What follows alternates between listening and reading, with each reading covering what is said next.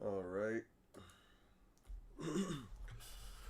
We're feeling better. We're doing better.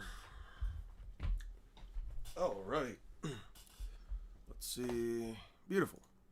Where the fuck's my phone? And to everyone, they are live.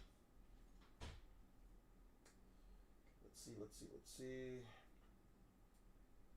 At everyone, I'm leave. Sweet. Hey, what's up, guys? What's up, Ib? What's up, Rohan? It's been a minute. Hey, what's up, Drake? How you doing? How are all of you lovely gents doing today? Let me actually flip this. Hold on. Let me move some stuff around because I do actually. I think my setup is a little fucked. We had to clean this morning.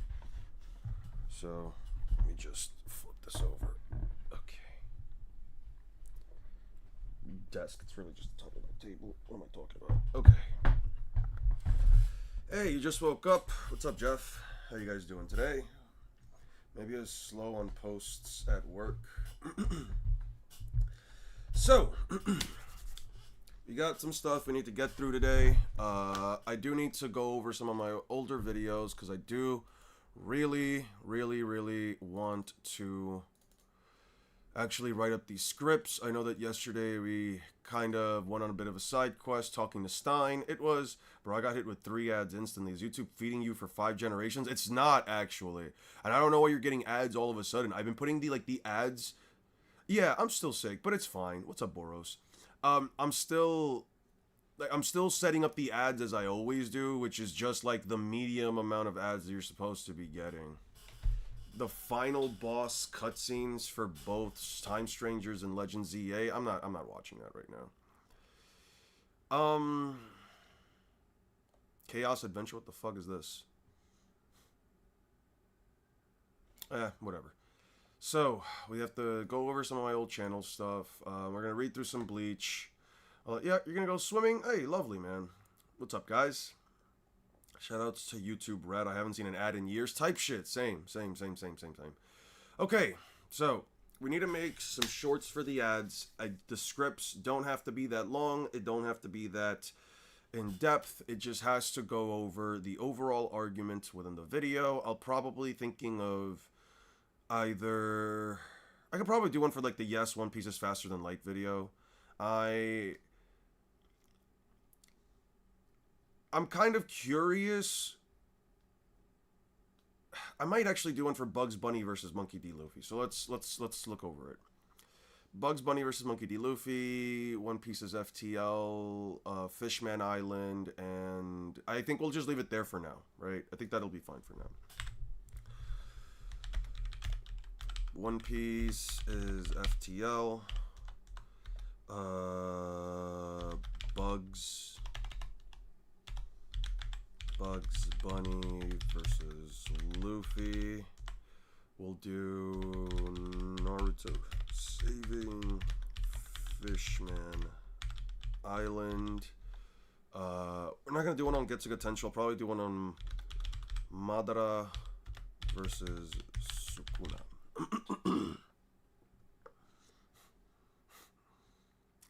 Why not throw Blue Lock in there? I haven't really made content in Blue Lock in years. Shit, man. Years, I say, when it says 1 year ago. I don't know.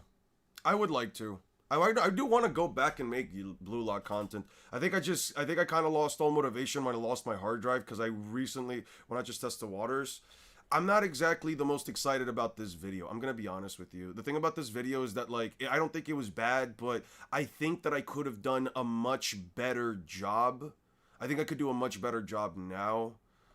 If I'm gonna go into Blue Lock stuff, I'll probably make another video afterwards. I just have to go through the entirety of the Neo Egotist League again. As a matter of fact, now that I think about it, I have to go through the entirety of the series again. How many chapters is Blue Lock?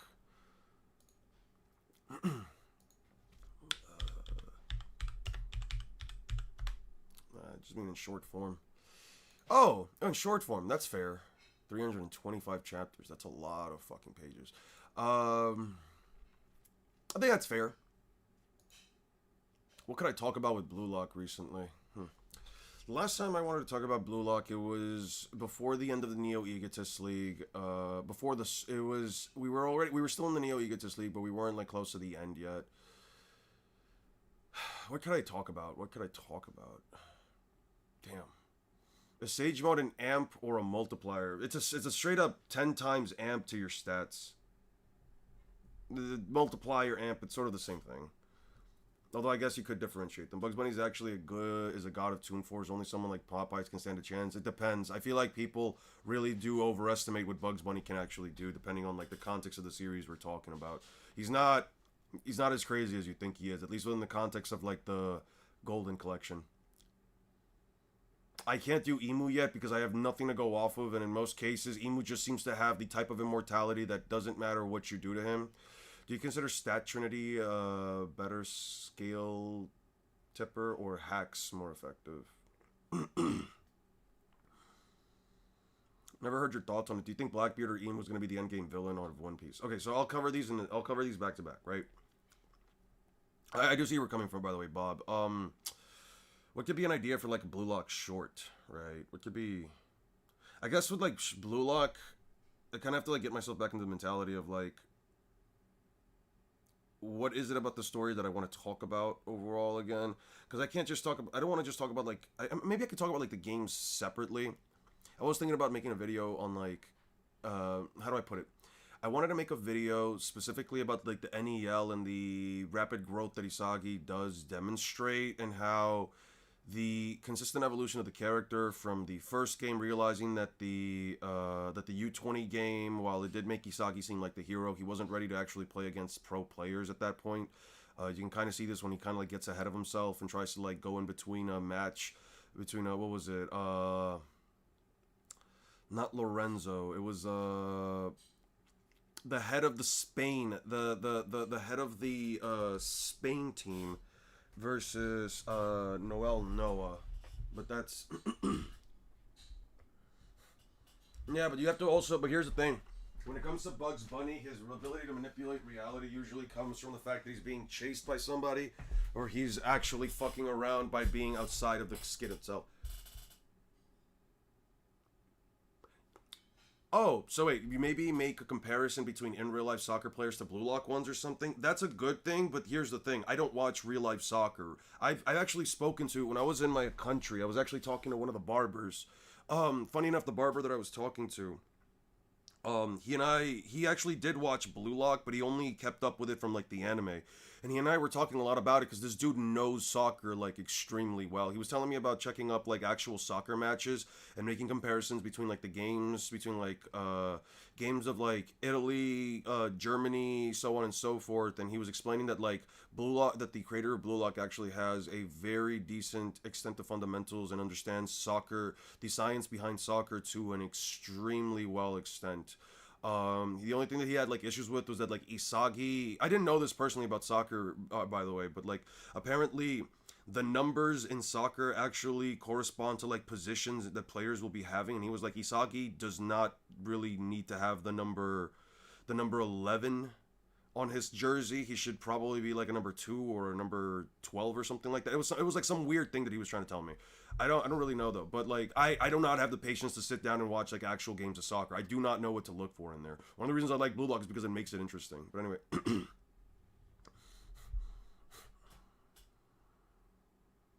which point in Naruto series that have which point in the Naruto series that have light speed feats? They kind of really start to pop up around. The first one that you can kind of really say is a thing was probably Haku, but you can honestly say that like there's a couple of light speed stuff that shows up between, depending on how you choose to interpret, Itachi versus Sasuke, and then Sasuke versus the 5 Kage Summit. But it's the most consistent once you get to the 4th grade ninja war. It's the most consistent. I knew what stream is my exam is again tomorrow. Are you about to do a stream daily till next series?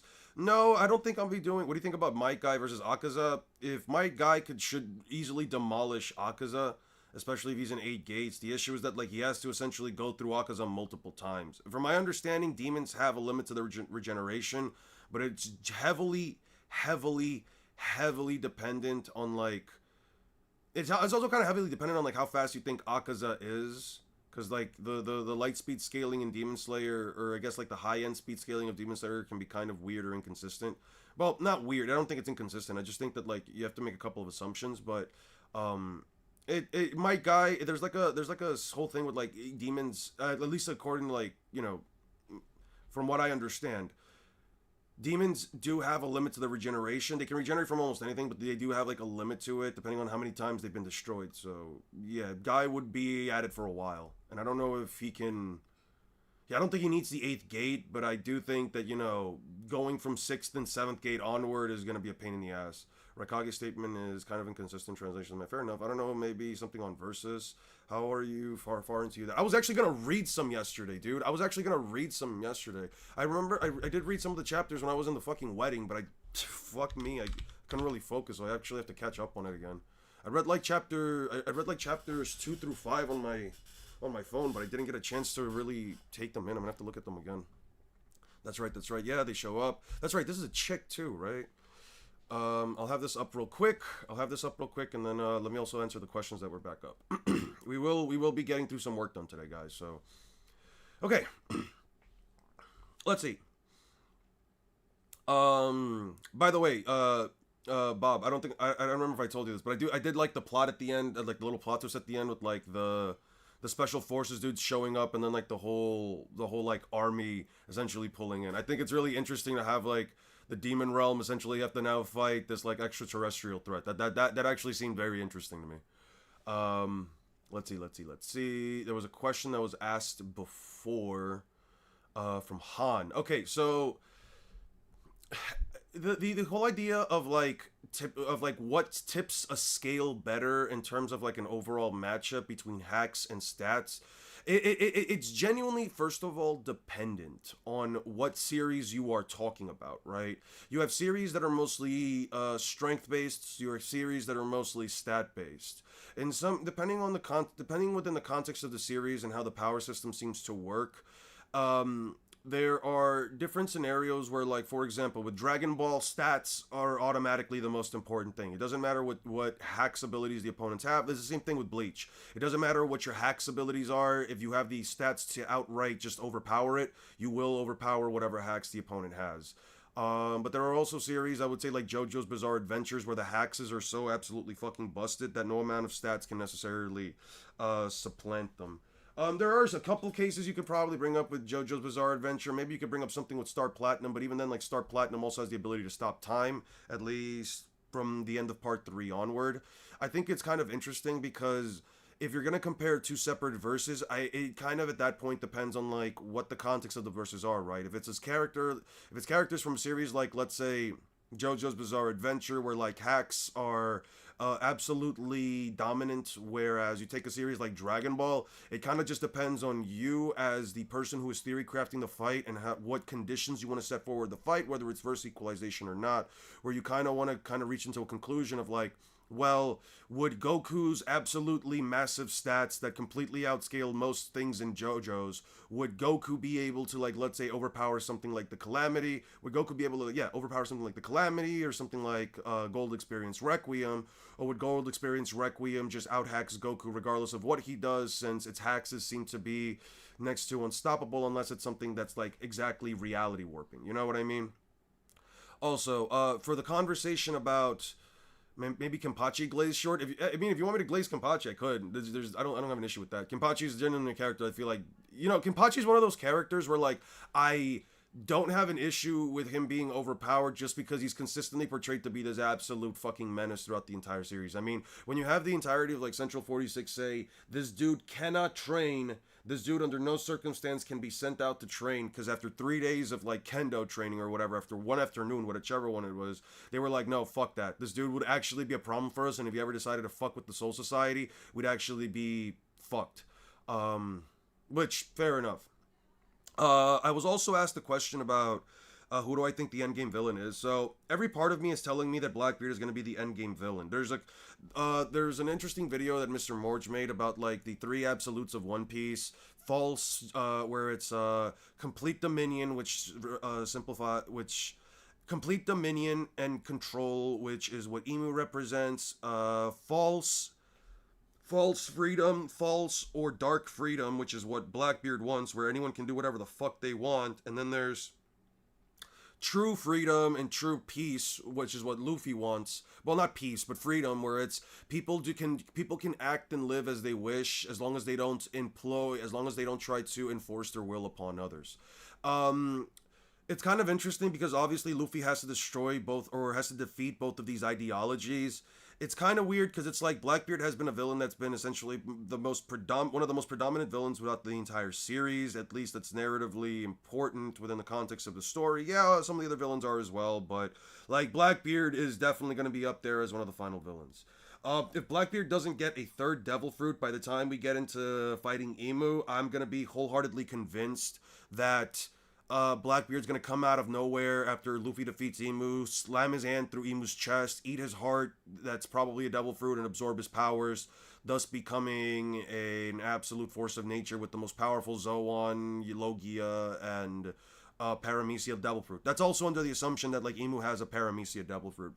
If I had to give you an honest answer, I would want Imu to be the final villain, since he's sort of like this force of nature that has essentially not only destroyed the world itself, wants to flood the world itself. It's kind of the reason why the world is as fucked as it is.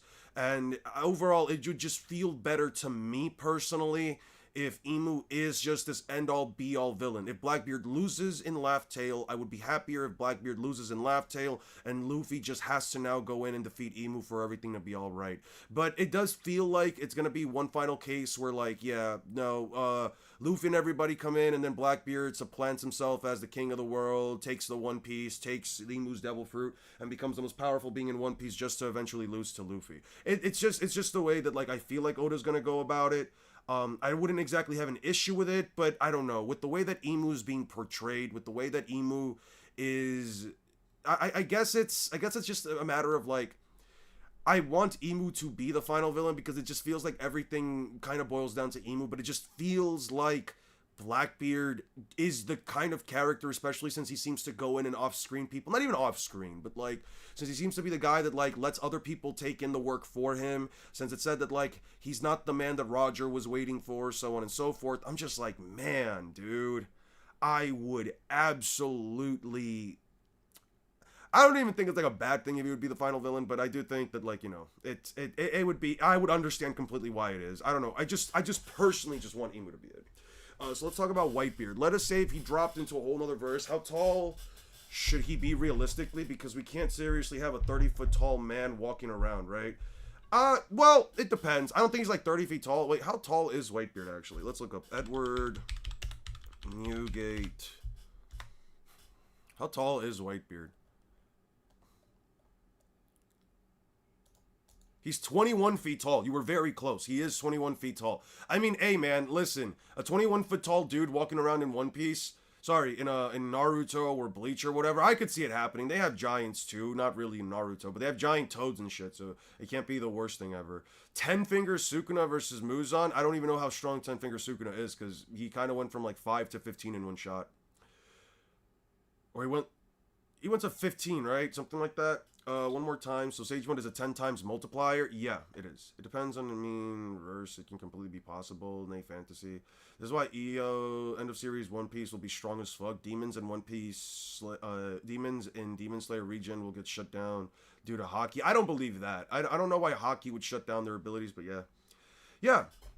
And by the way, like, Bob, I really do appreciate, like, this is, I did find this interesting. I did find it, like, kind of crazy, especially, like, going back to, like, the first chapter for a second. I did find it kind of crazy because, like, none of the heroes necessarily seemed like anything important. It kind of seemed like everybody was just kind of doing their part in the role. I can't say I fuck with this thing, this ugly thing, but I did find it funny how he kind of just wanted to, like, go away. So I do appreciate for, like, the recommendation. This is actually kind of interesting, and the fact that it's not that long, I can genuinely get through it now that I'm, like, feeling better and I don't have much else to go through.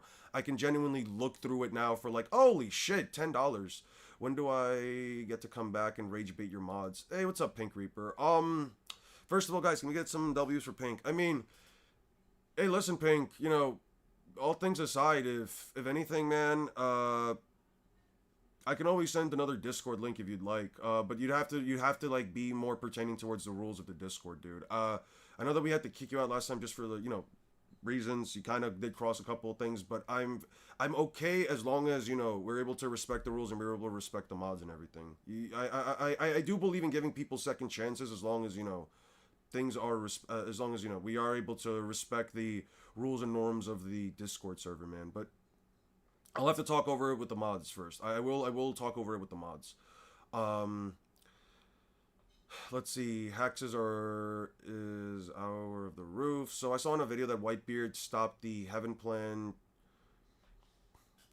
Can Whitebeard stop the Heaven plan? He casually drops Whitebeard into a jail cell in his normal height, so a majority of physical activity is no issue.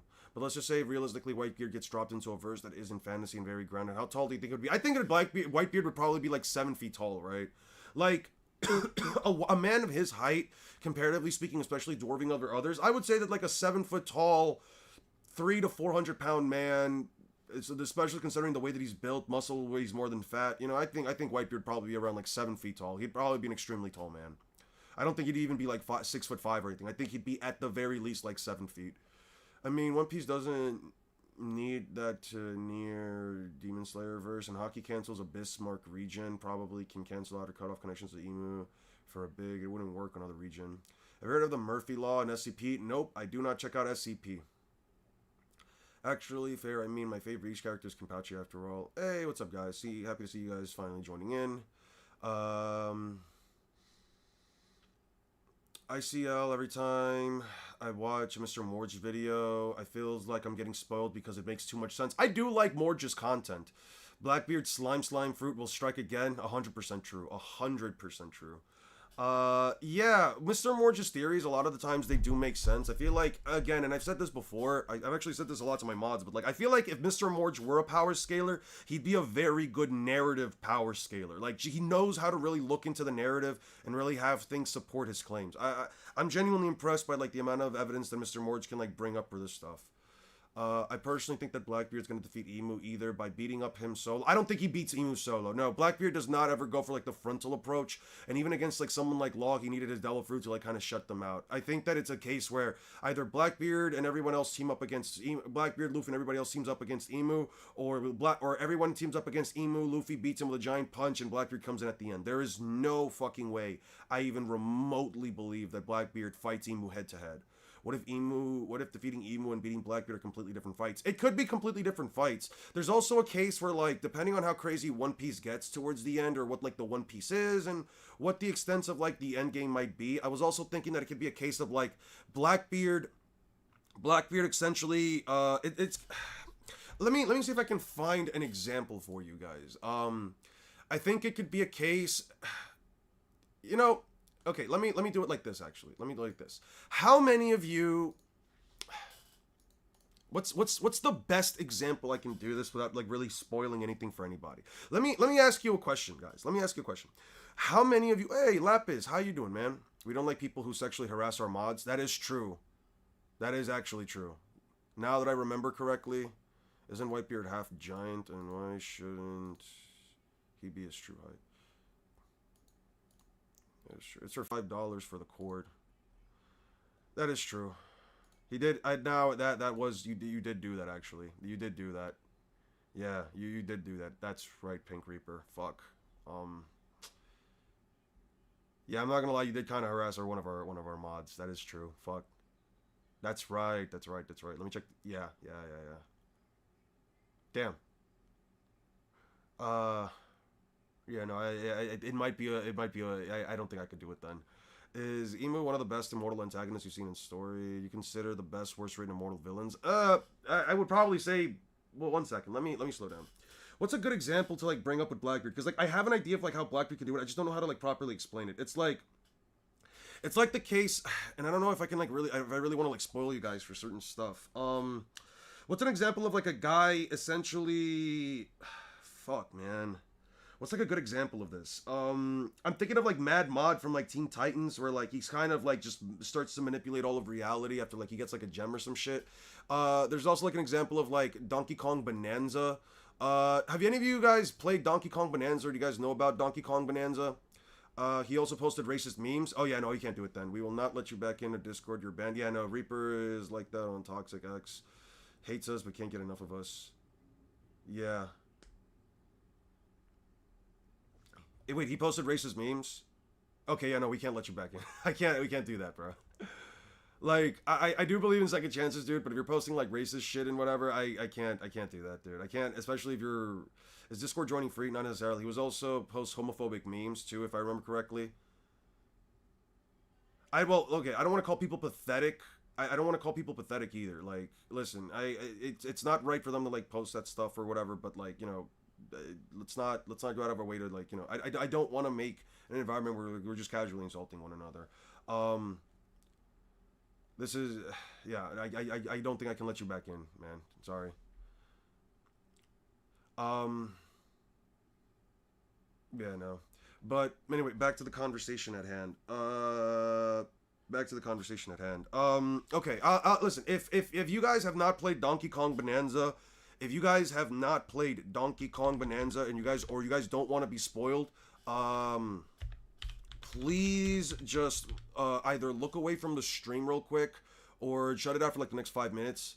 I don't want to like spoil much, but like just as like a piece of information, right? So in oh, it's not that how to beat this dude. So like in DK Bonanza, right?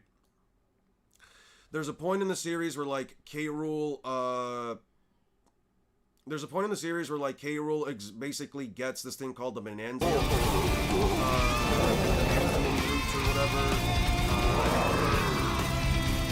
I think he takes it. So he takes the Bonanza route, and then he flies away, right? I'm kind of confusing myself by letting it there. He takes it, and then, you know, as they pop out, K. Rool demonstrates the Bonandium route. This is the city. We'll take the Bonandium route. There's a reason why I'm bringing this up in a second. I'll get to it in just a moment. He uses it, and he basically transforms all of New Donk City into a giant hellscape, right? What I mean, so the comparison I'm trying to bring up here, the comparison I'm trying to bring up here between him and Blackbeard is that depending on what the One Piece is, because it seems to have an actual MacGuffin that like has some kind of insane power within the context of the One Piece verse. I've mentioned this before. I think the One Piece is an actual One Piece bathing suit. It could offer some kind of crazy abilities. It could offer Devil Fruit users the ability to swim underwater. I don't fucking know. But the point is, if Blackbeard takes Emu's Devil Fruit, I imagine it could be one of the two cases where they have to fight him right there, or Blackbeard probably leaves Luffy and the others to go maybe to like the top of the world, and he essentially just takes over everything and reimagines it in his image. It's probably one of those two. I never heard about, it was never about getting back into the Discord. It was about making the mod Seath. My meme wasn't racist, and I can't be homophobic. I'm gay. So, okay, so thank you for the 5. I imagine this is still Pink Reaper. It's, if you're gonna, here's the thing, and I really do appreciate the $5, but the thing is this: if you're going to go out of your way to piss people off, I don't feel like it's okay. I don't feel like I'm okay with it, right? Like, I can't be okay with... Here's the thing.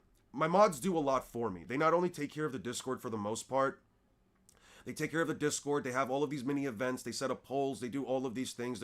I really do consider them a part of the, not only a massive part of the community, but the pillars of my community as well. Whether it's Bob, Thine, Six, or Lapis, they're good dudes, and and just more overall, you know, they really do care about helping me make this community a place where people can have a conversation. They're some of the best mods I could have possibly have asked for. So if I'm gonna be honest, if you're here to like, you know, piss them off or whatever, because yeah, you know, you posted some stuff, they didn't like it, blah blah blah blah blah. This is beef that I don't want to see myself. This is beef that I don't feel like. This is genuinely like beef that it's needless. I get the idea of like, you know, people piss you off, you want to like kind of get them back or whatever, but like I don't fuck with that, man. Pissing people off for the sake of pissing people off is something that I'm just not gonna settle with. Rage bait is fine or whatever, but when you're doing it just to like, you know, again, try to get somebody tight, I'm all for second chances, but if it's just to piss somebody off, I can't do that. My throat's doing a lot better, dude. Alright. I'm someone who is all for the I'm someone who's all for the idea of like having a dialogue, but at the end of the day, if it's just to, you know, just troll people, insult them or whatever, or just get them mad, I can't support that at all. Conversations are important, but it's not important, or it's not okay when, you know, you're doing it just for the sake of just upsetting someone. I don't think it's worth it at that point. Thank you for the 5, but please try not to. You think you're gonna have a 3-way ball, Bob? That's interesting. Okay, so let's go back. I know there was also some other stuff that you guys were talking about here, so let's like focus back up on that. I kind of want to just like put this behind us. It's not really that important. Sanji versus Might Guy. Might Guy never lands a hit on Sanji. Sanji kicks him once in the head and he breaks his skull in. There's no way Guy even comes close in that fight. That was the Heaven plan. Yeah, by the way, yeah, Whitebeard, like I said before, definitely at least 7 feet tall if we're talking like in real life height, right? If he has to tower over other people, it's definitely at least 7 feet tall. Saw the same theory about Dragon and Akainu versus Emu. I don't think, like, here's the thing. Dragon and Akainu versus Emu, or someone like the older gen versus Emu, I'm fine with it, but they don't obviously win, right? This is more so one of those cases where, like, they jump in for Emu before everybody else gets there, and Emu just straight up takes them down, or Dami reverses them. Like Akainu dying versus Emu's redeeming himself. I don't know about that, because I don't know if, like, Akainu has to die, per se. He's not necessarily a good guy, but I don't know if I would necessarily say that, like, Akainu has to, you know, die for that. You know what I mean? Yeah, that's gonna be the last thing either Luffy or Akainu are gonna do, let's be real. I could see Blackbeard and Luffy working together, but Akainu and Luffy, no. Yeah, there's no way they work together, especially after he was the one who killed his mans. What do you think about Luffy without ACOC, Zoro with King of Hell, Sanji with Ifrit Jamba and Kid, and Law Awakened versus Big Mom and Kaido full power? Well, you're kind of just weakening Luffy to buff up everybody else, to be fair. Which I think is fine. It kind of depends, because, like, Big Mom's able to stand on Prometheus, which is a walking fireball. You could maybe say he's like a sun or whatever, since he's meant to depict the actual sun itself. I don't know. There's obviously a difference between the heat of a blue flame and the heat of a star. I think, like, let me look something up. We'll look that up in a second, but They might not. The issue is that, like, Big Mom and Kaido are working together, and it's like Law and Kid had an extreme high div fight versus Big Mom. I don't know if, like, ACOC Zoro and Sanji with Ifrit Jamba are gonna make up the difference for Gear 5 Luffy, because remember how hard Luffy had to fight against Kaido, and I don't think that any of them are tanking hits from fully powered up from a version 2 transformation. I don't think they're going to do something from, like, a version 2 transformation, version 2 hybrid Kaido. Like, there's just no way, bro. There's just no way. By the way, you don't need $5 to join the Discord. It's $2 for the Ko-Fi, which is in the link in the description. It's only one-time payment. You don't have to do it ever again. You don't have to support me more than once a month. I just asked for the $2 because, I mean, all I can really offer is the Discord right now.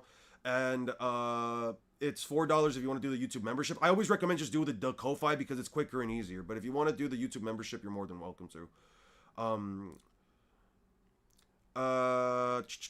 Alright, that's the... What if Emu uses Dami Reverse Eye on Shanks and Luffy has to fight Shanks? I don't know if that'll be the case, but it would be interesting, right? It would be interesting to see that. My throat's better. Guys, they somehow make Naruto 4.6 faster than Luffy with Horty's statement, but it's some bullshit. How did you get Naruto to be faster than him? Yeah, speaking of K-Rool, I'm curious what were your thoughts on K-Rool versus Blackbeard? That's one of my favorite matchups, plainly because of how goofy it is. Blackbeard versus K-Rool might actually be an interesting matchup, all things considered, because, like, K-Rool was able to one-shot Void Kong. Granted, I don't know exactly where K-Rool's... I don't know exactly where, like, the entire scaling of Donkey Kong Bonanza is at, just because I haven't played through the game. This is one of those cases, specifically when it comes to, like, a Donkey Kong game, where, like, I am a fan of Donkey Kong, but, like, I want to play the game, I want to play through and through the game myself. I'm just not gonna buy a Nintendo Switch 2. So, I right now, I don't know. I might actually just have to watch an entire gameplay loop, because this is a game specifically I cannot play. Just because I don't have the console or the game. Rage bait is funny as long as everyone is laughing afterwards, not just you, yeah. Free speech is cool, doesn't have to entire. So if Blackbeard gets some reality powers by the end, I just imagine a wild arena of chaotic world for sure. Pirate world, no doubt. I could see that. Like, if the One Piece allows him to, like, manipulate reality to an extent, I think that would be insane, dude.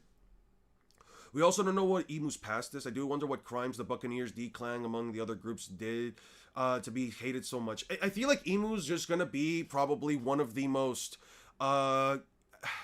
not one of the most. Let's just be clear about one thing, right? So let's talk about Doflamingo for a second, right? It's been mentioned multiple times, especially by somebody like Mr. Morge, that Doflamingo and Dressrosa as a whole are the perfect embodiment and analogy for what the final arc is going to be like, right?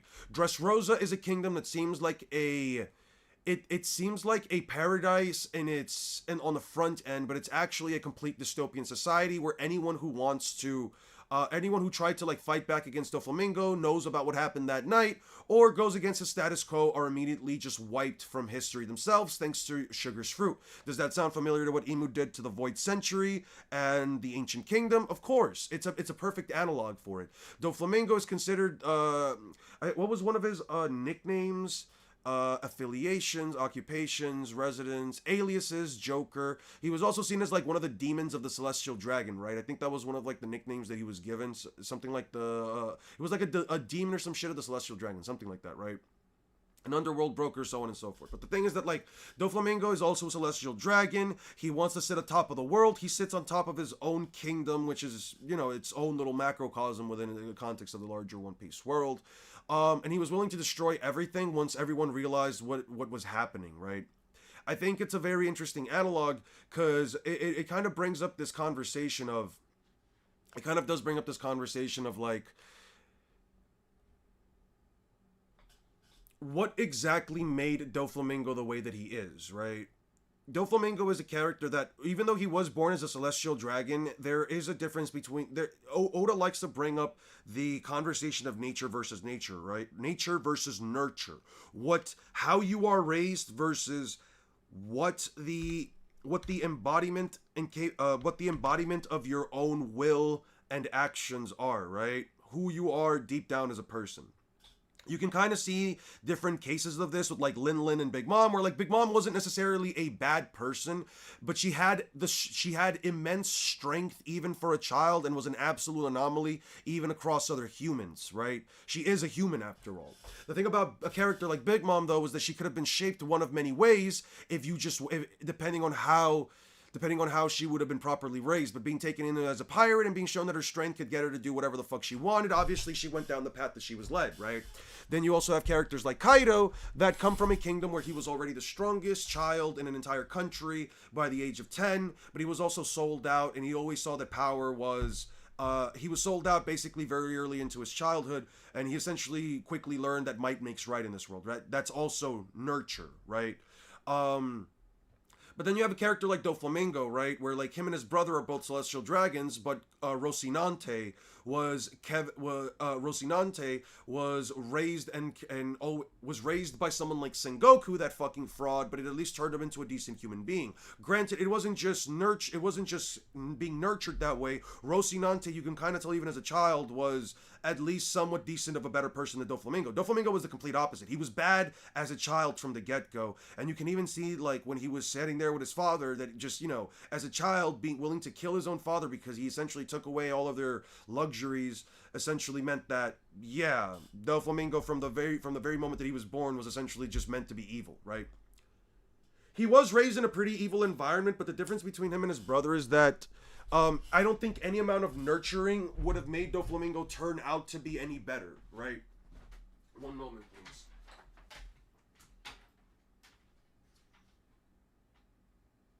I need to get some napkins, because holy shit, man. I'm just like dropping mucus by like the end of this, so if you guys hear me blow my nose, my apologies, but yeah, I'm just trying to get rid of like the last bit of mucus. Yes, you're right about that, Bob. They did also help perpetuate it. So with Doflamingo, I do think it's a bigger case of like nature, but there is quite a bit of nurturing there because his goon squad essentially, they did perpetuate not only his arrogance, but they essentially told him that like, listen, in a world like this, you kind of have to take whatever you want by any means, and it kind of resonated with Doflamingo right from the start. I'm good, man. I'm good. I'm rested. I'm just getting over like this little cold. It's fine. Yeah, Treble was glazing a little 8-year-old boy, man. And you know what? I'm fine with putting. I'm fine with saying that shit about Treble because Treble was a piece of shit, man. No, I don't think anybody. I don't think anybody's gonna have an issue with Treble with the Treble slander, man. Treble is just. Oh man, Treble is just such an easy character to fucking hate, dude. Let's see. All that's left for Luffy is mastering Gear 5. There shouldn't be any more gears from him considering his abilities. I don't want him to get any more gears, and I hope that there's no Gear 6. I hope that if any other power up he gets, it's probably just from wearing the One Piece.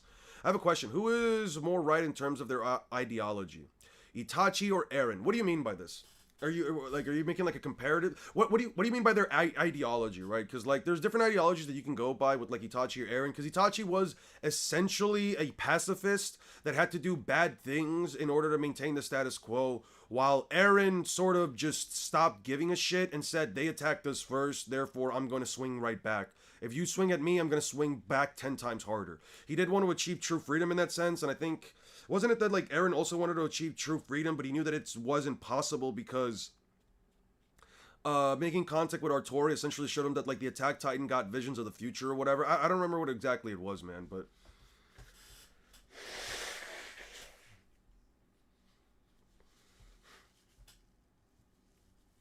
yeah, he needs to.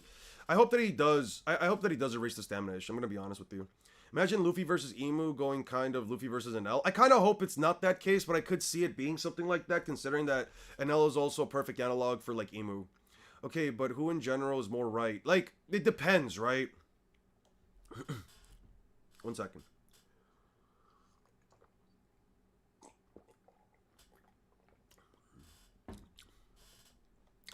So it's not about exactly who was right, right? There's a moral dilemma. There's always like the moral dilemma of like, do I commit murder for the act of peace, and do I commit murder because murder was committed on me first, right? There's no innate right ideology there, in my opinion, because it goes back into this idea of like the world not being a truly black and white place, right? With Itachi, yeah, there are probably things he could have done better, but at the end of the day, you got to remember that Itachi also saw through his own mistakes and said, listen, he basically told Naruto, listen, I tried to harbor everything on my own and I couldn't do it. I needed to work with other people. I needed to do things with others. If you try to harbor everything on your own, all that hatred, all that anger, all that responsibility, you're only going to end up failing, right? With Eren, it was more so a case of like, I'm the only one who can get this done because I'm the only one with the proper mentality to get this out of the way. So it's not about who exactly is right. It's actually less about who is right and more so about who you could argue at the more justifiable reason, but even then I don't think that genocide in either regard was exactly justifiable. You know what I mean? Maybe things did turn out in the end, but it wasn't inherently due to their actions, right? I mean, Eren sort of just became the common enemy, and so did Itachi to an extent, right? The only difference here is that Itachi attempted to redeem himself, while Eren sort of said, no, I'm going scorched earth on all you motherfuckers. Also, who do you think should win based on meme upscale? God, Usopp, or Buggy D Clown? Dude, Buggy D Clown has a fucking Yonko level threat as a as a as a subordinate. Like we're out here talking about Bleach and shit, and none of these guys have black blades. Yet here's Mihawk. Yet all of them, these universal level threats, are Mihawk fodder. All of fiction that doesn't have black blades is Mihawk fodder. Meanwhile, Usopp is just funny guy that sometimes says the right thing. One thing for sure is Emu has little to no care for life. Clearly, he has the world nobles in some higher light. He really doesn't. He even said it himself. The world, the kings, and probably even like the world nobles themselves, they don't really matter to Emu. At the end of the day, he's the only person that truly matters. It's just that he kind of has to like follow by his deal with the world nobles of like, oh, I'll give you guys the ability to be treated as gods and kings. You just gotta do as I say. But why is Mercurius beyond wealth? They seem to be. Well, why is curious? Since beyond their wealth, they seem to be wasteful. Yeah, that's true. I could see that. Yeah, they did kind of use him. That's fair. Strongest Bleach character that Treble can beat? That's a very good question. That is a very good question. I don't know. I haven't scaled Treble. Katakuri is a complete class. He's just a skinny under all that mucus. Do you think Kaido was going to Marineford to help Whitebeard given the info at God Valley? If so, do you think he indirectly contributed to Whitebeard's death? Would he have lived if Kaido did arrive? I think Kaido was just there to throw hands. I mean, they haven't spoken to each other in like decades, right? I don't think Kaido had that level of camaraderie with Whitebeard. I mean, he had more camaraderie and more of a connection with Big Mom. I don't even recall them really talking to each other in the fucking manga, dude. Like, I think that if he showed up, it was just to cause more mayhem than there actually already was. And at that point, I do think that Marineford would probably have gone under. I mean, Whitebeard, like, close to death and essentially using, like, one of his final strongest attacks, almost shattered the entirety of, like, Marineford in a single hit, dude. Like, like, Kaido showing up, let's say, like, in the center of, like, that ice arena and just causing tornadoes and typhoons and giant slashes going everywhere. No, the island would have been sunk, bro. Itachi could have done anything else. Tell Hiruzen won the clan. I mean, Hiruzen should have been aware, right? Hiruzen should have 100% have been aware. Warn your clan and convince them to leave. You have Shizui's Genjutsu. Yeah, but he never got a chance to use Shizui's Genjutsu, and even then it could have only been used against one person. Fight corrupt government that plans to kill your whole family. I don't know, man. I feel like with Itachi, like, he really wasn't given that many options, dude.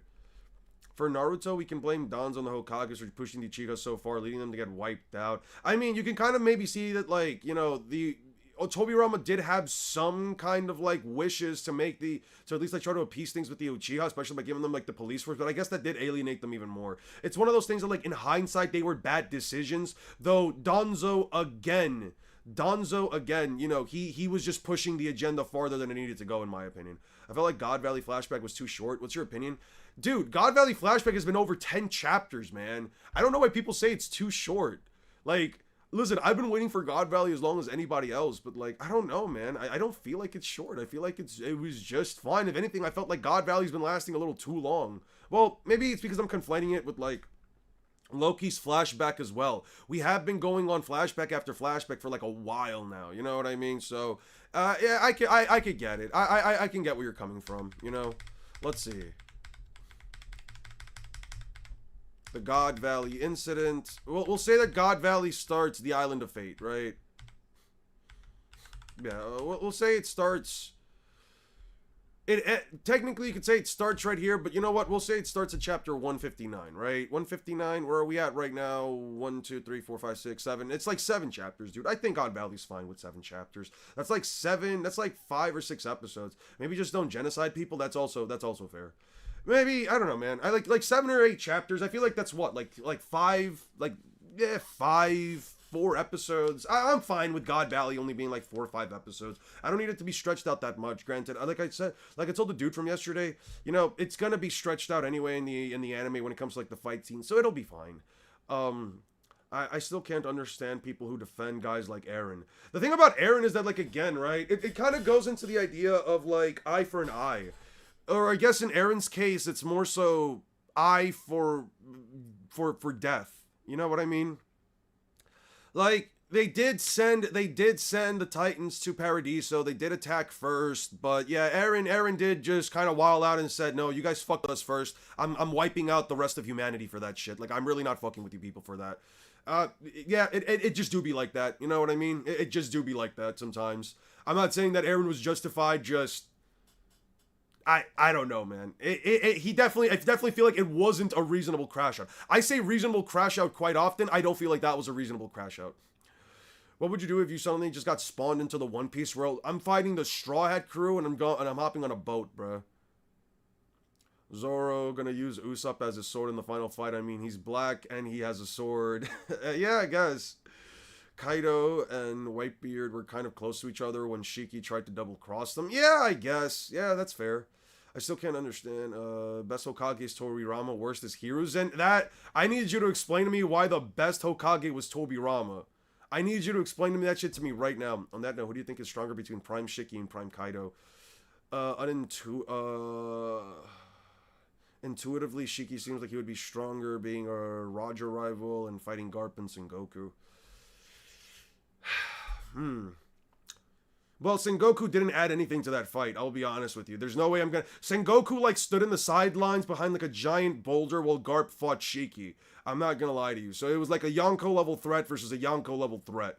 I don't know, man. Based on feats, I'm going with Kaido. Based on, I guess, narrative implication, I would go Suiki. I swear if Marineford came out today, people would be complaining about the same stuff. Probably. You're not wrong. I feel like it would be the same issue. God Valley is long enough. The flashbacks right now have just drawn things out. I feel the same way, man. I don't know. I'm not a fan of, like, how long God Valley has been lasting, man. Not God Valley, but, like, just the whole flashback as a whole. Like, I'm trying to get back into Imu and Luffy. I want to see them interact. I want to hear him say, Joy Boy, you're there. So you're the brat that's awake in the Nika fruit. I want to see that so bad, dude. I want to see Luffy break the shackle on Loki's leg. I want to see Loki's fucking devil fruit already. Like, come on, man. Let's just get over it. Like, we saw Rocks versus Roger and everything. Like, that's already out of my system. I just need to go back. I will say Shiki isn't fighting a true Garp and Zengoku. They were holding back massively the majority of the time. After all, Garp wasn't spamming Galaxy Impacts. We don't know about that. Which gen is stronger, in your opinion? Old gen? Current gen? New gen is probably going to be the strongest, but I'd give it to... And mid-gen, like, current gen is kind of weird, because it's like... Current gen is so weird, dude, because it's like, it's not just Shanks and Mihawk, it's Kaido and Big Mom as well, but, like, there's just... Like, there's kind of, like, no proper bridge between the past and the current present. Would Kaguya outscale Kaido? She massively outscales Madara, and Ten Tails Madara had the Infinite Tsukuyomi going for him against Kaido. Well, the Infinite Tsukuyomi wouldn't work against Kaido, and Madara gets speed blitzed like crazy by Kaido. He also has no way of, like, really tanking Kaido's attacks, especially if Kaido just starts bashing him in with a club that's larger than his entire body. You know what I mean? Like, Madara is still weak to physical blows, and if you're telling me that Might Guy's air blast punches can hurt Madara, Kaido's fucking club that should have higher attack potency overall should 100% one-shot him. But truthfully, we don't know how much Shiki's haki because most of his attacks can't even harm Shiki. The most important piece of dialogue for Eren at the end is that Armin's talk paths. Armin did it because he wanted. Yeah, he did want to do it. Sworn I mean, fruit will work before you say anything. The Amazonians are gonna murk you before you say a word. I know what you're talking about. I know, but really, Shiki really is more numbers than solo strength. I think Garp may die when the Marines try to rescue him from Blackbeard. I hope he doesn't. I like Garp as a character. I think that Eren and Itachi's actions are not justifiable, but more understandable. But even then, it's just understandable is quite a stretch. I think that the issue is, again, like, I can understand Itachi's perspective because he was, like, also a kid. You know what I mean? Like, he had to put the village first above all things, including his own family. That's why they said that he thought like a Hokage. It's just that, like, the issue with Eren is that, like, again, he just did it because he wanted to at the end of the day. Like, Itachi, I feel like he just really did not know what else to do. Boa was willing to kill Luffy during their first meeting, by the way. Hot take, God Valley was disappointing. If you feel like it was disappointing, I think that's fine. I'm not disappointed by it. I don't know if most people would be, but if you feel disappointed by it, I think that's fine. Marines aren't some villains, dude. Marines are just common good guys who want to protect their village. Tobirama established a lot of the current day things like the exams to further build bridges. Tobirama was fighting Uchiha his entire life and trusted them to defend the village. Heroes and ruined it all. I guess that's a fair way of putting it. What's this streaming streak? This is 3. We are 3 days back to back to back. I think Luffy Nika Fruit will be the way to counter Dami Reverse Sight. Probably. It's probably because of, like, the ability to, like, inherently defy control over somebody else, control from somebody else through, like, just sheer freedom. So you like Goon Piece and Clash Piece and Plot Device hack fights. Oh, you're talking to somebody else. Kaido still has stamina, so Infinite Tsukuyomi should work. Physical stamina, but okay, what is chakra? What is chakra? Physical and mental energy combined. Kaido only has physical stamina. No, the Infinite Tsukuyomi is not going to work. It was a win con in the video, but I later came across a scan. It was shown to me by some people in the comment sections that, all living beings in Naruto have chakra. The only reason I said it was a win con was because it caught 2 cats, but if every single living creature in Naruto has chakra, then the cats had chakra, therefore it still falls under those things. My goat Itachi did nothing wrong. Do you think Blackbeard will steal Imu's powers? I've said it much times, man. I've said it like a couple of times already, Michael. Yes, I do think that Blackbeard will come in out of nowhere at the end of the fight when everybody else is exhausted and will jam his hand through Imu's chest, eat his heart, his devil fruit, and gain his powers. Yes. Hiruzen left Naruto live with spoiled milk, worse Hokage. I think Dami Reverse has weaknesses, his homeland, all instances of its use being used on characters' native land. That'd be an interesting drawback. Just accept Kaido and Madara are the goats and chill. There. Also, what's your thoughts on people in the community saying One Piece has bad fights like Roger versus Whitebeard, where it's only a clash, or Blackbeard fights or off screen? I mean, I feel like they're also nitpicking a lot of fights that, like, I feel like they're nitpicking some random fights. Like, well, not random. Roger versus Whitebeard, it wasn't meant to be like a true fight. It was just meant to the two dudes. It's essentially just two dudes greeting each other with full power. I don't think that there's anything bad about that. I don't really consider it like a fight. You know what I mean? Like, they did fight for like 3 days, but again, I don't think that Oda's gonna draw like 3 days of them fighting back to back when he's just trying to get through a freaking flashback. And as for Blackbeard off-screening people, I mean, we know why Blackbeard won, right? He just pulled out his other hand against Law. He has to do is just shut down Law's powers, and after that, like, what does he really need to do, right? Like, just beat somebody's ass who has mediocre to moderately decent hockey control in Law's case. And that's kind of it. Like, Law only really has armament and observation hockey. So, yeah, is he going to be a Yonko level threat with his hockey when he hasn't really, like, pushed it that far? You're talking about molded chakra for ninjutsu. Natural chakra's physical and mental energies are separate. No, it's not. Give me the chakra. Give me the panel where that's stated. It's not. That's a lie. That's a fucking lie. Naturally, the chakra's physical energy and mental energy are separate. Yeah, no. Show me the panel where it says chakra can either be molded by physical and mental energy, but normal chakra or separate chakra comes from both separate. Show me the chapter where it says that. And if you try to show me that first time where Sakura is explaining in Naruto what chakra is, I know for a fact it doesn't even remotely imply that there. It's a combination of both. To have chakra means you have a combination of physical and mental energy. Genjutsu and other chakra requirement techniques like Sealing Jutsu or Ada Omnipotence. Also, Eon, do you think Emu is be a man or a woman or just a thing? I think, like, Emu is just not going to have a gender at all. I feel like Emu is just going to be a demon. Sengoku is hiding his true power. He will remove Sen from his name and solo the verse type shit. Just finished Fairy Tail. What do you think about Agnologia's character? I don't remember what the fuck Agnologia's character was. Let me look him up real quick. Why is he the way that he is? I don't remember Agnologia's character at all. I just remember him being like a dragon guy who turned into a dragon. Was a cataclysmically powerful dragon slayer that can take the form of a dragon at any time due to overuse of his dragon slayer magic and bathing in the blood of the dragons he killed. He was referred to as a doctor in his early life and took care of dragons, but due to them murdering his family and destroying his city and claiming the life of a child, he took upon himself to using the name of the dragon whom he despised, to slay every dragon in existence, believing they only cause destruction and pain. I don't remember any of that about him. 400 years ago, Agnologia was a ruthless, bloodthirsty, violent person. He killed any and all dragons he could, ignoring the fact that many of them were his comrades. In fact, in the present day, Agnologia is a recluse who wants nothing to do with humans, in spite of the fact that he is one. As Zaref Dragneel puts it, he sees other humans as nothing more than insects, ignoring any and all attempts by them to converse, which suggests that Agnologia is highly arrogant. However, inversely, Agnologia's motives are shrouded in mystery, and even with one arm, he, according to Zarev, has the power to rule the world, yet elects not to do so. Insights into his wishes that he can only be touched upon by outside sources, which include his vague desire to fight against humanity, as well as to face strong opponents enough to give him a real challenge. Ultimately, in any form of irony, he despises his inherent hatred for humanity. Agnologia prefers to take the shape of his old human form in casual instances.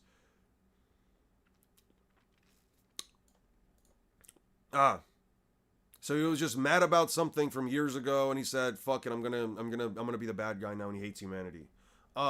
Reasonable crash out, I suppose. I guess. Like, cool, I guess. I don't know. Fairy Tail isn't a series that I really look forward to when it comes to the writing. Fairy Tail is a series where you look at the power of friendship. Fairy Tail is a series where you really just sit there, you look at the power of friendship, and then you tell yourself, "Oh man, these chicks are hot. Oh man, these dudes are hot.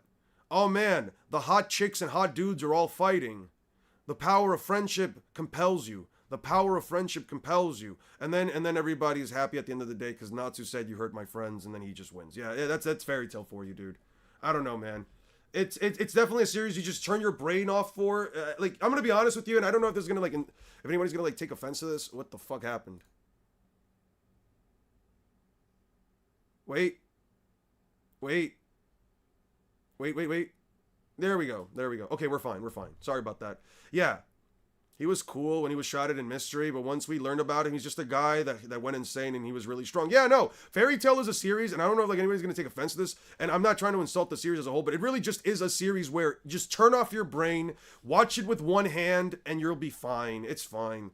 You don't really need to think about it much. You really don't need to think about Fairy Tail that much. Just watch it with one hand, and that's it. Also, I will say that One Piece characters being huge can help at times. It's not only do they usually have good durability, but it also, because of their massive size, you have to hit their vitals 100%. Yeah.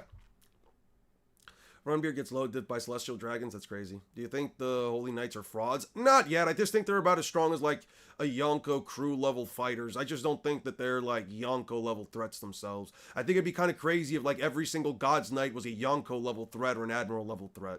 Tobira's the best Hokage because he's cool and I like him. That's a fair reason. Hey, listen, if you like a character just because you think they're cool and you're cool and you like them, that's fine.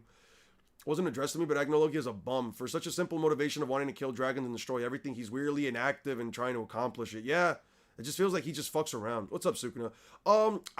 It depends. I got invited by a friend of mine to go spend Thanksgiving with them. I'll likely just sit here with my mom because she goes back and forth between him here and in our home country. So I'll probably just spend time with her, and then she'll probably head there like a couple days afterwards. It'll be fine though. I don't usually celebrate holidays like that. Like, you know, we, at least in my family, you know, we don't really like even put up any like holiday trinkets or anything like that. My mom does like Christmas, so like she'll pull up like a little like Christmas tree and like a couple of things here and there, but she doesn't. We don't really like make a big deal out of holidays, whether it's Halloween, Thanksgiving, Christmas. We just do the thing of like, you know, it's a day off, hang out together, spend time together, maybe give each other a gift or whatever, eat good, but we're not really doing anything crazy. What's up, Ryoshu? Hope you're doing well, man.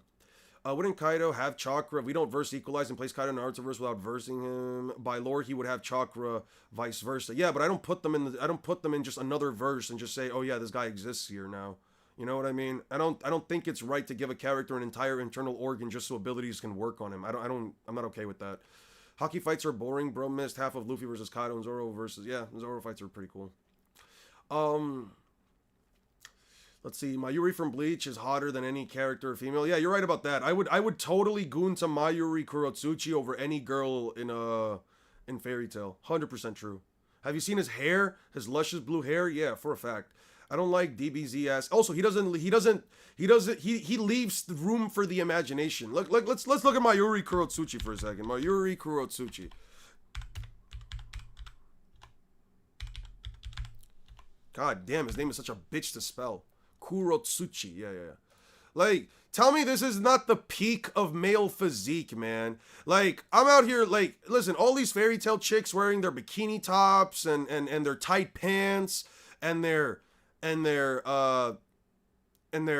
ponytails and whatever. Like, look at this dude, man. You're telling me you wouldn't want to smash him instead of Lucy Heartfilia or Urza Scarlet? Like, come on, dude. Come on, like look at the makeup, man.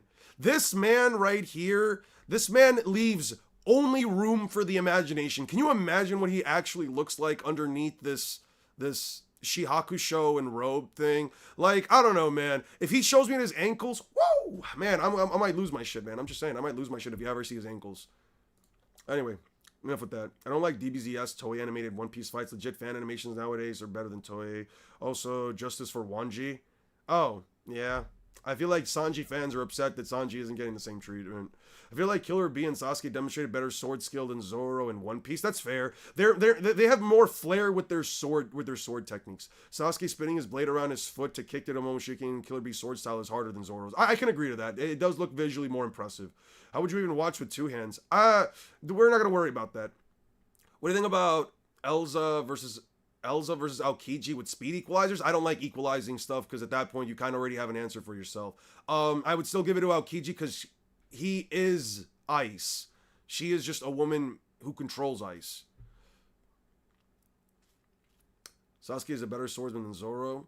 It's not just about animation. Animation might be fire, but there's no like cool moves or anything. Like fights in Naruto when they pull off some moves mid-fight. The thing I feel like you guys are talking about choreography specifically when it comes to like hand-to-hand combat stuff, or like cool little like set piece moments where like Sasuke shifts with a statue in order to evade a swing from King Shiki. Like stuff like that is pretty fucking cool, I will admit. But I also think like there are moments like with One Piece where like Zoro is essentially like clashing or like ending the fight against what's his face against King, where like he's slashing through like multiple dragons. I would say that like One Piece best set pieces are actually towards the end of a fight, if you know what I mean. Current Garling is the strongest form, by the way, not Young. I would probably agree with that. Jiraiya explains in the third person, a person has to mix their chakra, physical energy to form ninjutsu. Right, ninjutsu. Those energies and chakras swirl in the body, but they don't mix on their own. What are you talking about? Can you give me the chapter where this is stated? Jinbei needs to get some COC or something. Bro's supposed to be one of the strongest members of the Strong Heart, but got off-screen by Gunko. That's not fair, dude. Come on. That's not fair to Jinbei. She has a Hacks ability that no one is prepared for. Sasuke's a trash swordsman. Killer Bee might give Zoro a good fight in terms of swordsmanship, though. I bet that fight isn't good in the manga. Sasuke isn't anywhere near Zoro in terms of swordsmanship. Sasuke uses a sword, Mihawk upscale type shit. If you don't include their stats, Gap, of course. Yeah, even the Sage Toads explain it again when adding nature energy. Yes, but that's in order to create Senjutsu Chakra. That's in order to create Senjutsu Chakra. You have to give me chapters here. Because you describing it one way is completely different from how it might be stated. He uses the sword to teleport and his channel his sword chakra and Chidori and stuff and outright swordsmanship. He ain't that good. If you use his sword as a swordsman, period, Cope, Shanks, Tard, alright.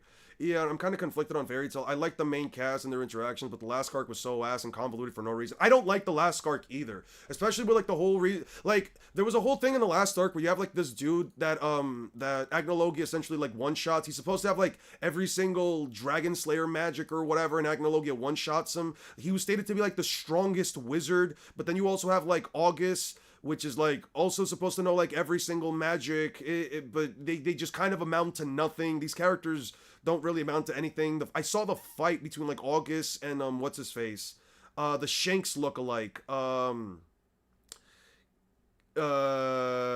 the brown haired chick's dad, Shanks lookalike with the dismantle magic. I don't know, man. Like, Fairy Tail fights after a certain point, they just stop being cool to me. They just stop looking cool. I just hope Mihawk versus Zoro wouldn't be something like, my Haki is stronger, bonk, I won, except I expect some sick moves. Yeah, I want to see some sick stuff from there. I want to see some good, like, choreography. Mayuri paints himself so other men don't goon to him. Oh, no, we're all gooning to him. What are you talking about? I'm genuinely wondering how Imu would be defeated. Few of the strongest in One Piece lore couldn't do jack. I miss Kaido so much right now. Kaido was probably one of the most entertaining characters I've seen in One Piece with Dofi. The guy was legitimately having fun with Gear 5 and entertaining. It was a vibe. I agree with that. I do miss Kaido. But he doesn't have bazongas. Listen, it depends. There are some people out there that might not care for large bazongas. I'm one of those people. I'm not really a fan of like large bazongas personally. For me, Haki is a complete, I'm more of like a lower bodied man myself. For me, Haki is a complete system. I saw it in the best. Oh, that's, all right, I can see that. I do think Haki's a really good power system. Akichi wins because he's faster and he can freeze his opponents. You actually see how Mayuri looks around the end of the Soul Society arc. Yeah, and I want to do stuff to those ears of his. Let me stop. I think the combos Zoro was doing against Mr. One were pretty cool. I agree too. I think Zoro had pretty cool combos against Mr. One. Remember yesterday we comboed about the bad bridges for bleach scaling? You two forgot that Kubo answered a Q&A 499 that Gin could kill Askin if he had no prior exposure to his Reiatsu. Gin Ichimaru? Gin. You mean Grimjow? Gin Ichimaru could beat Askin? He wasn't in that fight at all, right? Is it me or is Sanji then Speed Blitz Marco with his full speed? I do think Sanji could probably Speed Blitz him. Eden Zero also fell off near the end, to be honest. Also, Thousand Year Blood Boy is better than the anime, than the manga. I recommend checking that out. I'm going to check it out after I finish reading the manga. Sanji at worst mid-diffs Marco. Sanji isn't faster than Marco. Like, this bullshit needs to stop. Egghead Sanji showing versus Kizaru is garbage. Marco is stronger currently. I don't believe that. I don't believe that. Marco couldn't take down King or Queen. People acting like Sasuke having more skills makes him swordsmanship worse somehow. If you can't mix your other skills into your swordsman, what are you doing? We didn't see Kaido and Big Mom die explicitly. I'm holding up hope that they're going to come back. I do think so too. Marco versus Mr. Zero AP and DC Sanji, PAX Twitter mascot. That's crazy. Zoro was able to scar Kaido and cut through him and make him bleed, yet Dami Reverse Eye Zebek couldn't do that with his blade. Zoro upscale? Alright. It's simply a stronger version of Queen gets speed blitzed by Sanji. A weaker version of Queen was perceiving Marco, so Sanji speed blitz at full speed. I think that's fair. People who say hockey was a detriment to One Piece must be on something. If anything, it made the power system more versatile. I agree with that. It also kind of fixes the issue of like Logia users being that overpowered. He is not a swordsman again. He uses a sword. He explicitly out relies on purely sword skill like Zoro and Mihawk. As swordsman, Zoro over Mihawk. Alright. You guys are going into this whole swordsman agenda shit. Give me 1 second because I need to go get more napkins, man. I just have to get through like this. Through like this mucus let out. 1 second.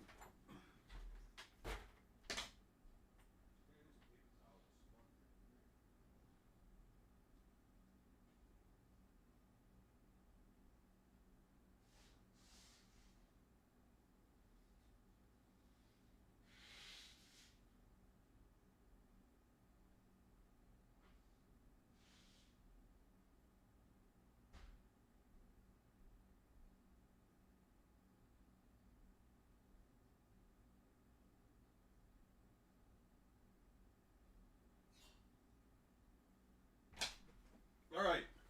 I'm caught up with comments. Now we're gonna really get through some work, alright? Yeah, I'm a little sick. I'm still a little sick. Don't tell each other to cry about it or else I'm gonna have to start timing people out. Alright? We're not going to get we're not gonna start getting disrespectful about it, alright? Marco absolutely body Sanji like, why y'all delusional about Sanji? Saitama, don't call people delusional if they don't agree with you, alright? No, it wasn't a Q&A. Someone asked Kubo if Gin's Bankai could kill Askin, but he had no prior exposure to Gin's Reiatsu, and Kubo said yes, it's in the library if you that you guys don't use. I'm sorry, man. I just don't go back to it. My bad. But I do appreciate it. I'm gonna use it whenever I go into the more intricate stuff for Bleach, dude. I am going to use it. I just haven't made more content on Bleach. I'm sorry, man.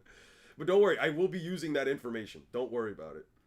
By the way, guys, what's your favorite character design in One Piece? Mine is probably Mihawk or Kizaru. I'd probably say Trafalgar Law. I love Law's design.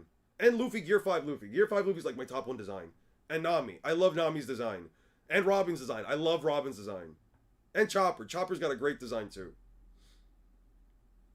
You think Sanji has the AP to damage Marco or the stamina last time? I just don't see a way for Sanji to win.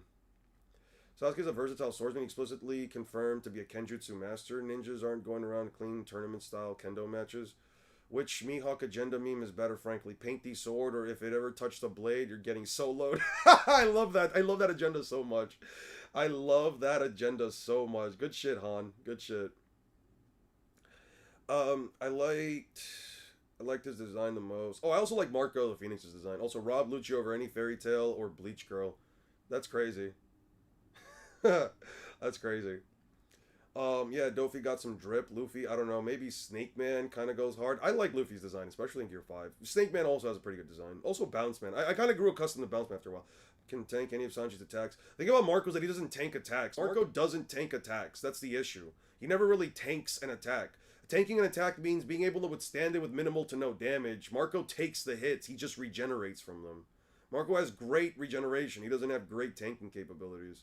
He never really, like, takes a hit and then he just walks away from it with, like, next to no damage. That's why you see holes in his body, and that's why you see, like, his flames covering him. It's not because he turned into a Loki, it's because he's healing from it. I do believe that Marco can tank attacks. Sanji uses E for Gem to speed blitz him. Mihawk is the strongest character in One Piece currently, and God Valley Roger is getting one-shotted by Luffy. That's crazy. Better and more iconic transformation, Super Saiyan or Gear 5? I don't know, man. I don't think there are many transformations that are beyond Gear 5 or Super Saiyan in terms of, like, iconic or, like, lore implicated. Marco got off guard by a bum of a vice admiral. That's crazy. You can't like Rob Lucci, maybe a fraud, but you can't lie. He is also known as Rob Gucci. Yes, Robert Lucius Robert Gucci. Robert the Gucci. Alright, let me read through some chapters of this. We'll read through some chapters of Bleach, and then we'll finish off the stream by typing up the scripts, alright? Please save us. There's probably speak a different language. Haha. Yeah, Pane. Saved us might mean it's nice to meet you to them. Commander Kayla, Stan squad has arrived. We have wounded Lend us a hand, please. Alright. Shit, those bastards. Bring me the first aid kit now. Hang in there, you'll be fine. We got the Dimensional Gate King, that's right. Our world finally connected to a parallel universe. The people here in this parallel world will surely save us. What the heck is happening? The humans of our world are teetering on the edge of extinction because of the demon army's invasion. So to eliminate the demons, the humans carried out a plan. We heroes set off with our parties to attack the demon lords. Meanwhile, Zyba and the mage forces secretly traveled across the world to draw a massive summoning circle around the planet. The summoning circle called upon a different world. We could ask humans for their help. Only the people of this world are actually asking us to save them. My apologies for interrupting our important mission. My name is Kayla. I am the platoon commander. That's right, Kayla. And the anti-machine combat forces. Would fill with cream. Yeah, would definitely fill with cream. Anyway. It's a pleasure to meet you. I'm Zybe and of the Mage Forces. This is my little brother and the hero Hollow, and his support Fairy Pane Pane, and these two are my subordinates Freen and Wally. They're mages. Mages, hero. This is surely a separate world from our own then. Now hold on a second. I don't understand. How can you just accept what's going on here so quickly? We summoned you, alright, by using our summoning circle. Negative. We called you to our world via the activation of a dimensional gate. Oh, yeah, that's right. Yeah, this is crazy, right? Like, they literally just fused two worlds together. I see. So we're both seeking aid and summoned each other's worlds at the same time. Although our worlds differ, we're still humans, just having experienced a different history. Considering our similar situations, it's not unthinkable to think that we would resort to the same situation. There are enemies in your world too? Affirmative. We're fighting against robots. Oh god.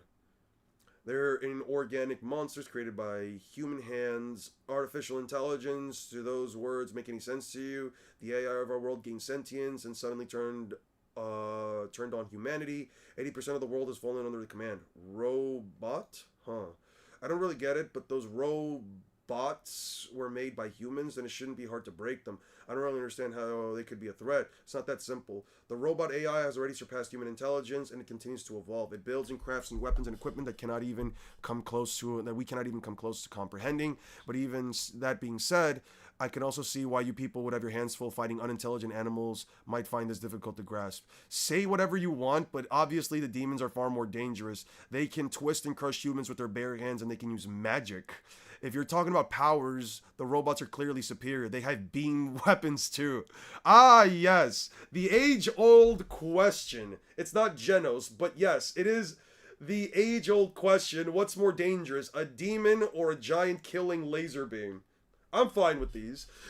To make matters worse, an endless army of robots can be constructed at the AI-controlled factories. Well, we've got enough demons to cover the whole damn planet. Why are you two fighting? Yeah, I love this. Don't you guys have magical weapons? I saw you mow down those robots like they were made out of butter. Can't you just use those, Pane? You mean this weapon of science? It's impossible. This is ding da li li li nong. What's with that stupid music? The smells is not human and it's not demon. It's them. They're coming. That's right. That's right. These fuckers. They're supposed to look all fun and cute. Hello, humans. Hello, humans. We are not your enemies. We have arrived to welcome you into our care. Your allies have all been placed under our protection. They were given warm food and soft beds. They are living happily, satisfied lives.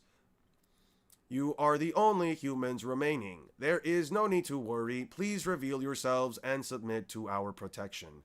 Hello, humans. Hide. It's talking, Pane. Warm food and soft beds. It's lying. They're all lies to lure out humans.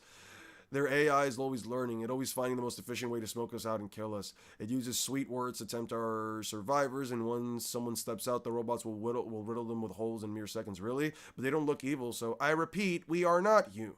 We are not your enemies. Various heat sources detected. Identifying.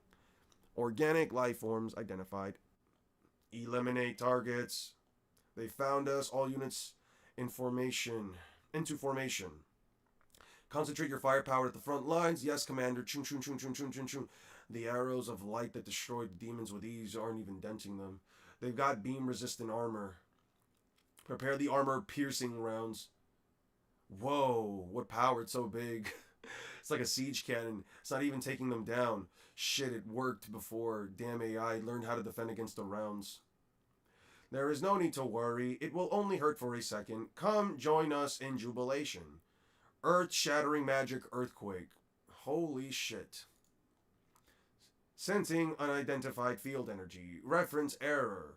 Alright, they're trapped now. High-level frost magic. Oh shit. Unidentified attack. Confirmation threat level 2. Unit temperature dropping. Error. Main system shroud. What was that? They used nothing more than a stick to put the robots out of commission. They're just poking them. That's mad funny. What's the matter? Never seen magic before? Every living being has at least a bit of magic in them, but I don't sense any mana from these guys. They're all just lumps of metal. Magic tends to be pretty effective against things with no mana. See, they really aren't a big deal after all. Commander, do you think it's just as I hoped? Or rather, it's better than I expected. Zybe, that's your name, right? The technology our people have cultivated resulted in a weapon of science born from our knowledge and wisdom, but the AI is always evolving and overcoming our tech.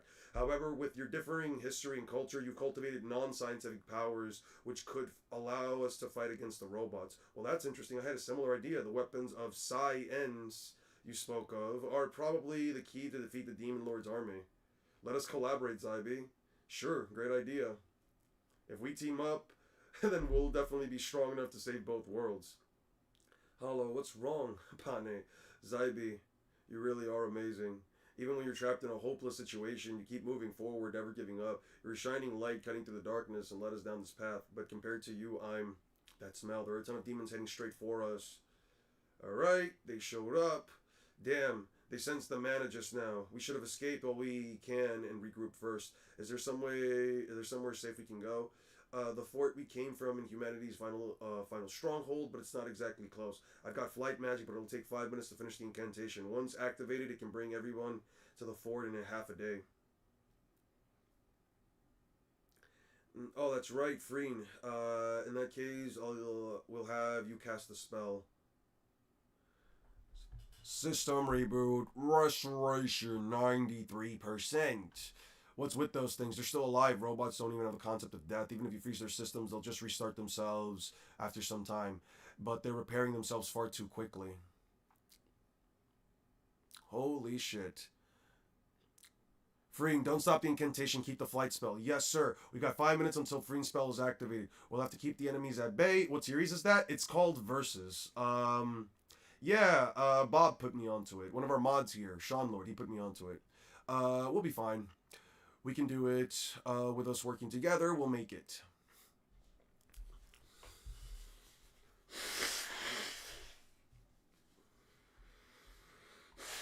Okay. So now they're shooting the demons and they are blasting the robots. Lightning magic. Thunderbolt. Alright, I can take them all down with an area attack. Concentrate your fire. Control the front. Don't let them get any closer. Okay, so he's writing up the spell. What can we do? Hollow, don't force yourself. Save your strength in case we need you later. It's working. It's actually working. The fools are flooding into the fight without any beam-resistant armor. They're just walking targets for us. Suzma, get back in line. We're moving too forward.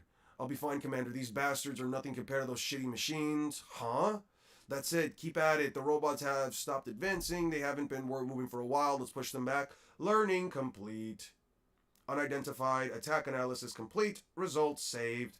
Countermeasure data sent to anti-energy field. What? That doesn't look like the others. What in the blazes is that? It's like one of those magic barriers we can cast. Kayla, what's going on? You said that there was no magic in your... What? Suzma, I am Lord Jackie's loyal servant, Kiva of the Great Demon King's Army, 11th Division. I've come to confirm the death of the foolish hero who lost to our Lord Jackie. An obedient minor leader like myself must follow my Lord's Jackie's orders with meticulous care. Is that a high-class demon? Concentrate fire. Whatever could have happened. I saw a flash of light in the sky, and then unfamiliar ruins appeared out of nowhere. So I thought, what are those creatures here, dressed in bizarre armor, wielding strange weapons? What could they be? He deflected the beam bullets. He's nothing like those other demons. You monster, let's see you try to deflect anti-armor piercing rounds. Oh, his arm just grew huge. Holy shit. Ching! Oh, he just sent it right back. What was that? I haven't heard of heroes who are receiving assistance from the outside, but it doesn't matter. That changes nothing. We'll eliminate every last one of you. There is no need to worry. You will feel no pain. Be at ease. It will be over soon. Don't come closer.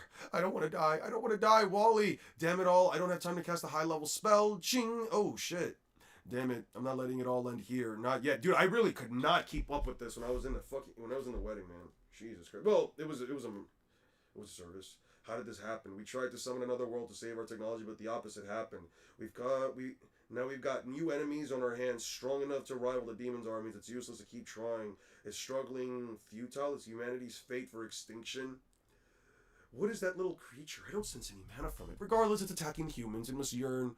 It must mean that they're not a threat to the Demon King's armies. I can just ignore it then. Rather, my priority should be, we need to protect them. Oh, what the fuck? Commander, I'll stop him. Don't be rash. Oh, shit. Excuse me. Oh, shit. Excuse me for that. Hey, what a fun little toy you've got here. Oh, he just picks it up. I'll be borrowing it for a second. Then he throws it ahead. Oh, he shows up. Oh, Speed Blitz. Oh, shit. Just slashed it completely in half. The hero Hollow who changed the Demon Lord army is standing right here. I'm the hero. I'm still alive. Hollow, the sword of courage that was shattered during the battle against the Demon Lords, is releasing a blade of light. The sword of courage reacts to the user's mentality and releases its power, except the way it's reacting. Don't, Hollow! Get back! Ching, oh my! You've managed to wring out the little courage you had left out of your worn-out rag of a body. However, you failed to conceal the overwhelming fear of our demon race. Why, at any rate, stepping forward yourself. Kizaru's a fraud. Luffy would kill him. Then why didn't that bum not kill him when he had the chance and laughed it off when he killed Vegapunk? Akainu didn't give a holy fuck about those frauds. That's crazy. Is this a whole Admiral versus Yonko thing? Is this whole the Admiral versus Yonko thing that you guys are going at it? Alright. At any rate, stepping forward yourselves has saved me a lot of time and effort. I'll gladly take this gift and present your head to our Lord Master Yachi. Okay, or Yachi. If I don't do something, he'll kill us. I've at the very least gotta... Oh, he threw it. The sword away? Ching, you come to and get me too, you useless lump of metal. Your enemies are right here. All of you, I'll take you all on. You and you too. Hollow, you're not trying to sacrifice yourself, are you? What utter nonsense. It's pointless, humans. Once I'm done with you, I'll kill all of your human allies.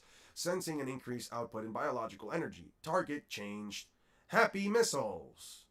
Oh, and then he blasts the thing. Ah, yes. He pulls them in. If you had stayed out of it, I would have let you go free, but you must be quite brave brave to dare get in my way. Which race do you belong to? Answer me. Revising threat level, target organic life form. Shall I annihilate the rest of you along with the accursed humans? Priority target designated. Hollow, are you okay? Here's the sword you tossed. Zybe, they're fighting each other. I can't stand your attitude. Now it's time to get out of here. Can you take all of the survivors and fly? Yes, I just finished the spell. Group flight magic. Fly away. You're not getting away, hero. He grabs him by the leg. He shoots a beam. Blasts his arm right off. Segment destroyed. Oh, very well, I see now. It no longer matters what you or where you're from. Burst. I'll grind you all into dust, you worthless pile of garbage. Nah, man, Saitama is debating about Marco being Admiral level or above and being able to defeat Sanji. I don't know about that. What exactly proves that? What exactly proves that? We saw how a single squeeze from Luffy can do to him. Plot saved him from Luffy. Oden removed Luffy from Egghead because he was too strong until the Gorosei showed up. Marco gonna get a flashback from his pops getting melted when Sanji kicks him in the head with those blue flames. Marco definitely beats that bum Sanji, though. If Marco was Admiral level, then Kobe is the new Yonko. Threat level 6. Limiter release on all weapons. Commencing elimination. Jesus Christ. Jesus Christ. One dude bulked up and the other dude said, fuck it, I'm letting out all my weapons. Jesus Christ. I did like this panel.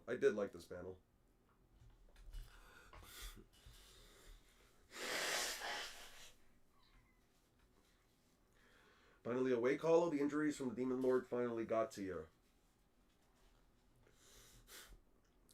Humanity's fortress. Don't worry, this place is safe, for now at least. Where is everyone? Well, Wally almost lost his life, but he managed to pull through. Sadly, we couldn't save many of the people from the anti-machine combat forces, I see. I'm sorry, Zybe. It's because I'm so weak. Don't put this on your shoulders. We were all fighting with everything we had. Just get some decent rest. But, Zybe, what happens now? We've got more enemies with those robot things. Yeah, well, about that, apparently things are a lot worse than we thought. By the time we got here, things are already like this, Hollow. I need you to calm down and listen. It wasn't just one world that got connected to ours. Oh, fuck.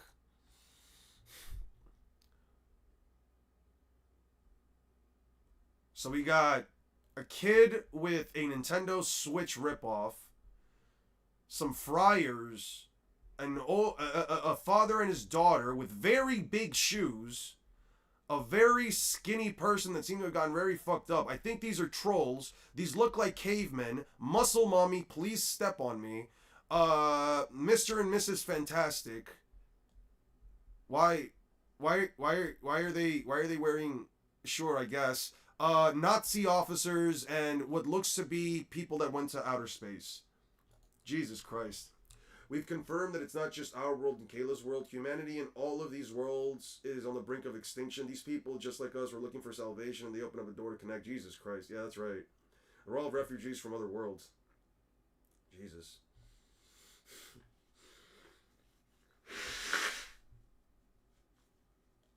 Fused worlds. Wow.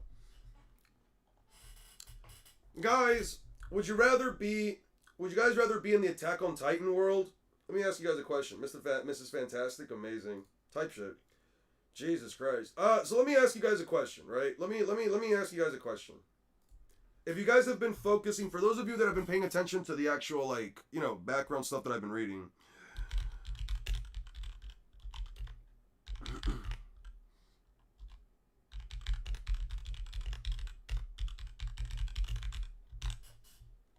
What world would you rather be dropped in?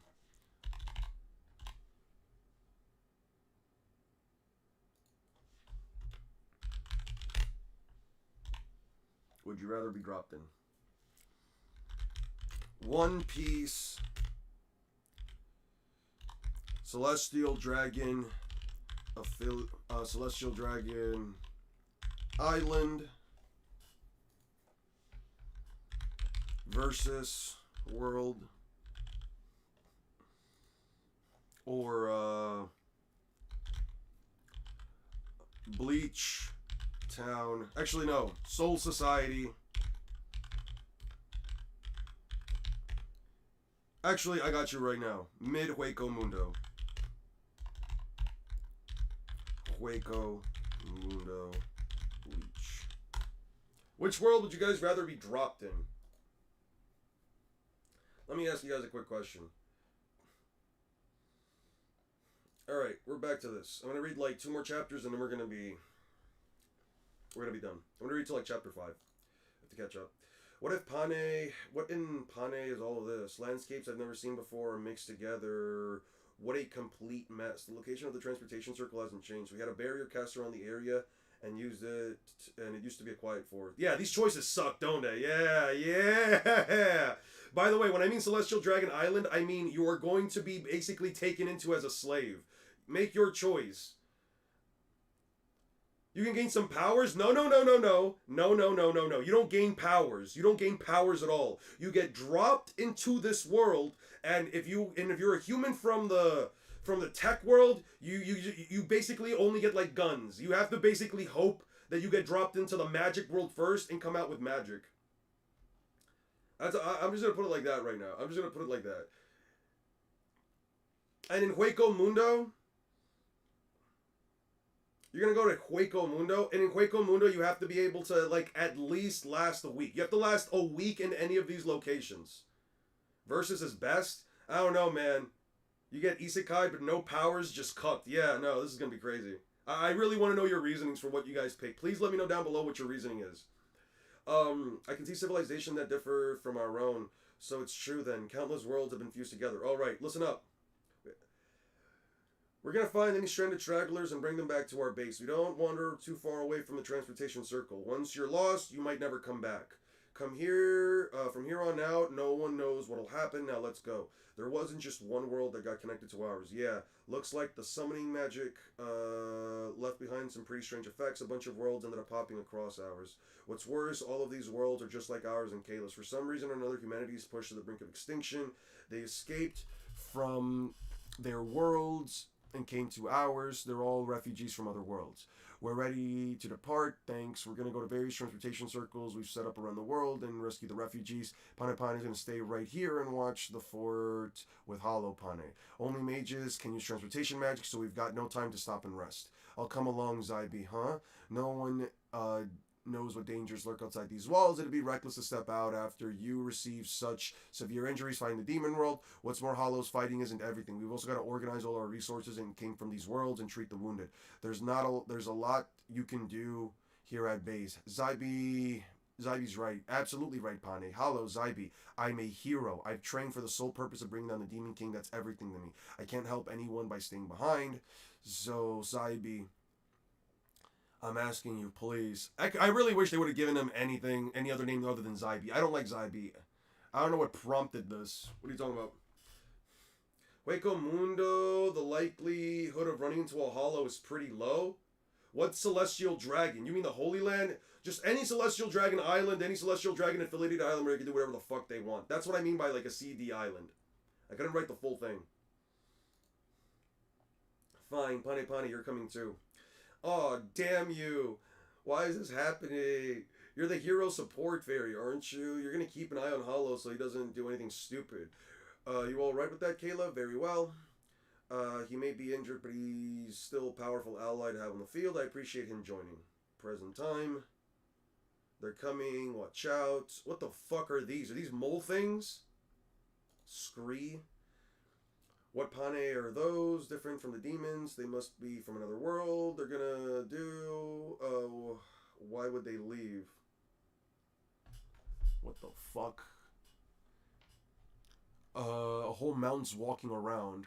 It's another creature. There's no way anything can survive here. Okay, we're done. We're closing up shop. Zybe, over there by the building. I saw a human shadow cut across just now. It might be a survivor. Let's go. Oh. There he is. I knew there was someone here. Hey, that person looks a bit big, don't you think? 1, 2, 6 new meats. What a hole. He's huge. Enemy sighted. Threw something at him. The beam bullets have no effect. Change to grenade bullets. Wait! Survivors. Real survivors. What interesting meat we've got here. Kaboom. Zybe, while he's still distracted, take those people and run. Still alive? Heavy mist magic. Noisy fog. Ow. Sacrificing yourself doesn't always make you brave. Do it again and I'll spank your ass 100 times. Ayo. A smoke screen that can be controlled. So useful. We're all going home alive. Got it? Where are you going? Where'd you go? Here, we're here. Save you. Please, come with us. We'll bring some safe where you are. Run. He used his breath to blow away my magic mist. We'll take a narrow road and slow down that thing. Mwahaha, are we playing tag? Oh, once we get out of this narrow passage, we'll need to run as fast as we can all the way back to the teleportation circle. Can you manage to, while carrying a kid? I'll be fine. I've got my power suit all right, then it's coming up. Oh, it got separated. What are with these plant roots? This wasn't here before. It's catching up to us, Pane. Leave it to me. She shot a grappling hook. Cool. And now they're swinging across. What? Look at this dude trying to form some aura. Literally swinging on the shit like this, man. Come on. Thanks, Kayla. We're close to the magic circle right here. Don't turn back. Keep running. But let's see, Pane. Yep, there's no way the monster can cross the valley. Pane probably gave up. Oh, no, it just jumped. Is tag over now? Run, run, run for it. And then it gets attacked by the fucking moles. Yeah, it's those beasts, right? This is their territory. Oh, Jesus Christ. And the giant mole mom comes in and just starts attacking them. Keep running, Hollow. We're heading straight back for the circle. You should be safe here. Get the inside while we're heading back. That's enough. Exciting adventures for a lifetime. I can't wait to be home, Pane. We almost died saving just 3 lives. We should rest first and get back when we can. Oh, there's people. They're being chased by a monster. You gotta be kidding me. Ah, you gotta be kidding me. I'll go too. Ollie, Patro, stay here and protect the survivors. Yeah, you're right. We're totally ready to jump in and save them too. Right, Pane? Definitely, Pane. But Hollow, once we're back, I'm gonna give you a spanking. You'll never forget. Get your ass ready for 1,000 wallops. Yeah, Pane, did you hear that? We're just saving as many people as possible. Jesus Christ. Is everyone still alive? Zybe, you're back. You're amazing. You brought back so many, only few of you. Treat the wound and give them food and show them the place they can sleep. The world outside is far more horrendous than we thought. Everywhere we went, there wasn't a single place where humanity could survive. Yeah, I almost missed the days when we only had the demons to worry about. I'm sorry, we got another problem on our hands. Now what? That's the king. It's not just his majesty. A number of people began fainting within the base. We kept them isolated for now, but their healers had never encountered these symptoms before. We were afraid it might be something contracted from another world. They're attacking from a foreign unknown illness. Even a disease crossed the realm.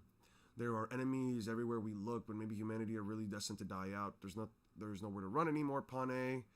Everywhere we turn, we're faced with enemies. He's right. The beasts, the robots, the monsters, and they're all those creatures. We're all just fearsome and horrifying as demons. We're lucky we survived and made it back here, but we don't even have a proper way of defending ourselves. We need more information. Gather everyone up. We'll ask the refugees for their help, and I want to know more about their worlds. We need information to discuss our options. Zybe is like the GOAT, by the way. Zybe is like unironically the GOAT. You guys would rather live in a celestial dragon island where you're slaves? Alright. So what do we got here? Mr. and Mrs. Fantastic. We got some people covered in bandages. We got some dwarves or gnomes, whatever the fuck these things are. We got some monks, astronauts, magic dudes. This guy in the background wearing a sweater. We've got Nazis. We got a lady wearing a biker gear. We've got chemist, and we've got a muscle daddy and a muscle mommy. All right, everyone gathered here has gone through a different history and all differing values, but all of us have fought endlessly in order to survive. We're all the same. We're all humans now. Let's talk. We're going to find a way to avoid extinction and survive. Being a slave to Robin or Nami is a win-win. I don't think you understand. They're not celestial dragons. First thing I do in One Piece world is join the Beast Pirates as a lackey because it seems anyone can just join. I'd be partying and eating with them all night. Yeah, until you realize that, like, you're eventually going to be attacked by an entire alliance of people that are just going to fuck you up as soon as they see you. Yeah, I don't know about that, dude. I don't know about joining up the Beast Pirates of all things. Also, you'd have to first escape the celestial dragons.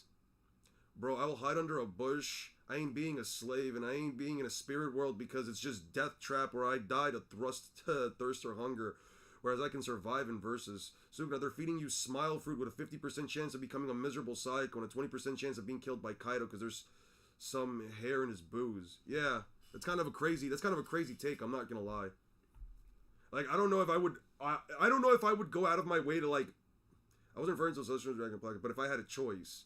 I mean, if you had a choice, I'd also be a slave to Nami and Robin, but here's the thing, right? I ain't being a damn slave to no celestial dragon. From our information, we've confirmed that at least 13 worlds have collided. What's more, humanity in all these worlds is being threatened by something on the brink of extinction. We'll call these threats our natural enemies. I've also come up with names to call each of the different worlds, so let us discuss these worlds under natural enemies. First, our world will be called Cercerion, and our natural enemies are the demons. The Demon King has 47 demons, leading a vast army that have taken control of most of the surface. Our natural enemies are the robots. The machines built by human hands have gone rogue, constructing an endless army of themselves in order to eradicate all of humanity. The Mecha Ordinance. The Parasitica. Our natural enemies are the Parasitica. They're mysterious biological life forms that can take over human bodies. Most of humanity has fallen under their control, turning into mindless puppets. Our natural enemies are the Titans. They're ridiculously huge and unbelievably strong, and they've managed to enslave all of humanity. The Titan's crown. Our natural enemy, I guess you could call it the disaster, is the Kaiju. It's managed to crush a bunch of countries across the world. It's just doing whatever the heck it wants. Our government threw in the towel ages ago. Damn. The disastrous metropolis. Our natural enemies are aliens. They attacked our world from outer space, foreign, highly intelligent creatures that have invaded our planet. We're still continuing our desperate struggle to fend them off. Celestia, okay. Mr. Mrs. Fantastic. Our natural enemy is nature itself. Large, violent plants and animals have spread throughout the land, taking our habitat and pushing us out. Gaia's wrath. Our natural enemies are neo-humans. They're mutant, evolved humans that have advanced intellect and bodies. They rule over us, the paleo-humans who have not mutated. Oh, they got fucked up, Neo-Terra. Our natural enemy, our natural no.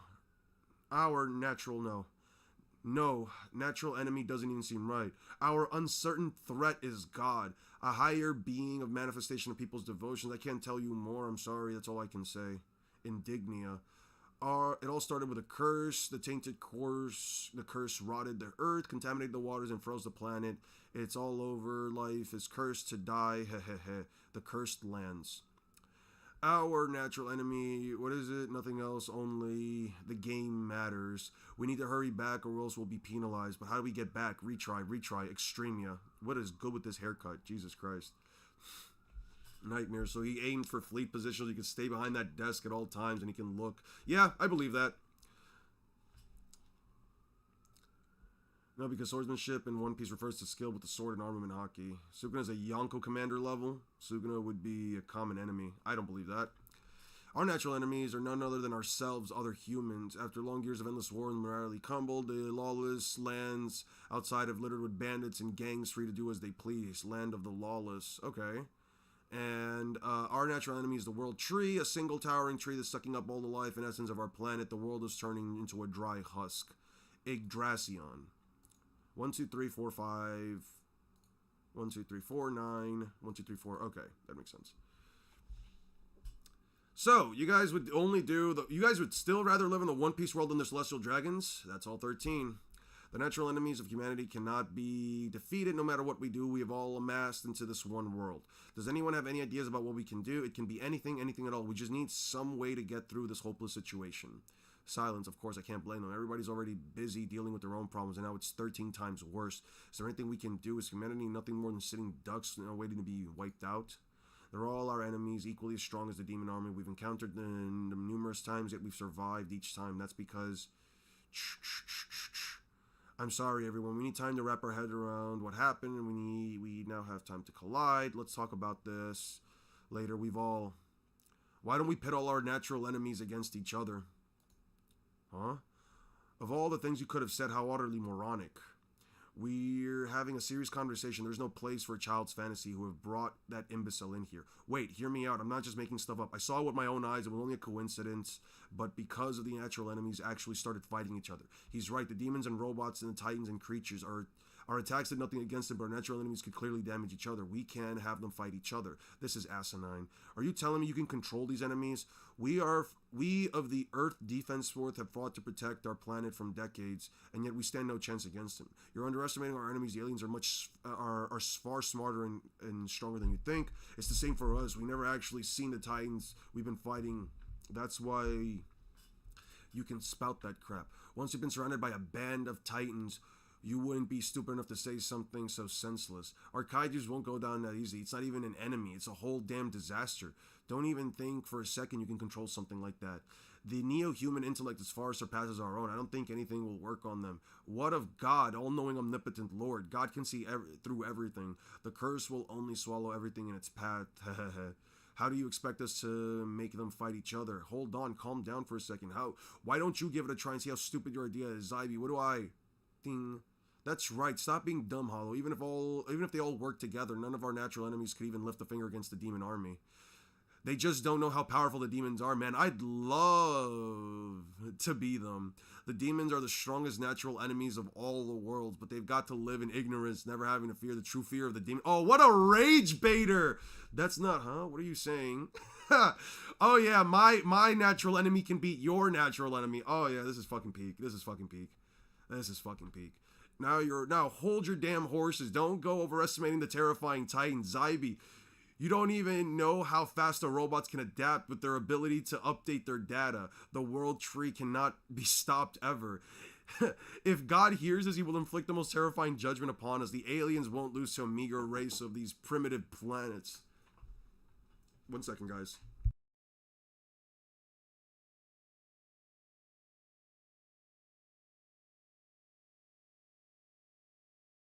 Guys, I have to take care of something real quick, so I'll be back.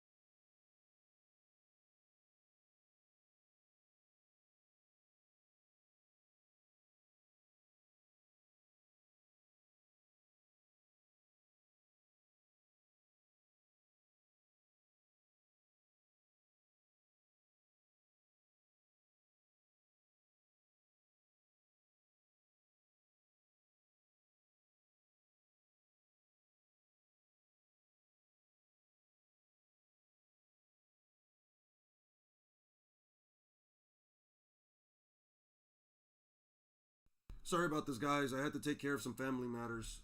Give me 1 second. Give me. Sorry about that. Had to take care of something regarding a family member. Very important stuff. My bad. My bad. God, we're here to inflict the aliens. We'll lose an Omega race from this primitive planet. Our natural enemies are far stronger. Oh yeah, we've met a Titan. He was some big pale guy about 10, 15 to 20 feet tall. A demon would wipe the floor with that guy. Say that again. You don't understand shit. You have no idea how powerful and savage they are. 20, 30 feet tall, that's all. That's like an ant to a kaiju. The Titans are gonna crush it with one tiny step. You wanna go, you bastard? No one here is going to stand how horrifying. No one here understands how horrifying the parasites are. The size of your body means nothing. Once they've latched on, they will take over your mind, then it'll be over in seconds. The parasites are the most powerful and threatening natural enemy of the world. They're nothing more than worms with no intelligence. There's no need to argue. The aliens stand up top. Intelligence, strength, technology, they have it all. They've surpassed every living being on Earth itself. There isn't a single biological being on the planet that can win against them. Come on. Let's not fight. Sure, that might be the case for a living being, but the robots are different. They can learn and evolve. Their potential is limitless. The more they fight against those aliens, the stronger they'll become, and they'll annihilate them entirely. Stop underestimating the power of nature itself. The whole planet is our enemy. The world tree is eating the planet. But wait, they evolved neo-humans. That's enough. Stop talking all the primitive science. Oh, you primitive monkeys. Say that again, I dare you. You're one cocky bastard, aren't you? Who'd you think you are? Don't touch me, you ape. We're protectors of the planet, fighting against the strongest enemies. Wrong, we're the ones who are constantly battling against the strongest enemies. No, we are calling ourselves. Yeah, it do be like that. Yeah, everything is fine. We just have to like settle something really quickly. It wasn't anything crazy. Let me take out the poll, by the way. It's just Doomsday stronger at this point. Yeah, no, they're really just flexing about who's gonna die quicker. I think that's the funniest part about this whole situation. Men will be men no matter men will be men no matter what world they live in. What was that for, Zybe? This is all because you egg them on. We all have our enemies fight each other, just like what happened here. Huh? Oh. You purposely pushed their buttons so they'd fight each other? You're horrible. This is ridiculous. What's the point of having an intelligent fight amongst ourselves? The enemies we face are the ones whom we can't even compare. Of course, I don't believe such a childish method will work on them. He really is nasty. But look, just a small outburst like that was enough to make you all fight. If we combine our strengths, if all of humanity works together, then we can dish out something we've got to come up with a strategy against them. What do you say? We've got a chance. It's not impossible. It doesn't matter how stupid the method is, even if it sounds like something more than a pipe dream. If there's a chance, then it's worth pursuing. Although the situation's hopeless, it looks like no way out. This could actually be the opportunity of a lifetime. Isn't that right, Hollow? These methods are outrageous, but despite this chaotic world, the brothers are still hanging on with a ray of hope. Natural enemies. There are creatures that specialize in hunting species to protect their prey. They are the ultimate predators. And just as birds prey on insects, snakes prey on frogs, and blank prey on humans, to win against our natural enemies, it's impossible. It's absolutely impossible. However, if natural enemies hunt each other, damn, that was an unexpected waste of resources. How will I explain this to Lord Yachi? This is all his fault. Jesus Christ. Oh, he lost an arm because of that. I will find you, Hero Hollow. Oh, man. Mid-manga, that's crazy. Can we have your attention for a moment? Who do you think would win between Sanji and Marco? I think Sanji would win. Marco could take on King and Queen at the same time, but, like, he was kind of tiring himself out. Sanji just straight up speed blitz and perception blitz Queen from, like, a larger distance.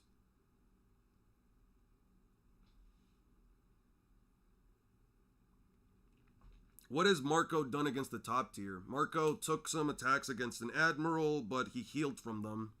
He then got taken out by an admiral. We need your help looking at begging faces and finishing off Marco versus Sanji. I can make a... You guys want to talk about this, we can, but it's not really what I'm trying to focus on today. Stallman Marco can only stall. Marco gets low diffed. Kaido... Here's a question. Let me ask you guys something. Let me ask you guys something. What attack does Marco have that could bypass Sanji's durability? How long do you think Marco can last in a fight against someone like Sanji without tiring out?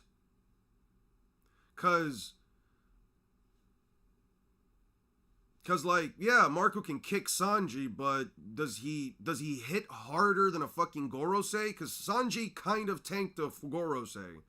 Like, Sanji kind of sort of just tanked a Gorosei. Yes, Marco was fighting two Yonko commanders at the same time, but it's not like he was really putting in that much damage output to King or Queen, right? It's not like anything that Marco really did actually had a long-lasting effect on Queen as a whole, right? It's not like you can argue. It's not like a situation like Kaido versus the Akazaya 9 and all that other crap where people were saying, yo, buddy, Luffy didn't actually beat Kaido. He had to fight Zoro and Law and all these other guys and blah, blah, blah, blah, blah, and Yamato and the Akazaya. Like, no, Queen just fought Marco, and he was getting knocked around. Listen, I'm not going to be disingenuous. He was getting knocked around, but it's not like he was, it's not like he was just walking away from it, right? It's not like, I don't know, man. Like, Marco clearly showed some level of fatigue, and even he was like, all right, these guys can take it on for me here on out. I don't see Marco putting down Queen in the same way. I just don't see it. Like, maybe if it was just Queen alone, I can maybe see him doing it, but once Sanji kind of locked in, he just kind of comboed Queen and just took him out in a couple of hits. Marco didn't do that. Yeah, but how powerful are those shockwave attacks? Because you're saying a shockwave attack, which, sure, what's the discourse now? They're going off about Sanji versus Marco the Phoenix. Because, like, you're saying that it's like a shockwave attack, sure, but, like, Luffy's also been hit by shockwaves before. It doesn't one-shot him. A shockwave is not going to one-shot Sanji. You know what I mean? Like, what about the shockwave is going to put down Sanji? Not to mention he can just kind of fix himself up. Like, he literally fixed himself up after having his body being crushed by Queen. I don't know, man. Like, here's the thing about Marco that I feel like people aren't considering. He's not a Zoan. I know that it looks like attacks go through Marco, but that means the attacks are literally blasting straight through Marco's body. It's not like, let me put it like this. It's like I said before, Marco's durability is not a case where his attacks go straight through him like a Logia user. Marco takes a hit, it blasts through his body, he simply withstands it. Again, withstands it because he can rejuvenate from it, right? Is this Sanji versus Marco? Yeah, I think it's just I think Sanji beats Marco. I think they can have a high-diff fight together. I just don't think Marco can put down Sanji. I have no reason to believe he can. Like, eventually Marco's regeneration, it's not going to be able to keep up. Like, you're basically asking what's better between a guy who essentially won't really be hurt by Marco's attacks besides the one shockwave move, and a guy who can just regenerate kind of endlessly but still has a stamina output issue. You know what I mean? I don't think it's a low diff. I think it's a mid to high diff. I don't think that Sanji just puts down Marco in a couple of hits. I do think that Marco is faster than Queen, but Sanji also perception blitzed Queen in base. The whole damage King with flames on, I think that was a mistake on their end, because King doesn't take any more damage from anyone else, and he never takes damage with flame on besides like that one case. I think it's more so an actual like mistake on that end. He shouldn't have taken damage. I wouldn't necessarily use that. I think that was like an actual mistake. What was your last comment? But Sanji can tank Jireneg from Fishman Karate, yeah. Yeah, knee attack damaged King, yeah. But again, let me see something real quick. Marco versus King and Queen.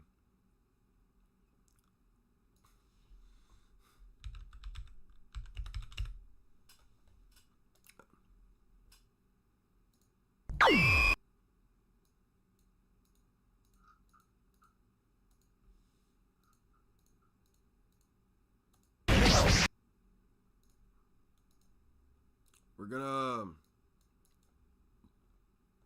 What the fuck?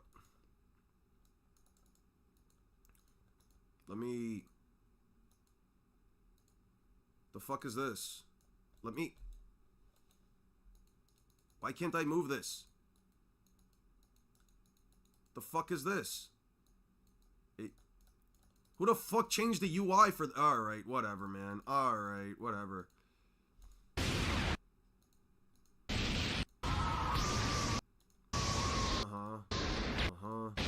Drop, drop. By the way, just to say, Marco is pretty fucking powerful.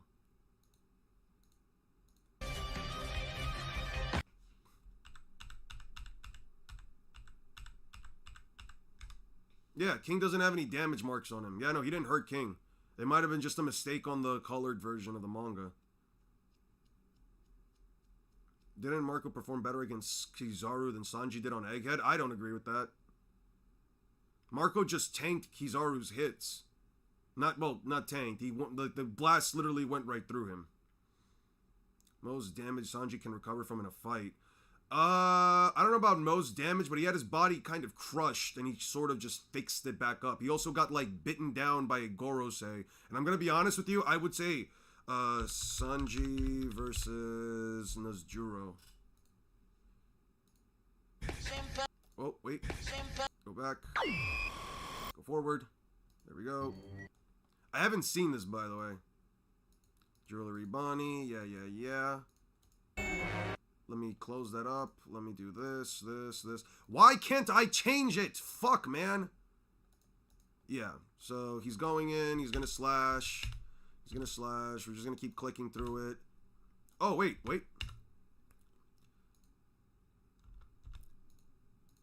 I should be the only one. Stops the blade. Bonnie-chan looks at. Yeah, I'm not gonna lie to you. If I had to put a Gorosei versus, you know, King or Queen, I'd probably put the Gorosei.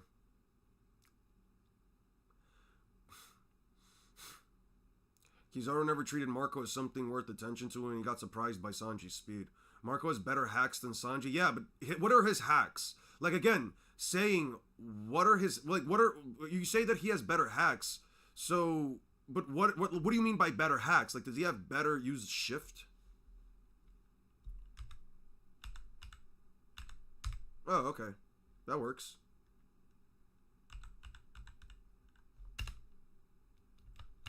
Alright. He bites into Sanji. Like, if we're talking, like, damage output... Let me see...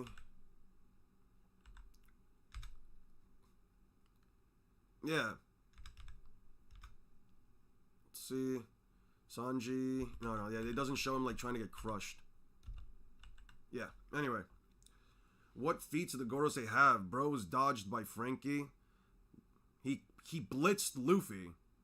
Saturn. Not Saturn. Nezjuro blitzed Luffy. What feats do they have? I don't know, man. This?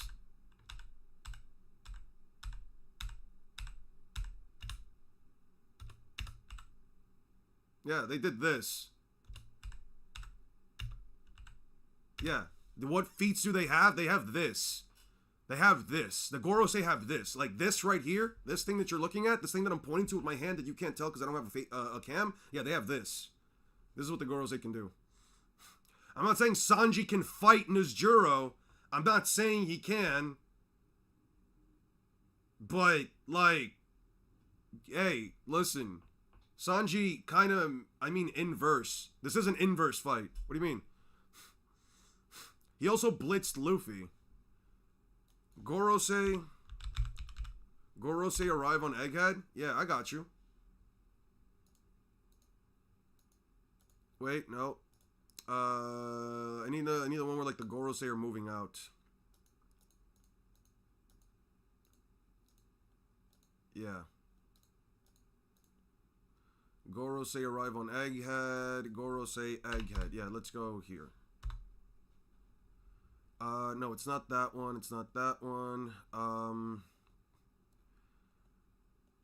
Which is the scene? I need the scene where, like, Nezjuro... Okay.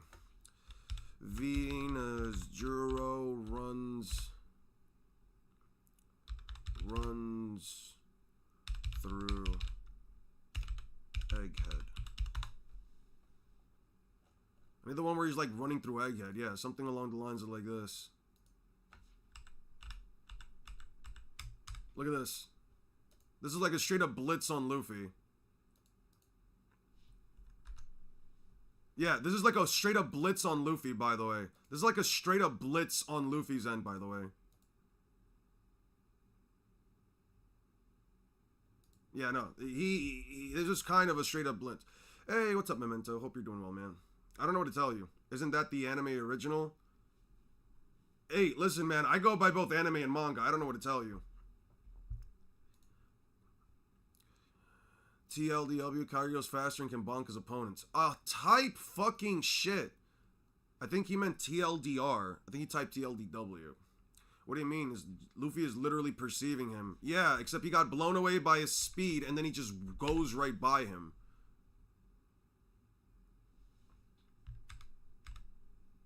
Yeah, I don't know about that, man. Yeah, I don't know about that, man.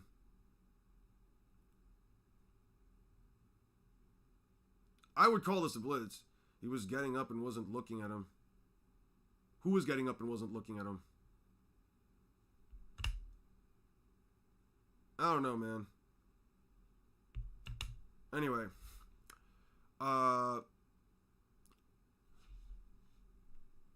anime's most controversial redemption is perfect.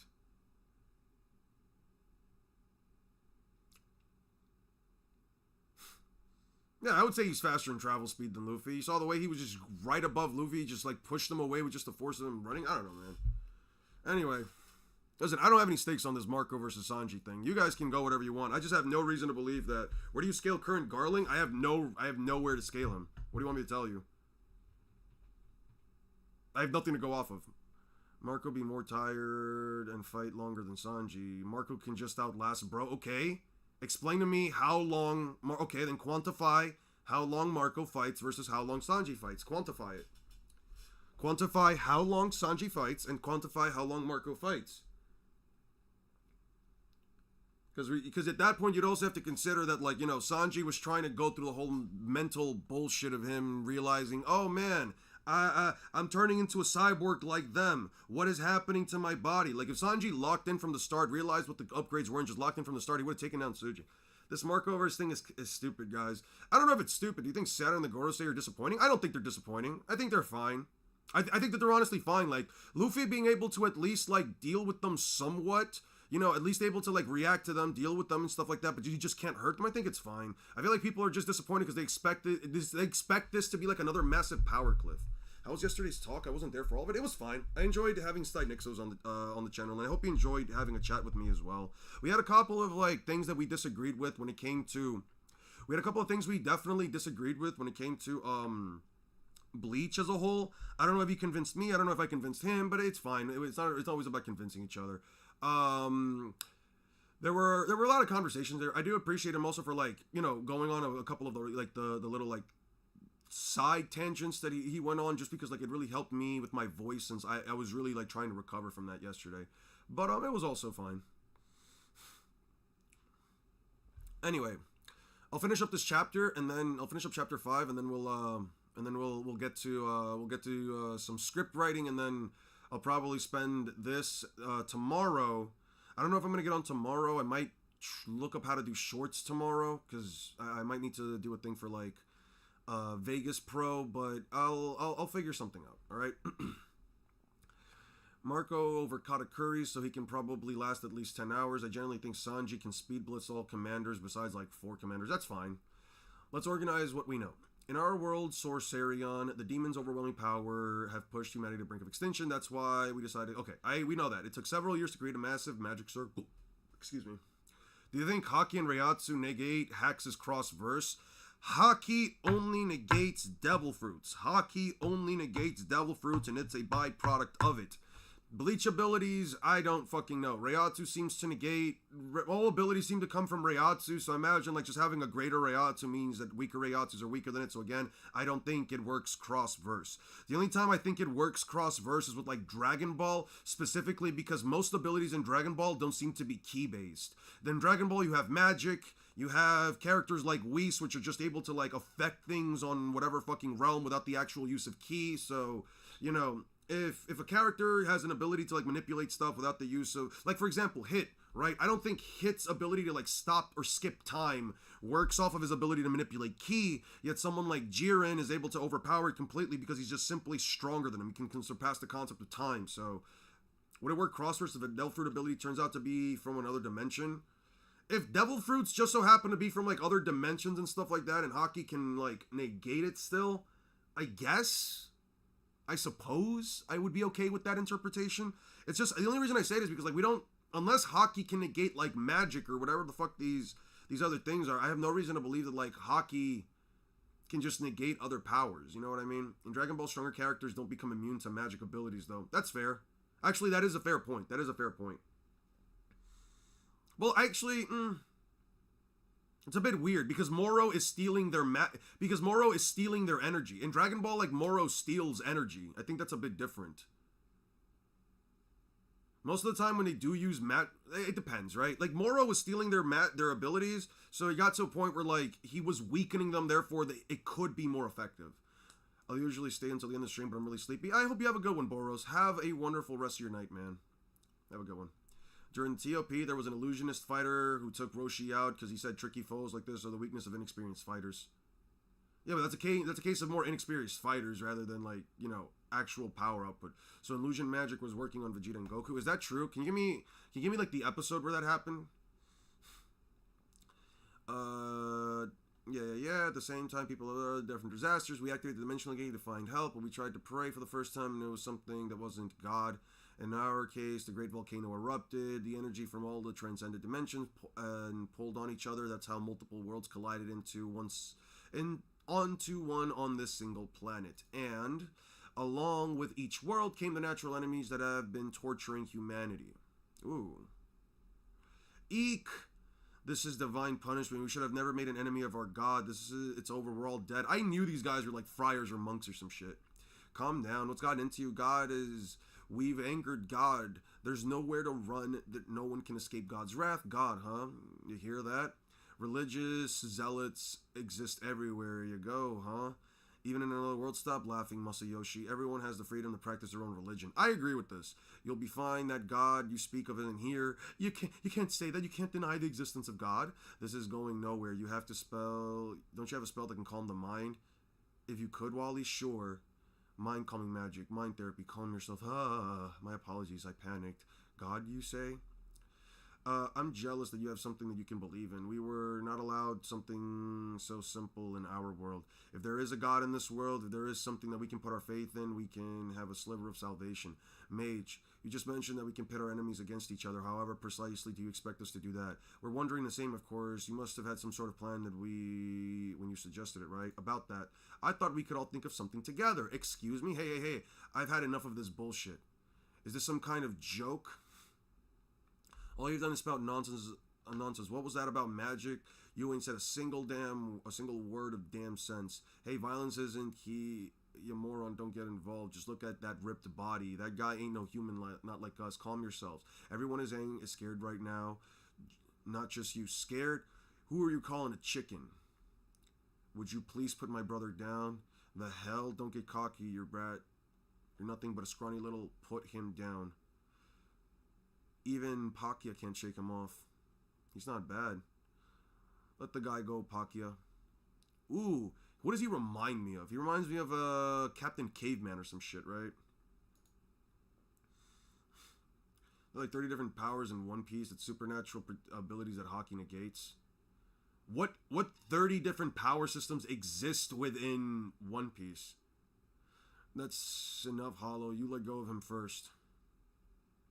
I can understand why you're on edge, but this is no time to be fighting amongst allies. I ain't your ally, that's enough. God, I love me a strong woman. I'm sorry about Pakya, he started. The name's Samon. I'm from the world you call Titan's Crown. I'm Briginte.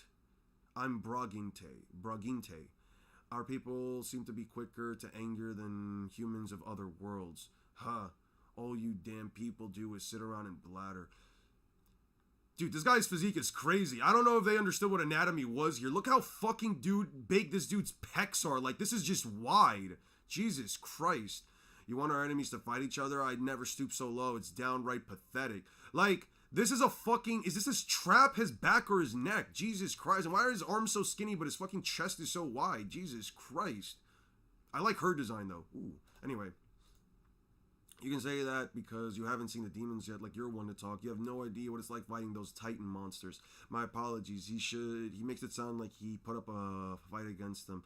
Please don't misunderstand. Brigitte, you asshole. No, I get it. You were outnumbered. Yeah, right, I bet you were completely squashed. Screw you. She was just ready to whack him again. I love her. Sorry, were you in the middle of something, Zybe? Utah. Thank goodness we could see each other again. Maybe my words, Zybe. It looks like our plan went a bit awry. I saw some people being attacked by this huge plan, so we brought them with us. We were just about to have a strategy plan. We need your smarts, Utah. A meeting, we found a solution to preserving humanity. Major General Glasp. Dulot came from my world, correct? Yes, sir. Lieutenant Kayla, commander of the Anti-Machine Brigade, Command Force 31st Platoon. Major General, it's a relief to see you, sir. I see. I'm overjoyed that the soldiers of our army survived safe and sound. What happened at HQ? I lost contact with headquarters. The second branch where I'm stationed was attacked by something that did not look like robots. We had completely destroyed our base. Several thousand soldiers, my base, were annihilated, and the only survivors are here now. We were left to wander in unfamiliar forest, but then these good men saved us. I can't believe it. Is he a bigwig? That's Major Animal Class. He's accomplished a lot on the battlefield against the robots. He's our commanding officer, and the people of our world view him as a true hero. I'm certain he can come up with a concrete plan if we can get his opinion on our situation. A military strategist, in that case, we're far more qualified to this stuff than me. I know you just got here, but what do you think? You can take the lead? Show some respect? Only if everyone else here is in agreement. See, everyone's totally for it. Okay, why not? Sure. Okay, you okay with that, Hollow? Please do. Sounds like our hero's giving you our okay. We're counting on you, old man. Show some respect already. Kayla. There's no rank here. The military's been dissolved. The most important is to find a way to survive together. I'm no Major General now. And just like that guy said, I'm just an old man. Do you understand? Yes, Glasp. Very well. I shall take the lead and strategize if that's what you wish. Can you, someone please brief me on the current situation? 13 worlds, along with 13 natural enemies. To be precise, 13 worlds have been compressed in fragments, and these fragments are mixed together into a single world. Now the geography of our worlds, as we know now, has become a total mess. This is something that we'll have to investigate a bit more. That reminds me, we were able to move a large distance via that looked like a teleportation device. What sort of technology is that? Teleportation magic. Explain, of course, sir. In order to summon a different world, we have set a number of teleportation circles throughout the world. From what we can tell, the coordinates of these circles remain the same after the world's mixed. The circles can be used to cast teleportation magic and allow us to travel to far distances. However, to use these circles, you need one of us mages from the mage forces with you. That's how you saved us when we were scattered. What you're saying is that there's a warp point set across the world and only we can use them. That could be incredibly helpful for ambushes and logistics. We shall keep that in mind. Now that you've mentioned pitting enemies against each other, correct? Yes. To the hero of this world, Hollow, the robot army has begun battling against the demon army. We were able to escape while they were distracted. You just got lucky. I love her so much. Please step on me if it was pure coincidence, but no matter what we've tried, we've been helpless against the demons and demon lords. This manga is only 29 chapters, 29.2 chapters, 30 if you want to count the 29.2. Yet the robots could fight against them evenly. I don't know how else to say this, but this is just, absolutely amazing. I've seen it with my own eyes. The armor-piercing rounds do nothing against the top-grade robots, but the demons' arms pierce through with ease. That ain't gonna work against the Titans. Again, lover. I see. There's also an argument of Sanji's flames not being able to work against Marco because he is a phoenix, so Sanji would be using normal kicks in it. Why would his flames not work? Can you explain to me why his flames don't work? Because you're saying it just doesn't work because Marco is a phoenix. What does that have to do with anything? Is there an example of Marco taking in fire damage and it just never affecting him? Is there a statement for that? Because again, if you're going to make a claim, you have to back it up with something. Or else you're just using it as a bit of an interpretation. And well, I'm not going to tell you your interpretation is necessarily wrong. It's not really backed up by anything. So you're just sort of arguing opinion at that point. Zoro was able to overcome King's fire. He was cutting through it. And that's not a devil fruit ability. Yeah. Marco versus Prometheus? When did Marco fight Prometheus? When did Marco fight Prometheus? Can you give me a chapter number for that? Big Mom versus Marco? Let me see. Big Mom versus Marco. Let's see that. Okay. Chung chung chung. Marco, yep. I don't know what role you'll play in this war yet, but I don't know how dangerous is better than the Straw Hats. Yep. Hey, Prometheus. Heavenly Fire. Well, he blocked it. A new ship inbound. Yeah. Why am I being overwhelmed by his flames? They're blue flames, so yes. The Phoenix's flames are a rare breed, Yoi. Fair enough. Okay, fair enough. Ah, shit. Let me open that up real quick. 1 second. There you go. Okay. So you can back it up. Perfect. That's all I was asking for. Recently closed. There we go. Give me 1 second, too.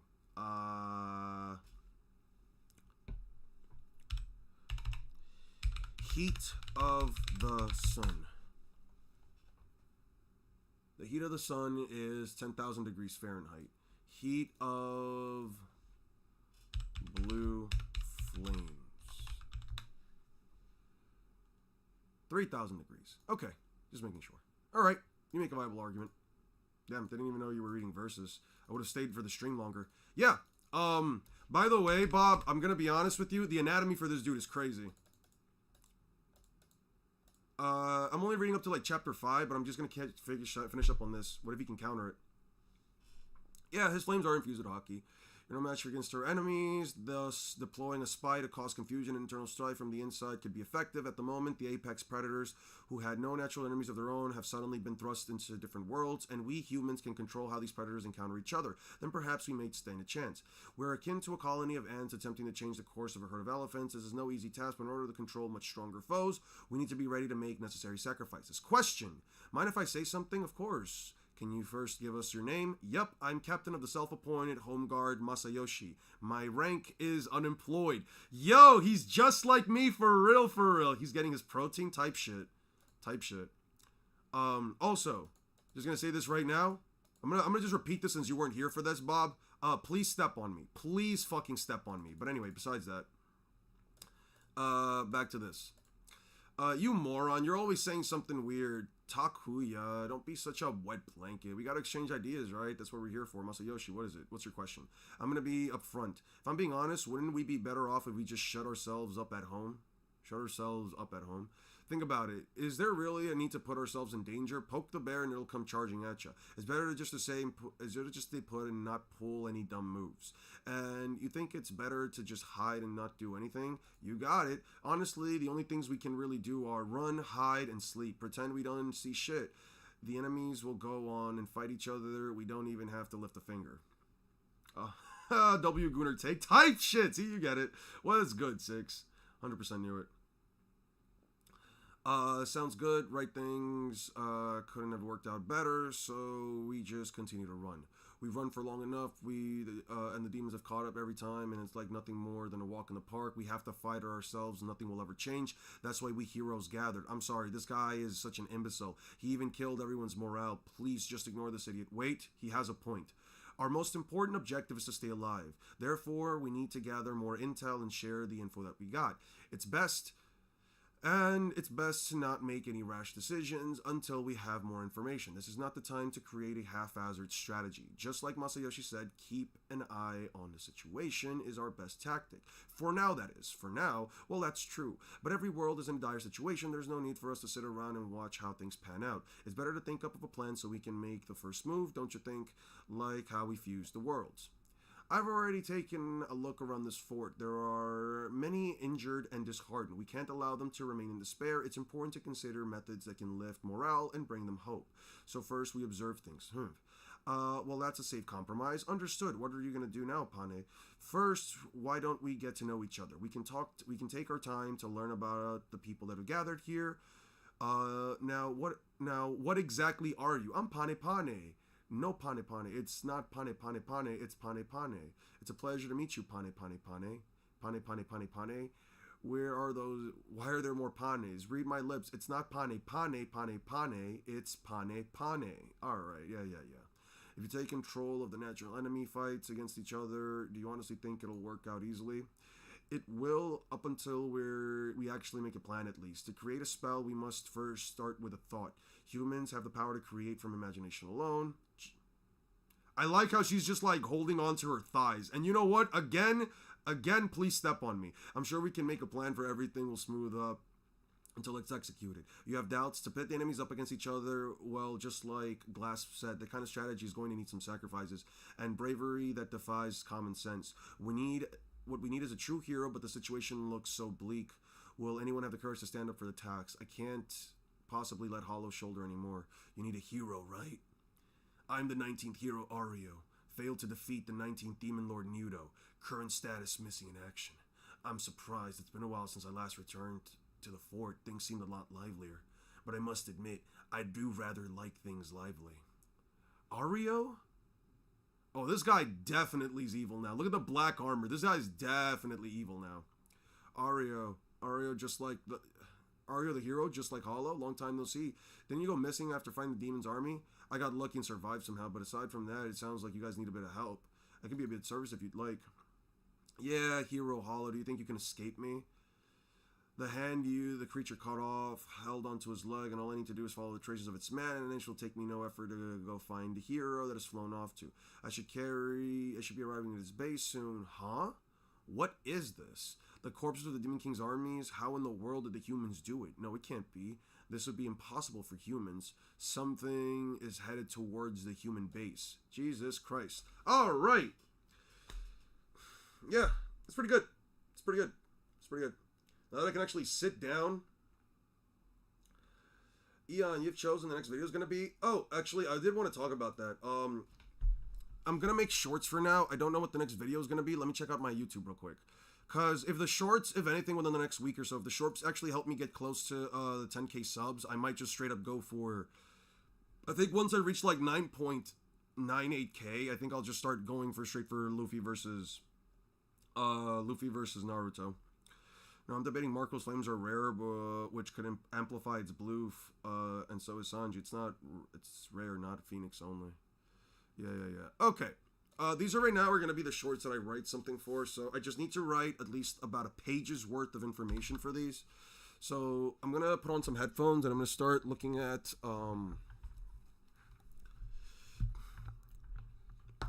let me see. Let me go back to some of my old videos and I'll see like how I can best formulate a... Going everyone. For a while now, I have been seeing a lot of discourse over the light speed. Go over the novel statements for Naruto. What novel statements would I need to go over? The only ones that are kind of matter. The only ones that kind of matter are like Naruto and base dodges a beam of like a light beam attack, and I'll probably just throw it in there just to give Naruto like base Naruto like light speed. Like I'm gonna make some real disingenuous shit for Naruto, but when I mean disingenuous, I mean like I'm just gonna wank the fuck out of Naruto just to make a point that he can't beat Luffy. 1 second, I need to go grab some more napkins.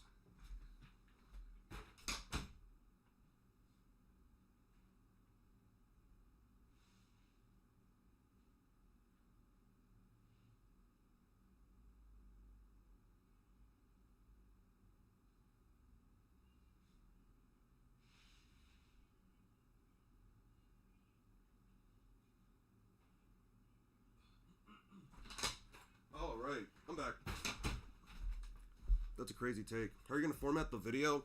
I'm probably going to format the video in, so I do like the idea that you guys have brought up to me before, where it's like, make it so that Naruto essentially has to go up in forms before he takes on Luffy, right? So like every time Naruto takes on a version of Luffy that he might surpass or that he could possibly beat, I go on to the next version and then compare the characters from there. I think it'd probably be a lot better, although it might make the video too long, which is my only issue, right?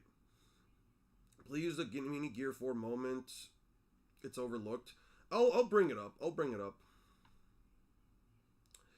I feel like if you don't mention the ones that people usually use to get to Naruto really high, then they're gonna disagree, and it's just an easy avenue for Naruto fans to hate on.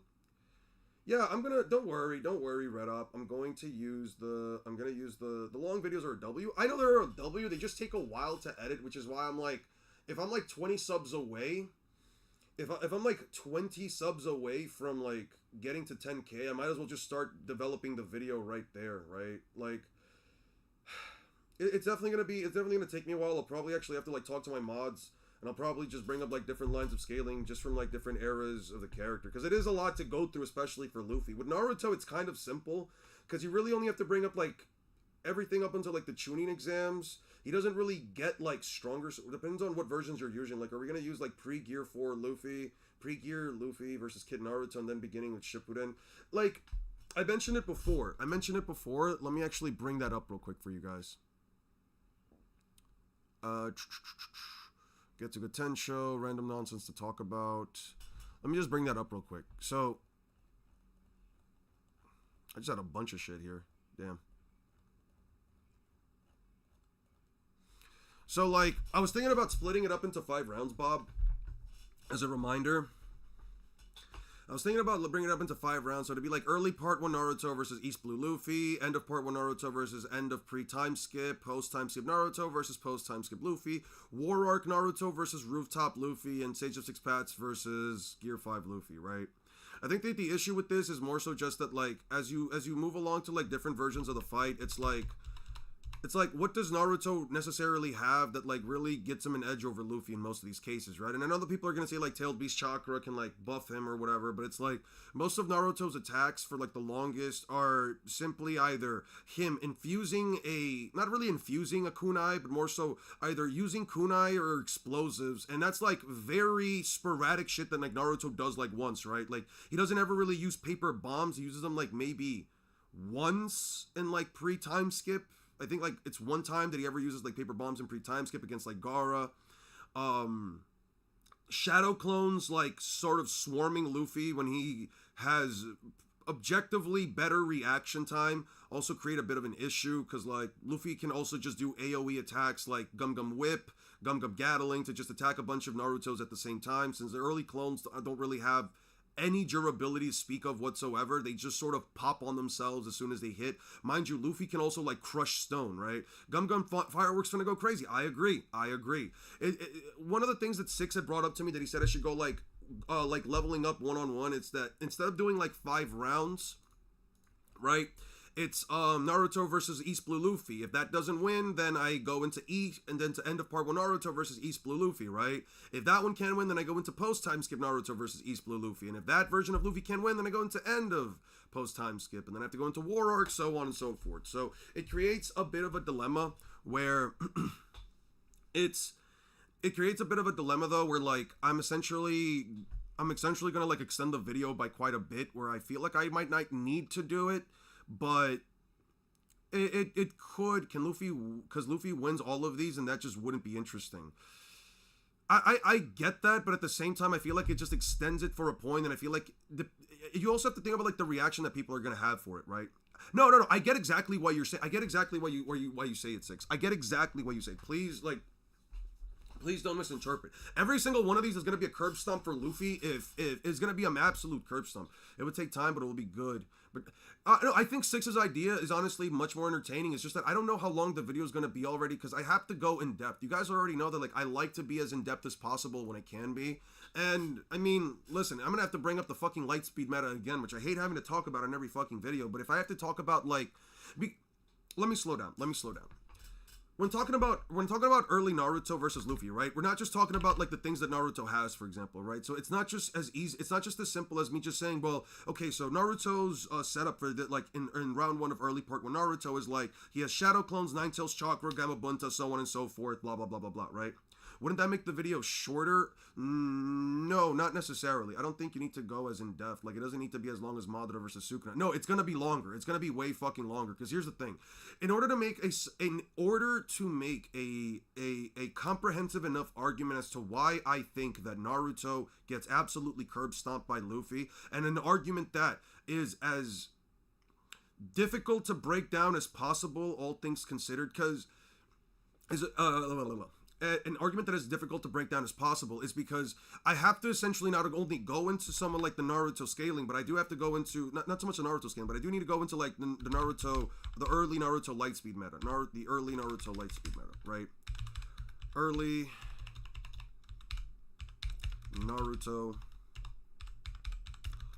light speed meta, right? I have to essentially touch upon this topic first. I'd be down for multiple parts. You could load just make a long ass video. That's the thing though. It's essentially me.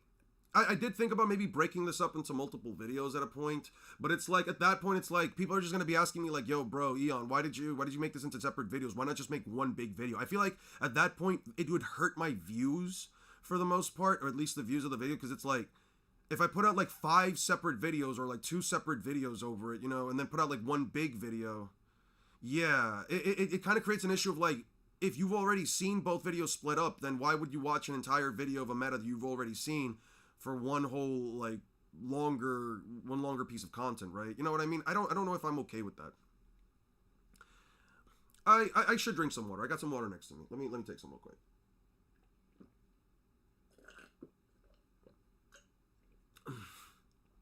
Yeah. Now, so here's the thing, right? First, if I start off with like the early portions of the video, I just have to immediately go into like round 1, the early Naruto Lightspeed meta, and I have to essentially debunk it, right? It makes it also digestible, and I can also always separate it. Yeah, I can always separate into that more digestible sections. This time with this video, I'm specifically gonna like actually put like the little borders here so that you can actually see, even without without using Eon's metrics. Now, here's the thing. I'm gonna try to go through like different avenues of scaling for the characters. I'm not just gonna say like Naruto is this fast or whatever. I'm saying you have to believe this information to believe that Naruto is this fast. You kind of have to believe this information to believe that Luffy is this fast, right?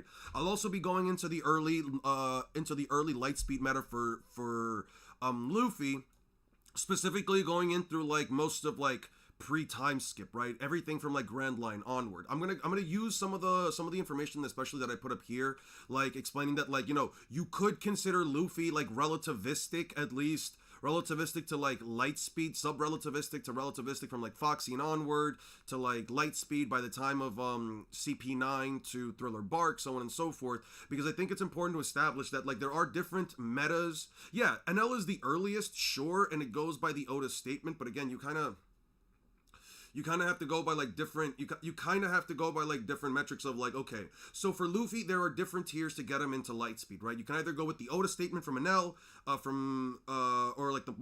either that or like the massively hypersonic speed meta from like Skypiea onward, the sub-relativistic to relativistic stuff that you get from the Foxy arc, how they just completely and utterly just surpass everything that they do CP9 onward. And Thriller Bark, they're just blatantly dodging light speed attacks.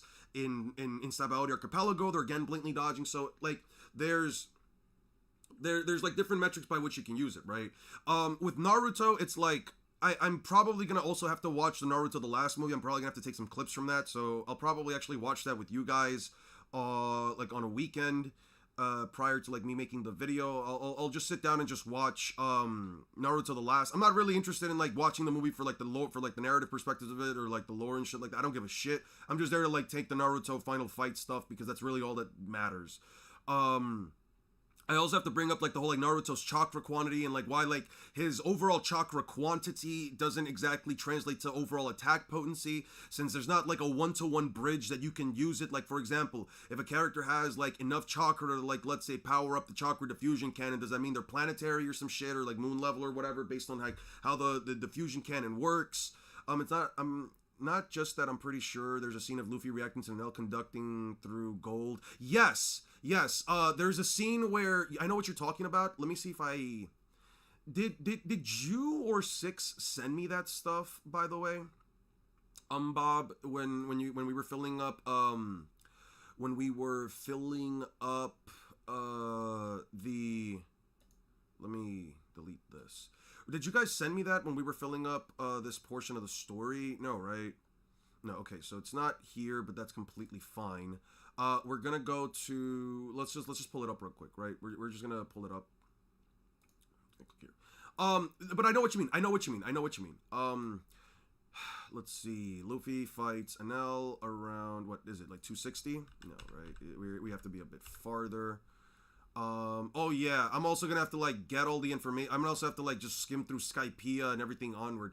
I might actually need to like just, fuck me, man. I might just have to, Yeah, no, I'm gonna really have to like just read through all this shit again. I don't even have to read through it. I'm just gonna have to like download all these images again. Fuck me, dude. Actually, yo, if you guys ever want to like, yeah, it's on the Maxim. It's definitely on the Maxim. If you guys, by the way, if any of you guys want to help me out and like just like download some of these images from like this website, you could just save and just save. Just don't even change this stuff right here. Like, just don't even change this. Just leave it as it is, and I'll fix it up from there. Cause yeah, it's gonna be a pain in the ass to like get everything from like pre-time skip onward. I have a good portion of post-time skip. I just don't have pre-time skip. Okay, so yes, it was around this portion right here where Enel does travel up to Luffy. Yeah, Luffy does climb up this portion right here. He jumps down towards Enel, and Enel legitimately travels up the gold through through his electricity powers just to attack Luffy right then and there, which Luffy does react to by dodging it midair. Yeah, we low-key slacked on a bit on the library. No, it's on me too. I honestly sort of just asked for it, just never went back on it. We just never talked about it. It's fine. It's mostly on me. I'm the one who has to care about it at the end of the day. I guess that just since I never went back to like scaling pre-time skip, it was just on me. I love this picture of Luffy, by the way. He's using just his instincts to avoid attacks. Since he's not thinking anything, he also can't read his mind. Since I'm not thinking, I also can't attack. Are you stupid? If you catch him, it would be a disadvantage. Gum Gum. Octopus, enough with the goofy ideas. And people talking about Gear 5 being fucking goofy, man. Is my voice echoing? Is it? Let me see. Whoa.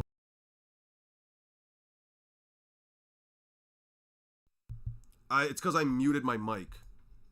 Let me see something. Hello? Is it echoing? Is it still echoing? Not anymore. It was before. I think it was because I was messing around with the sound real quick. Okay. Good.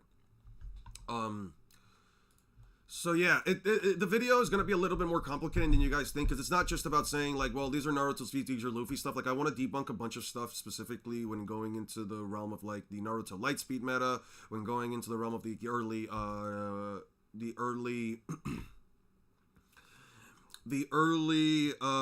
One Piece Lightspeed meta. I also have to kind of go into like a bit of a thing about like Gamabunta, because like again, if you want to give Naruto Gamabunta, you want to say that he summons him, then you can move Naruto up, but he just doesn't do anything against end of pre-time skip Luffy. Like, Gamabunta stops being an issue for Luffy from this point onward. You can probably even make the argument that Luffy just puts it down with like the simple blast of Conqueror's Haki. There's absolutely no reason for me to believe that anything about like Gamabunta would even remotely survive a blast, but that's honestly up to interpretation at this point, because honestly I can't tell you, like, I can't say definitively whether or not it would do it, but considering the difference in strength and everything between like a summonable creature, a summonable toad, and you know the shit that Luffy can pull off, I just don't believe it. You know what I mean?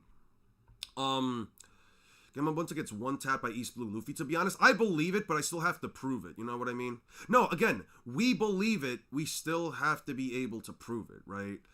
So I have to go into Laboon. I have to talk about Mumu. I have to talk about all of these like large creatures that Luffy does take on and that he is able to damage. Because like I feel like people also don't understand that like if Luffy can rip off the mast from the Going Merry, if Luffy can rip off the mast from the Going Merry and slam it onto a giant whale that is many upon many, tens of probably hundreds of times larger than someone like Gamabunta, I'm pretty sure you could just grab a nearby tree, rip it right out of its roots, and just do the same thing to Gamabunta. But again, I have to be able to give those examples. So I want to be as meticulous about this as possible, because you also have to talk about, like, let's say against the Rasen Shuriken, I have to talk about why Luffy should be able to withstand the Rasen Shuriken even without Armament Haki. You know what I mean? You could argue pre-time skip Luffy beats Age of Six Paths mode Naruto. In fact, he probably does, since he's faster. I don't know about that, only because you have to argue that Luffy does have greater attack potency. In early Luffy has greater attack potency. You might be able to make the argument if you want to go off of the concept that you might have to make the argument if you want to go off of the concept that, like, you know, Luffy, because he dispersed Enel's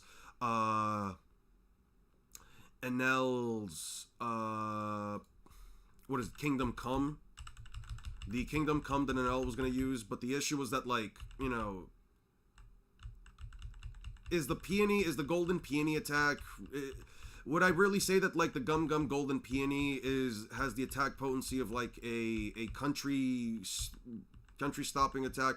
I feel like it's one of those cases where like you kind of have to believe that like Luffy's Golden Peony, yeah, the Raigo, and he's consistently island level. No, I know what you mean. It's pretty easy to get him the country level.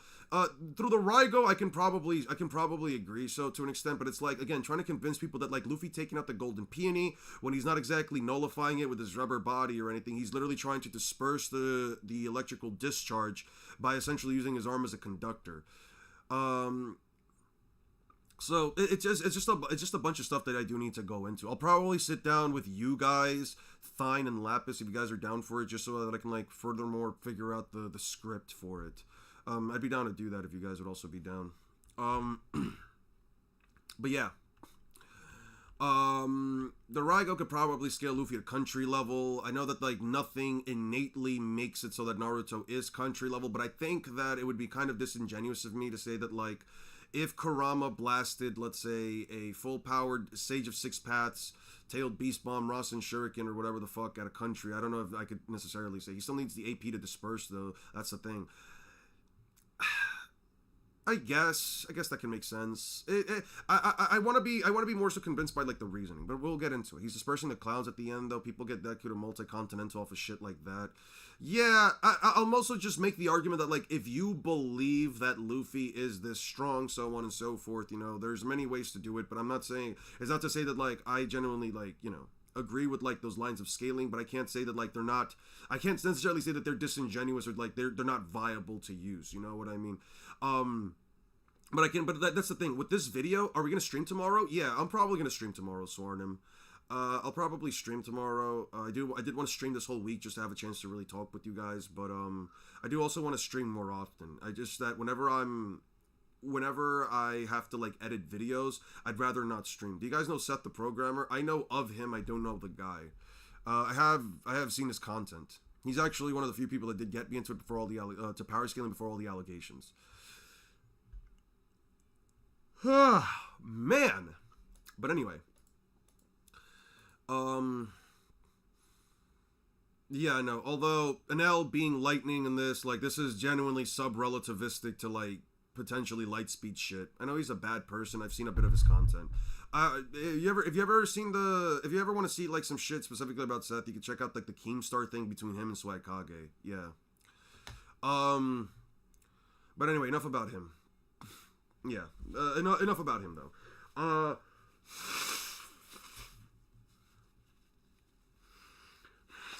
Just if you're not sure about it, just look up like this whole Keemstar thing. Just look up Seth the Programmer Keemstar. I'm sure you'll find some stuff about him like that. You're fine, Blab. Let's see. Let me go back real quick because I do want to. Okay, so One Piece FTL. Also, I'm gonna make these. Ooh, no, not that. I'm gonna make these way bigger. Okay. If you ask me, oh wait, no, let me make this small.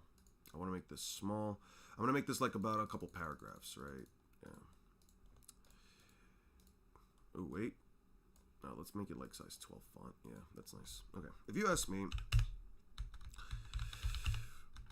the One Piece versus FTL. The One Piece verse is objectively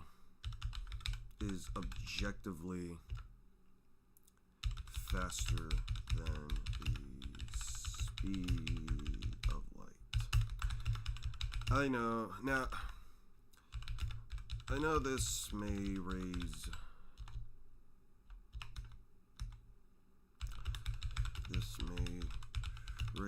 some eyebrows when you take certain feats or characters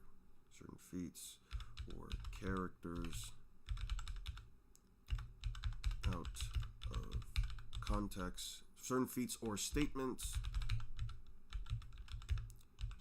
out of context.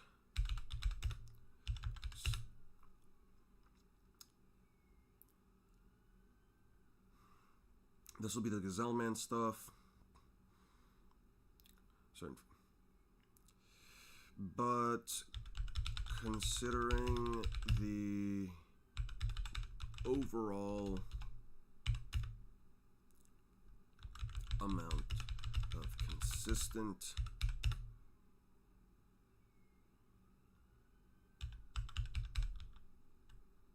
when you take certain feats or statements out of context, but considering the overall amount consistency, but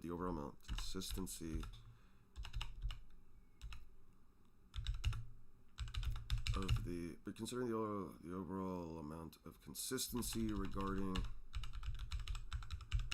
how do I YouTube is dumb. What do you mean?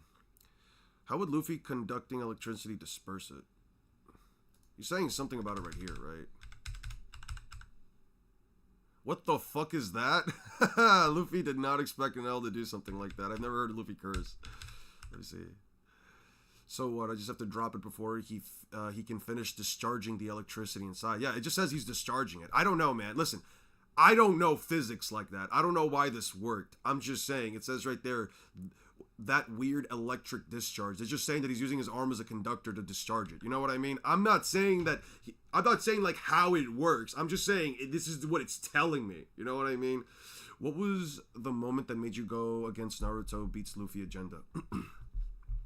That's actually a very interesting question, Brown Pants. Let me just see. How does this sound to you guys, by the way? Yeah. I know, Six. Listen, Six. I know. Physics should not work like that. I'm not a genius when it comes to physics. I don't know physics like that, but I do know that like it's not like electricity doesn't just discharge by wheeling around and a rubberized, well, not rubberized, but like a golden ball inside of like a rubber man. Listen, I have no idea why it worked that way, but like, listen, I'm just saying this is how it seems to work within the context of the story, dude. I don't know that.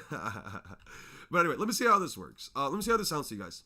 If you ask me, the One Piece verse is objectively faster than the speed of light. I know this may raise some eyebrows when you take certain feats or statements out of context, but considering the overall amount of consistency regarding the narrative, no, when you take certain moments out of context. I'm going to take certain moments. I'm going to turn this into moments because I want to use feats and statements later. Regarding the narrative, feats, and statements, it's no wonder it becomes statements. It becomes blatantly obvious that the characters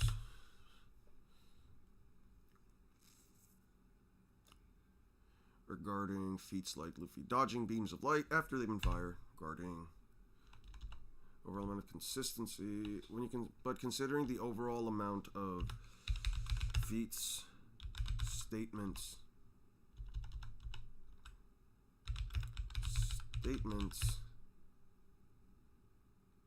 the overall amount of feet. In addition to their consistency, it's no wonder why. It's no one. How does it sound? I know that somebody raised an eyebrow, but when you take certain moments out of context, but considering the overall amounts of feats and statements in addition to their consistency, it's no wonder why, if you ask me. Yeah, I'm going to leave it like this. I do want to, yeah, this is for the shorts. Yes, this is exactly for the shorts. I can make Naruto faster than Luffy if I agree that Baryon mode is a billions of times amps. I don't know. Six, if you're applying real world logic to the series where a man stretches a rubber and can set fire to his punches just because. Okay, I'll answer your question right now, right? Gear 5 actually counters Baryon mode because it's too hectic and one hit will stun Naruto out of Baryon mode. How many times have we heard people say, Luffy, your body isn't supposed to work that way, only for it to work that way because Luffy is too dumb for physics and biology? Oh, man, that's funny. This island is 2,000 kilometers, so it's continental. Yeah, which island are we talking about? It's some kind of funny how Luffy's Red Hawk isn't really explained. He just says Ace's flare or whatever. I'd rather not talk to a groomer, thanks. Yeah, fair enough. Okay. It's Blab. Listen, listen. It's Blab. Here, look. I'll just pull it up. Set the programmer. It's Blab. If you're watching, exposed. Here you go. Set the programmer. Exposed. Clyde. All right, here you go. There's like a 6-hour fucking long video with Keemstar. You can check this out. I watched the entirety of it years ago. Give it a watch if you don't understand what they're talking about. Friction, maybe. Originally, according to like the wiki, it was because Luffy would use armament haki, which would enhance portions or abilities of the Devil Fruit, and because Luffy increases his initial body temperature while using armament haki, the addition of haki enhancing the heat that his body generates would eventually turn it into fire. Yeah, that's what the original explanation was. It's underwater friction, my ass. Yeah. Anyway, so before one of you guys asked me what was the tipping point for me turning against like Naruto versus Luffy, and if I'm gonna be honest with you, it was fire underwater. Hey, listen, I mean, it's a giant kraken, fire underwater. There are fishmen who have devil fruits that can't swim but can do stuff. I don't fucking know, dude. Yeah, it's like 2 or 3 movies. They're shorter videos, but you can just skim through if you want to. There's like a big crash out with the Keemstar video, which is why I would say watch it. But anyway, so the tipping point for Luffy versus Naruto, I'll bring it up like this, right? One thing that Naruto has over, like, One Piece, I would argue, is, I guess you could say, not so much a sense of scale, but a sense of destructive capacity. The issue with One Piece is that a lot of the times you just kind of have to, like, look at a statement and just say, wait a second, this is crazy because it's very blatant what it's trying to tell us, right? With a series like Naruto, for example, one of the things that I will always say that, like, Naruto definitely, or at least one of the things that has made Naruto, even in my eyes, like 2 years ago, believe that like characters in Naruto were just blatantly more powerful, and why I thought that like someone like Naruto could honestly take on someone like Kaido was because explosions like this, right? Massive explosions that take up a vast portion of the land, that essentially can scar it and just completely change the outright battlefield, right? In One Piece, the sizes, as one of you may put it, Brown Pants, as the size may feel inconsistent, and a lot of the times I feel like it can be, and sometimes I feel like it may not be, especially when we're talking about fucking Zunisha, but that's just me crashing out about something. Zunisha, right? Zunisha's like the most inconsistent thing, right? But like when you take stuff like this, where like these characters, where like you have characters like Naruto and Killer Bee that then fight, let's say like the Ten Tails, which is more powerful, mind you, a not fully transformed Ten Tails, and it's able to completely like flick away these giant-tailed beast bombs, or it's able to like, you know, cause these massive explosions, so on and so forth.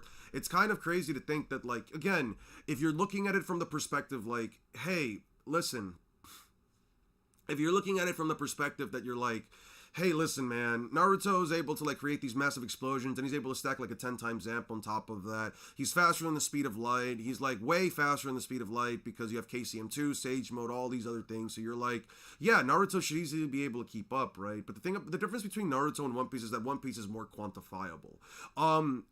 I know, or at least I learned the entirety of the Naruto lore, or at least the Naruto story through and through, because it was the piece of media that I was taking in the most when I was in high school, right? Around the time, let me give you guys, actually, let me just bring up MS Paint, right? Let me just bring up MS Paint, right? So when it comes to Naruto, right, one of the things that Naruto has is that, like, okay, you have like, all right, let's say like this is Naruto, right? Right, like this is your boy Naruto, right? And Naruto can essentially do big boom attacks, right? Everybody loves big boom. Now, for a majority of like my childhood, not my childhood, but like my time in high school, right, for example, it was watching Naruto throughout a majority of my childhood. Then you have like me getting into like a series like Bleach. Oh, wait, what the fuck was the thing I had before? You had like a series like fucking Bleach or whatever, where you have like Ichigo wearing like his cool ass fucking sword or whatever. You have like Ichigo with his fuck ass sword, and but obviously both of these series are still releasing and everything. I like Bleach, I like Naruto, but I'm not like really fucking with Bleach as much as I am with Naruto, though I'd really enjoy it. And then you have like One Piece, right? It was around that time frame that like One Piece was also entering the 2-year time skip, and I was kind of getting back into it because I realized, holy shit, Gear 2 is really fucking cool. I fuck with the pose, I fuck with I fuck with the characters, Luffy's cool or whatever, and, you know, I watched it as a kid, it's fine, right? Like, One Piece is also cool, I think Second Gear is cool, so there was, like, a point in time where, like, I'm looking at all three of these characters. So I'll get back to why this is important to, like, my whole tipping point against Naruto, right? So, you have these three series, right? Now, I would say if my freshman year of high school was, like, imbued mostly with like watching Bleach and stuff, and my sophomore year of high school was like getting back into One Piece and stuff like that, and now having an overall idea of like how these two series are like. Bleach is still ongoing, One Piece is still ongoing, Naruto is still ongoing. It was around like my junior and senior year where like I was really getting just back into Naruto, because it was around that point where we were getting like KCM2, we were getting the 4th Grade Ninja War, we got Obito's reveal, so on and so forth, blah blah blah blah blah, right? Look at bro jawline, dang. That's what I'm saying. Look at Ichigo's jawline. It's just exactly like it. Honestly, Kubo should bring me in to draw the rest of the fucking series, since he seems to not, so he can focus on the writing, right? As a matter of fact, Kubo should bring me in to write his fucking story for him. But anyway, so, or at least fucking be his editor. I don't know. I'm kidding.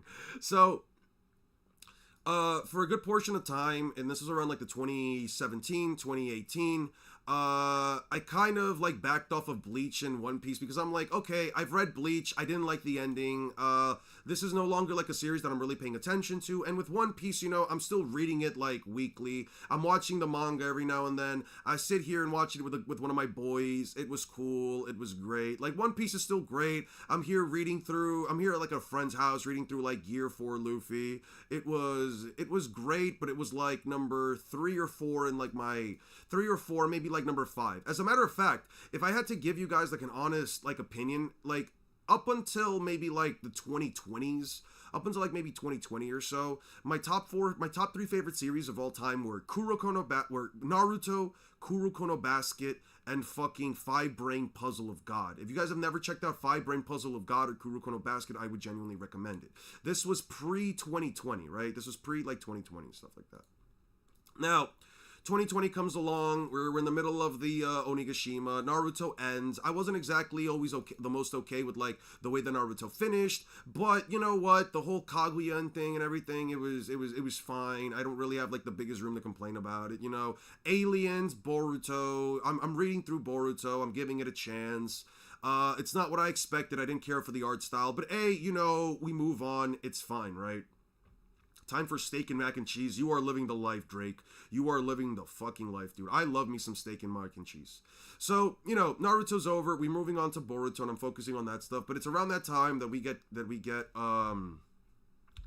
YouTubers like Seth and Swag Kage, you know, putting out their videos, explaining stuff. And it was around this point in time that I was actually around like, let's say 2018 through like 2017.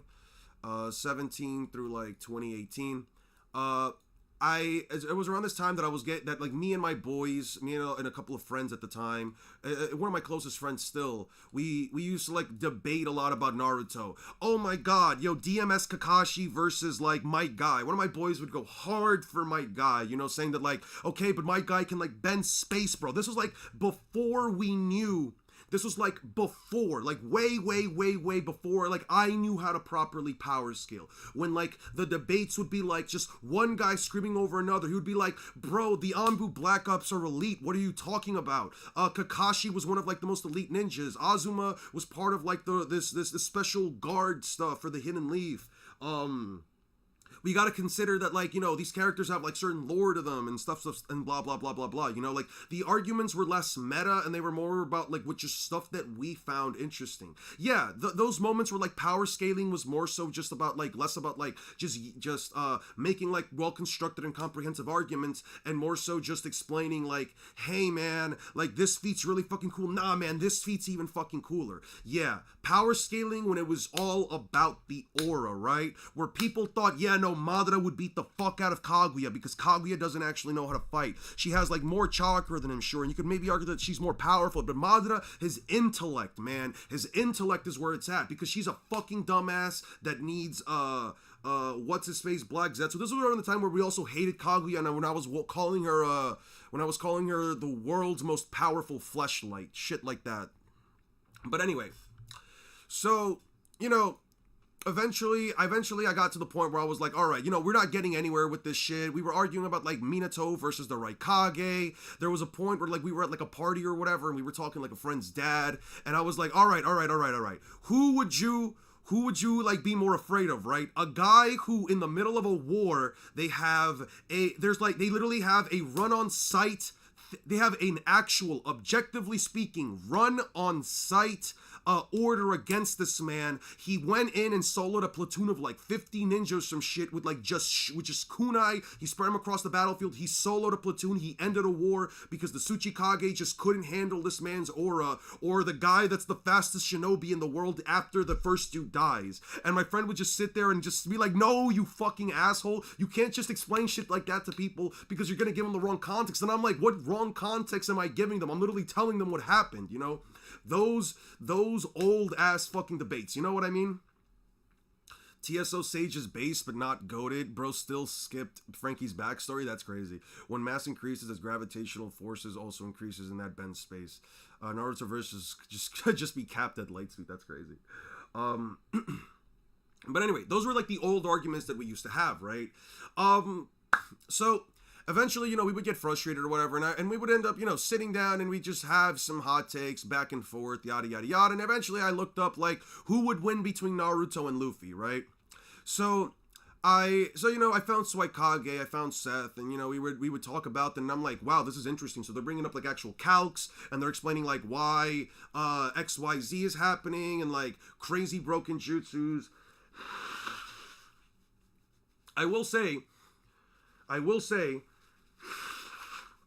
that, like, at the time, this is around the time, but, like, I didn't really know, like, or at least I didn't consider that, like, you know, calcs might not be the best way to go for.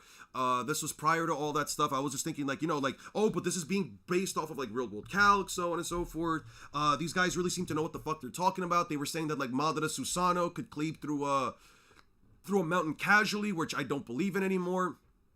It's a classic thing that I feel like a lot of people do, and I did it myself too, where it's like, you know, you see someone talk about something that they seem to have a lot of knowledge on, so you kind of like look towards them and you kind of like use the same arguments that they use, even if, you know, like later down the line you might not entirely agree with them, right? I can probably go back to many of like the older Suikage or like Seth videos that I used to watch and think to myself like, hey man, you know, I probably don't agree with this, I probably disagree with that, I don't think that this is a fair interpretation of XYZ, and that's why I sometimes tell you guys, like, listen, don't always just blatantly agree with me. You know, it's also fine if we would disagree. If you guys have something that you guys don't agree with, and maybe like my reasoning for it isn't something that like is apt for you guys, give me pushback, it's fine. Even if you don't convince me to look at it a different way, even if I don't convince you to look at it this way, it's completely fine, you know, because at the end of the day, it's the action here is like, I want to also help you guys learn how to power scale for yourselves, right? If you guys have your own metrics to go by, I think that's all completely justified. You know what I mean? Didn't know you were a TSO enjoyer. You know what's funny? TSO Sage, I think I've probably seen him probably like the least. I know you're talking to Bob, but like I know I've seen like TSO Sage probably like the least. But anyway, so that's a whole thing, right? So moving back into it, like, so even moving on to like later points when like I'm still watching Swag, now I'm watching Six, I'm watching all of this other stuff, you know, Seth before like the whole like controversy and stuff like that, and during that whole Six power scaling, and you know, during like even during like that whole situation, I'm like, I myself don't really know where exactly like I can scale these characters, because at the time, here's the thing, at the time, like 2018 through like 2020, I didn't really think I could power scale, right? Like, it's one of those things that like it kind of feels a bit daunting. It's one of those things that like kind of feels like a bit daunting because like from like, let's say like what, 2019 through like, I don't know, 2020, when did I start the channel? 23, so like 2021, I was still taking in like the power scaling stuff. I was still watching other people. I think I like gave a few watches here and there to like Restless Gambler. I think I gave like a watch here and there to like Restless Gambler, and it was around like these points in time. I think I was watching like a video of his. Yeah, Gambler. And I think I was watching like one of his videos like from like a while back. It was like Sanji or whatever, right? I think it was like a video with like Sanji or whatever, like Sanji versus what's his face. Like, did Law actually carry Kid? No, this was from like years and years and years ago. I stopped watching him after a certain point because I was like, I don't like the way that this guy scales. I feel like maybe well, it has been a while since, I don't know if he's changed up his way, but like, at least like from like 2-3 years ago, I just genuinely did not like the way that this dude would like scale stuff, man. I don't know what it was about it. There was like certain, maybe it was like the way that like his reasoning that just like didn't really match with me, but hey, you know, it's fine. And I thought to myself, you know, maybe I could scale a series like One Piece. Now, yeah, no, Restless isn't that bad. Restless isn't that bad. But, you know, when I'm looking at other stuff, I'm like trying to like finally develop like my own metrics for scaling. Or I should say, it was around the time that I was watching his stuff that I was like thinking to myself, like, you know, I was thinking to myself, like, you know, I don't know, man. His some of his argumentation, at least at the time, from like a year or two, or like not a year or two, like from like years and years ago, like I just did not care for, right? So, oh, I did read this comment, Thor. I did read this comment before. Yeah. Can you explain why Bugs Bunny versus Luffy idea? Isn't that the exact copy of Stein's video? I am echoing. Am I echoing, guys? Hello. Why Bugs versus? Oh. Is an exact. Did Stein make a Bugs Bunny versus Luffy video?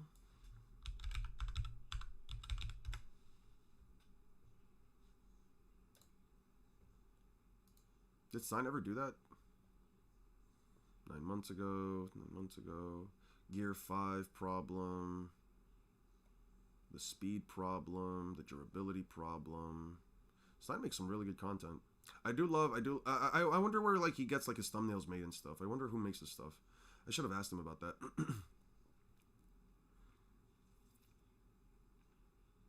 Huh. Interesting. No. I don't know what you mean by like I just thought that like Luffy versus Naruto would be like an interesting idea. You ever seen Polar Stone's I Hate Shanks video? Polar Stone's I Hate Shanks.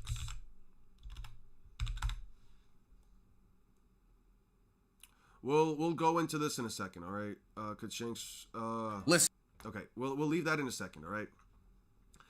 Anyway, so it was around this point in time where I was like not sure about myself as like a power scaler. I really wasn't thinking like, you know, where I could do it, and it was also around like this point in time where I was like thinking to myself like, oh, yo,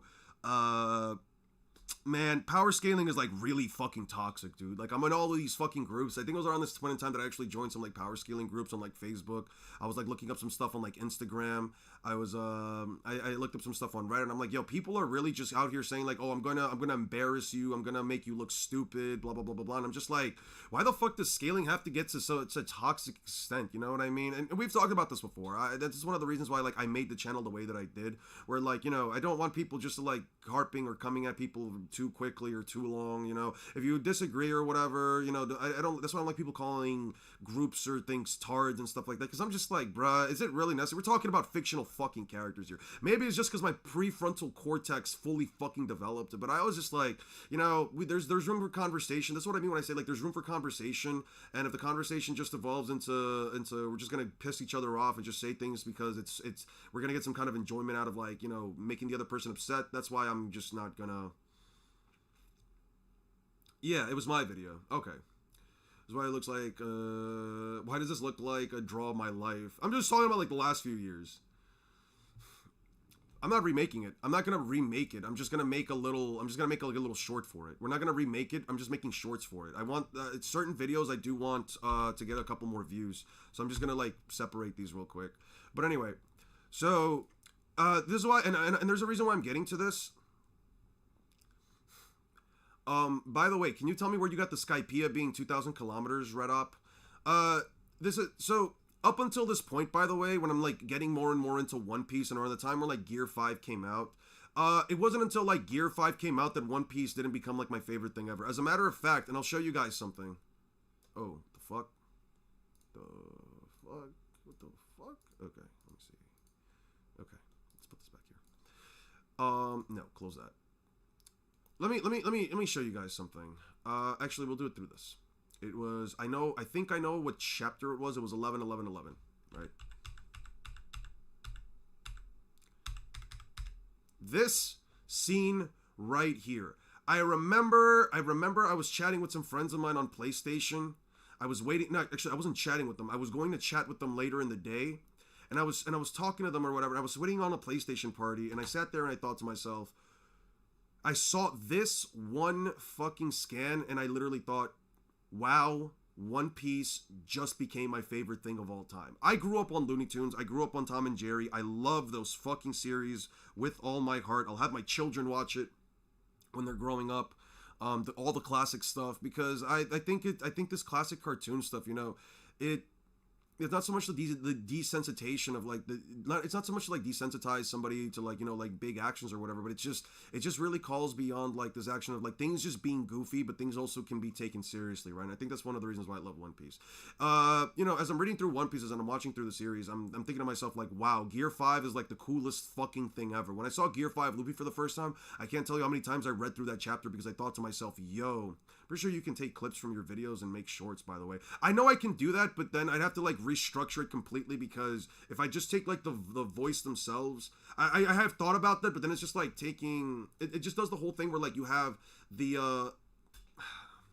I'd have to show you like in the form of a short, where it's like you have like the video just sort of like scoped down. You ever done a Q&A or something? I can do a Q&A if you guys want me to. I can do a Q&A for the 10K stream.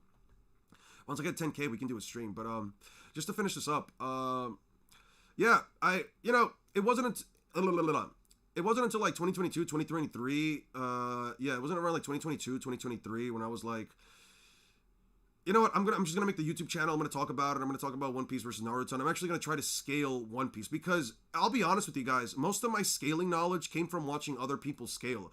Everything I thought about Naruto and One Piece up until, you know, 2023, late 2023, 2024, it was basically just 2023 to 2025. Most of this time period was me just actually studying Naruto and One Piece and actually like learning what the scaling really was like. And I realized, wait, One Piece is kind of crazy, Naruto is kind of frustrating. When I was reading through One Piece, I'm thinking to myself like, wow, this is actually really easy to figure out. How fast is Luffy without the Davy Jones thing? What are you talking about? What Davy Jones thing? It just sort of became a situation where, like, you know, I'm reading through the post time skip and I'm like, wait, Luffy was dodging beams of light pre time skip. Like, he calls them slow. He thinks they're casual. He's able to see into the size of, it's the same size as Drum Island. Well, okay, where did you get that from? Where'd you get that information from? How do you know it's the same size as Drum Island? It kind of just evolved into this whole thing of, like, you know, with Luffy, I'm finding more and more stuff. I remember that, like, at some point somebody brought up, like, the Dressrosa stuff, and things are just becoming more and more blatantly clear, but I'm still kind of, like, holding on to, like, some of the early scaling that I had from, like, Swag Kage or Seth. And when I'm reading through Naruto, I remember them saying, well, you know, Naruto and Hashirama and Madara, like, they should all be within, like, Zoro curb stomps Hashirama, but that's neither here nor there. Zoro, like, where Hashirama and Madara and Naruto, like, they're all, like, multi-continental because, like, you know, they make these giant constructs and they're able to, like, scar the land and do all these things. But the issue with that kind of meta is that, like, it's never blatantly stated. And this was kind of something that actually occurred more and more as I was actually making content. If you go back to, like, my first set of videos, at least, like, my first scaling video, which my first actual, like, versus battle video, which was Kage, the 5 Kage versus Kaido is not close. It was around that point in time where I think to myself, like, and mind you, again, this is around the point in time where I still think to myself that, like, the 5 Kage should be a good matchup, where all of these characters, pretty hot is what I say about my celebrity crush. Yamamoto Shikai isn't that hot. Damn. I don't really like data books in Naruto since it's annoying to try to see if it's hyperbolic or literally true. Yeah, it's one of those annoying things, but I see where you're coming from. The same person that calcs Alabasta. Listen, I'm all for one believing that Alabasta really is the size of, like, Australia and everything, but again, if you're going by calcs, I just have no reason to believe it, right? Like, when I say that Alabasta is, like, massive, or at least, like, a very large island, again, it's probably, like, the one calc I do agree with, but, again, I kind of only just go off of Alabasta. It's probably, like, the one calc I will agree with, but even then, I don't like using it a lot just because, well, I mean, the calc is going off of serious measurements. Yeah.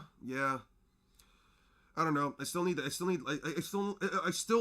Oda to literally say, yes, Alabasta is about the size of Australia. I don't know, man. Again, it's not me trying to be disingenuous about it. And you know my issues with this stuff, Six. You know my issues with it, man. But anyway, it's around the time that I made the Kaido versus Madara video, and Brown Pants, if you're still here, by the way, since you're the one who asked this question, it was actually around this point in time, right? It was not around this point in time, actually. It was around this point in time with Katakuri versus Pain. It was around this point in time with Katakuri versus Pain, and it was around this point in time with like Madara versus the Admirals, where I'm like, okay, no, I'm just fully convinced like Naruto can't do shit. The thing that kind of like tipped me over the edge was when I was making the Kaido versus the 5 Kage video. I thought that the 5 Kage legitimately could stand a chance, as I would assume that all of them are at least like faster than light, yada yada yada, blah blah blah blah blah. It's one of these issues where like you have all of these ideas built up. The author gives us the math for everything. You don't need calcs, and the feats are very blatant. I would genuinely like Toriko for those reasons, and I promise. Once I'm done with Bleach, I'm going into Toriko scaling. I'll probably do Dan after that because I really do want to check out the series. I really do want to sit down and just read Dandadan. A lady friend of mine also is getting into Dandadan. Wants to get into Dandadan herself. She likes the music. She thought it was very cute. So you still thought that Naruto could beat Luffy after Kaido versus the 5 Kage video? Yes, 100%. I genuinely believed it at the time, because here's the thing, right? The difference between Naruto and the 5 Kage was massive at the time. The difference between Naruto and the 5 Kage was massive. So I'm thinking to myself, even if Kaido's like beating these dudes down, like there's the whole thing with like the God Tree, the 10 Tails, the 6 Paths, the TSO, all of these different things, right? But again, as I was reading through Naruto earlier this year and even last year, there were things that were starting to like come up to me where I'm like finding myself more and more frustrated. And then it was actually around like the Hidden Leaf and even like the Katakuri versus Pain stuff, where it's like, how much of Bleach have you finished? If you're asking me, you might also like Undead Unluck. I do want to give that a look as well. But it takes me a while to get through this stuff. If you're asking me how much of Bleach have I finished, I've read the whole thing already. Yeah, Black Clover as well. I really do need to get through those. Again, give me time to get through these, and I promise I will get through all of these series. All of these series will pop up on this channel. Mark my words. Mark my fucking words. It's just gonna take me a while. If we're talking like through this read through, I'm up to here. If we're talking through like my read through Bleach, I'm like around here. If we're talking like how much of Bleach do I know the whole fucking series. To Universal to debunk you. Can't wait to see you scale it to Universal to debunk you. That's crazy. I'll be waiting for that. Yeah, I'll be waiting for the Power Rangers vid. When's your birthday, Bob? I might just look up a series like a month before your birthday just to do that shit. Maybe, I don't know. When Naruto tanks a moon that splits a hollow moon, the boon busting cannon, Naruto movie was actually a moon teleportation cannon, would be classified as a hack's ability. Yeah, I know. But anyway, so going back to this, I thought that the 5 Kage would honestly have an easier matchup. At least when I first thought of the idea for the 5 Kage versus Kaido video, I thought to myself genuinely, I'm like, hey, listen, either you scale it to uni or I debunk you, in between. Fucking hell. What if everybody December 26th? I do not have time for that, dude. I still have to read through Bleach. Ah, man. By the way, your birthday's next to Christmas. Do you celebrate Christmas? Like, do you get like 2 gifts, or do you just celebrate it all for like one day? Eon, when is your birthday, or is it classified info? My birthday was like in September, dude. My birthday was back in September. But anyway, so once I started doing the scaling for Kaido, I get double gifts. Nice. Love that for you. Absolutely love that for you. In my family, if your birthday is close enough to a holiday, you don't get jack shit for both days. It's one and the other at the same time. I was always lucky that I wasn't born near any major holiday. We need Eon to scale Mr. Bean. It's his destiny. I would rather German suplex all 4 or 5 of my mods, grab them all together and just do some Luffy, like stretch my arms around them like Luffy and German suplex all of them down the Burj Khalifa with a fucking primary lotus, bro. I'm not scaling Mr. fucking Bean, all right? You'd have to actually pay me like $200 or some shit for me to make a video scaling Mr. Bean. Have you seen anything from Seraphic Scales yet? He's a pretty good realist scaler. I didn't like his mic quality. I'm not gonna lie. I was barely understanding what the fuck the dude was saying. His small building level and hypersonic bloods. Listen. To be fair, though, it's kind of fucked that I'd be willing to German suplex my mods all off of the Burj Khalifa for only $200 rather than $250. That's crazy. But anyway. So back to this, right? My birthday's 1 week before my name day, so I only get a single gift for both. Complete bullshit. I feel that completely, man. Maybe you should ask Bob's family to take you in. That way you can get both. Anyway, so when you do the scaling for Kaido and you realize how tough the motherfucker is, you realize the Don Chinjiao shit, you realize the continental scaling for One Piece, you realize all this stuff, and then you look at Tsunade and all the others, and you're like, well, how hard do Tsunade hit? Well, she hits hard enough to crack a Susanoo. Well, how strong is a Susanoo ribcage? Well, it can kind of maybe tank a Rasen Shuriken, not a Rasen Shuriken. It can't tank a Rasen Shuriken, but it can't tank a massive Rasengan either. Well, so Tsunade's somewhere between like a massive Rasengan and a Rasen Shuriken, right? The Raikage hits lighter than her. Well, how fast is the Raikage? Well, unquantifiably faster than the speed of light. If you want to think that he reaches top speed at light speed. What about Gaara trying to push him out? Well, Madara forced his way out through brute force, and Kaido, I would argue, has way higher brute force than someone like a fucking Susanoo. What does Mei do? Nothing. She gets curb stomp. Her water style, you'd think it'd be useful. Blast breath, GG's. Then I made Kaido versus Madara, and I'm thinking to myself, hold a fucking second. Luffy is lightspeed from this point in the story. Madara is probably lightspeed in base, but it's like, how big of an amp is Madara going through with the Ten Tails? I don't know what to fucking tell you. And it was around this point, actually, versus Kaido versus Madara, where I was doing all the research when I'm like, dude, I might be convincing myself that like Naruto can probably curb stomp. To be fair, he's a smaller child, not very priced equipment. Listen, it's not to say anything on like his equipment or stuff, man. I get not having. Most of the stuff that I have is a fucking gift. My mic is a fucking gift that a friend gave me like 2-3 years before I started doing stuff. It's and it's not so much, and not to talk about like the quality of his stuff. It's not that. It's just more so I just kind of lost interest after a while because I really wasn't following him all that well. It really was just that. I just couldn't follow him all that well. That was really just my issue with his content. He surely has to deal with a lot of bullshit from Bleach Glazers when trying to debate them. I did see that he was trying to debate them, and honestly, more power to him. I don't have the energy for that shit. Naruto only gets a planetary near the end. Old Sage Moon feat is pretty crazy. Yeah. Kaguya, Naruto isn't planetary until Boruto, in my opinion. Yeah, nah, man. Only Sage 6 path character in top tier like Akashi, Minato, or Guy can go with the Naruto verse. First day as Luffy, what are you doing? First day as Luffy, I'm going gear 5th. I'm literally flying up to a cloud, and I'm just doing crazy shits with like clouds and stuff, dude. I'm just bouncing around. I'm probably like finding like a jungle and just bouncing myself off of trees until I climb out with gear 5th. And as soon as I start to feel somewhat tired in gear 5th, I'll make sure to grab as much food as possible at the speed of light, have it all piled up, so when I'm done powering through down as in gear 5th, I'm just gonna eat as much food as possible. Like, I love eating, I just don't have Luffy's metabolism, dude. But I would, bro, the amount of shit that I would do to eat the food that Luffy was eating in Egghead, bruh, fuck, man. But anyway, it was actually around this point in time where I was like starting to convince myself like maybe Naruto isn't that strong. If you've noticed, I wasn't really talking about Naruto for most of the parts of these videos, and it wasn't up until like maybe Katakuri versus Pain when I'm like, wow, Katakuri kind of curb stomps Pain. Holy shit, like Madara might actually lose to the Admirals. I don't see a way around it, you know.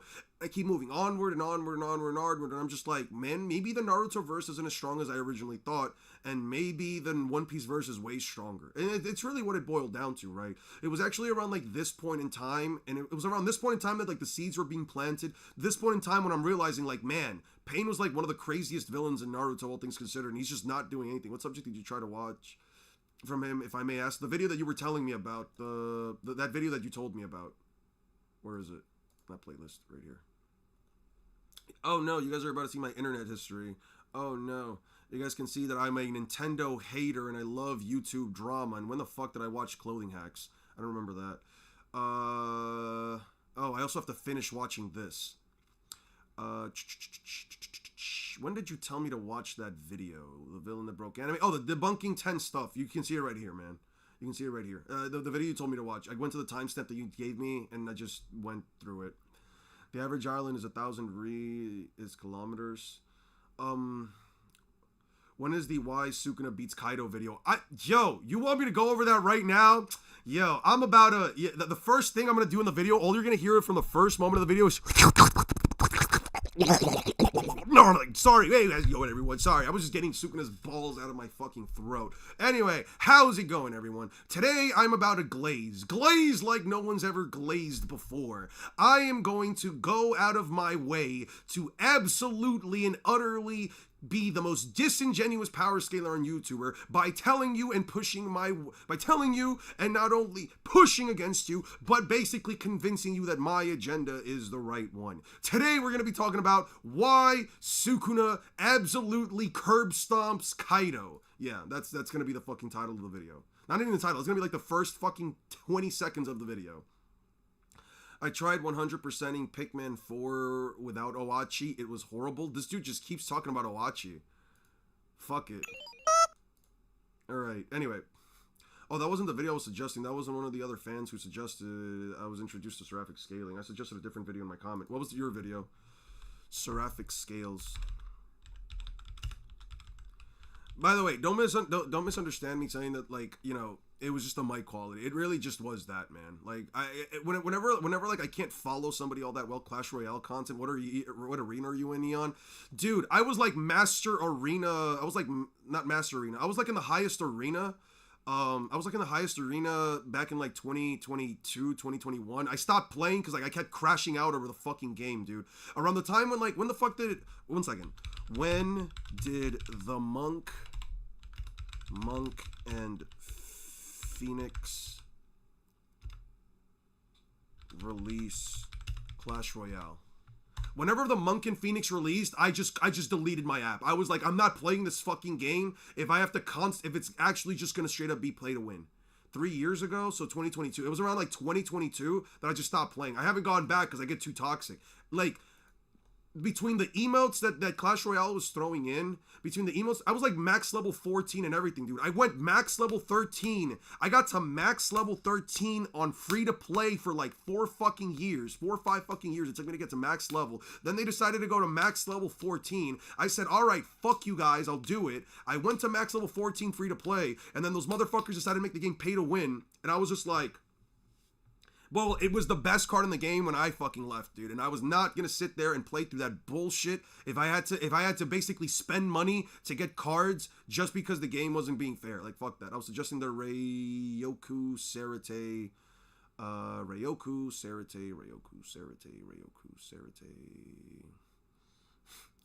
Was it this one? Oh, is the Ryoku's distance overestimated? Oh, Jesus Christ, that's loud.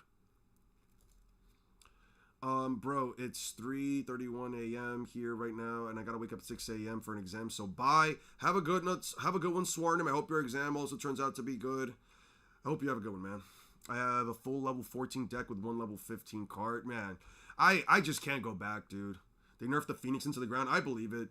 I used to be a log bait player, by the way. I used to just love playing bait, dude. I eventually got to a point where my deck was Mini P.E.K.K.A, Tesla or Inferno Tower, it was the log, it was the Goblin Barrel. I ran Dark Goblin, Mega Knight, and I ran Poison. And I forgot what my last spell was. I think I had like Goblin Gang. You play log bait as well, you're a man of culture, 6. I can't stand Lava Loon. Lava Loon and like Loon Freeze, any version of Balloon, I would absolutely crash out at, and I would actually wish them like the worst. Like, when I say I was toxic, I mean I would wish the worst possible things in humanity. I would say them out loud in front of my family, in front of my little cousins, because I was fucking tired of Freeze, I was tired of Rage, and I was tired of fucking Balloon, bro. Those decks take no skill. I don't give a shit what the game does. I don't give a shit how much the game's changed. You will never ever convince me that dog shit ass fuck ass card Balloon will ever take skill. I was over it, bro. Siege was fucking toxic. I hated Siege. I hated COG 2.6. Every fucking deck that wasn't Beatdown or Log Bait was fucking trash, and it was fucking annoying, dude. I hated how toxic Clash Royale got, dude. Especially with all the fucking emotes and people trying to piss you off. You think Kaido's durability would have stopped Sukuna slashes? Genuine question. I don't know if ACOC for it, but not sure. I'm just saying he can't stop the world cutting slash. I don't care if Kaido can tank all of Sukuna slashes. Bro got so mad he echoed. I don't know if I echoed. Can you do Seraphim versus the Akatsuki? I could. It echoed again. How do I sound now? Do I sound better? I think it's because like I pulled on my cord. You know what? You know what? I'm gonna just make. You know what? I'm gonna make that into a short. I'm gonna make that into a short. Sukuna one-shots Kaido. Sukuna one-shots Kaido. I'm gonna make that into a short. Actually, how about Blackbeard versus the Akatsuki? You've been wanting me to make a video on Blackbeard versus the Akatsuki. That's actually not a bad idea. But he's such an off-screen fucker, man. He's so off-screeny. God, I could give you inspiration type shit. Yeah. Also, Yuta versus what was your thing, 6? It was Yuta versus Pain, right? I gotta write that one in too. I'll just throw these in here for now. Yuta versus Pain. Anyway, yeah. So Yuta versus the Paths of Pain. No Nagato. Yeah, Paths. Well, when I say Pain, I separate Pain and Nagato. I know what you mean, but in terms of shorts, I do think Kenpachi as a menace would go hard. I don't know if I would make Kenpachi as a menace into a short. I'd probably actually make a full-out video for Kenpachi. Kaido no-sells everything other than the world-cutting slash, and by that one, he just doesn't get hit because of speed and hockey. True, but I'm also going to say in the video, but I'm biased, and I'm going to say he's going to stand there still and just going to take the hit. Fuck it. Like, if I'm going to make a video for Kenpachi, I might as well make it into a full-long video, because Kenpachi is a bit of a fucking problem. Seraphim versus the Akatsuki, right?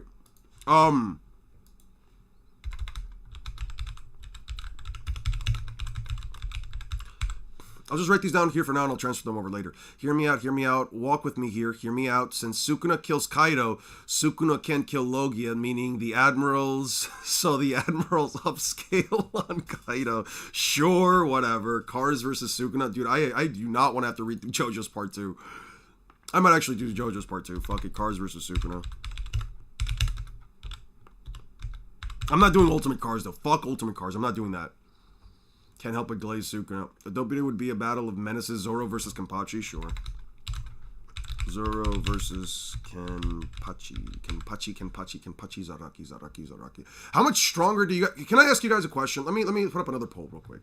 By the way, I'm only going to be live for a little bit longer. I do want to type up these scripts.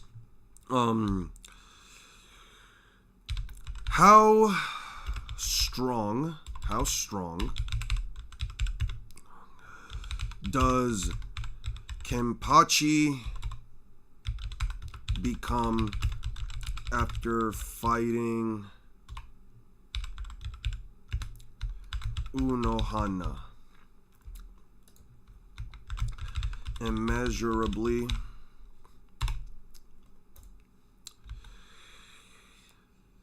Tens of times stronger. Hundreds of times stronger. Okay. The last Sasuke versus Thousand Year Blood Vorg is actually a really interesting fight. You think so? Alternatively, Ion can't beat the admirals, then Kaido, who can beat the admirals. Listen. All I'm saying is, and hear me out. What if Sukuna beats Kaido? Is this base Kenpachi or in general? Just in general. But remember that Bankai Kenpachi, the best you can still give him is like a 10 times amp. What if it's like rock, paper, scissors, where it's like Sukuna can beat the admirals. Sorry, Sukuna can beat Kaido with a world-cutting slash. Kaido beats the admirals because of ACOC, and the admirals beat Sukuna because he doesn't have a counter for Logias. That would be funny as fuck. Where do you scale Ace now? I have no idea, dude. Like, Ace is like strong, but it's like he just doesn't really have much in terms of like... It's so weird because it's like Ace is at least strong enough to fight Whitebeard for like 10 days. What is it? Fight Whitebeard after fighting Jinbei for like 5 days straight, and he goes after for like 100 bouts. But it's like he never really gets close to Whitebeard at all. You know what I mean? It's not like he ever really pushes Whitebeard, in my opinion. He could cut Gerard, couldn't he? When Ohana Twist was dope, but when you think about it, she just exists to lose to Kenny, like she did effectively nothing in the series. Yeah, that's kind of disappointing. It's like the first time you see her actually fight and she dies, dude. Come on, man. I'm gonna delete this. Don't save.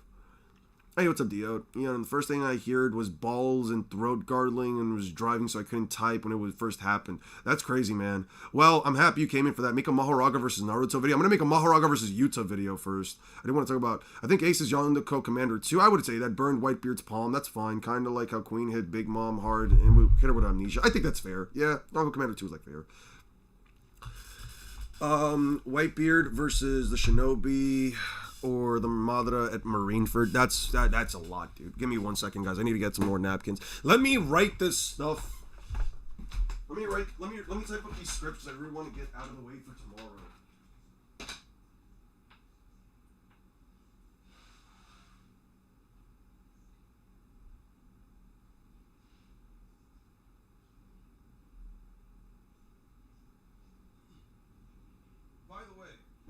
By the way, I don't know if you guys have ever seen this, but like me personally, after like I get off stream, I go and sit down with my mom and we watch some Great British Baking together. You guys ever seen the Great British Baking? It's really fucking wholesome for no damn reason. It's like really whimsical and charming. Douglas Bullet versus the Shinobi and Lions. Guys, I can only make so much videos, alright? I think I do have Douglas Bullet versus the Shinobi Lions already written down. Okay. So, Bugs Bunny versus Luffy. Would it be crazy to say that? Okay.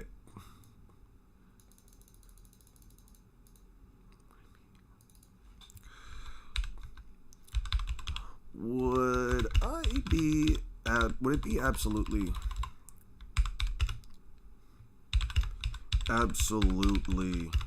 loony of me to say that Monkey D.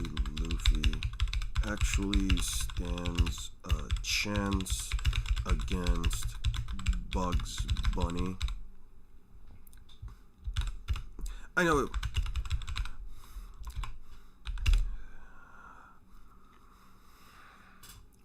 Would it be absolutely loony of me to say that Monkey D. Luffy actually stands a chance against Bugs Bunny? If we're talking specifically, if we are talking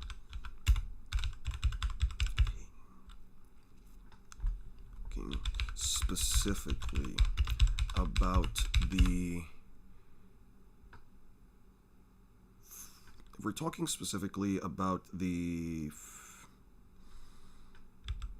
classic version of Bugs from the Golden Collection,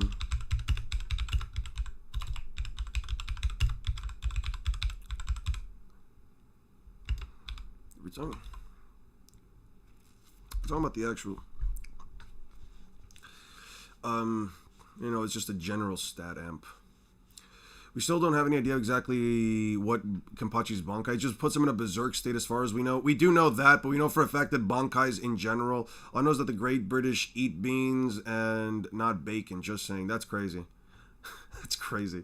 Sanji versus All Espada. You guys want like these gauntlet fights for me. I guess I haven't made like a gauntlet fight. Was the best shot at beating Sanji? Yeah, I think that's fair. I think like no. Baragon doesn't have the best chance. Baragon actually doesn't. The character with the best chance to beat Sanji is actually what's her face? Halle Bell. How fast is Luffy with no Horty jump things? I can calc him to like 27 times the speed of light. 27,000 times the speed of light. On a low ball, 27,000 times. Madara at Marineford. I hear you. I hear you. 1 second.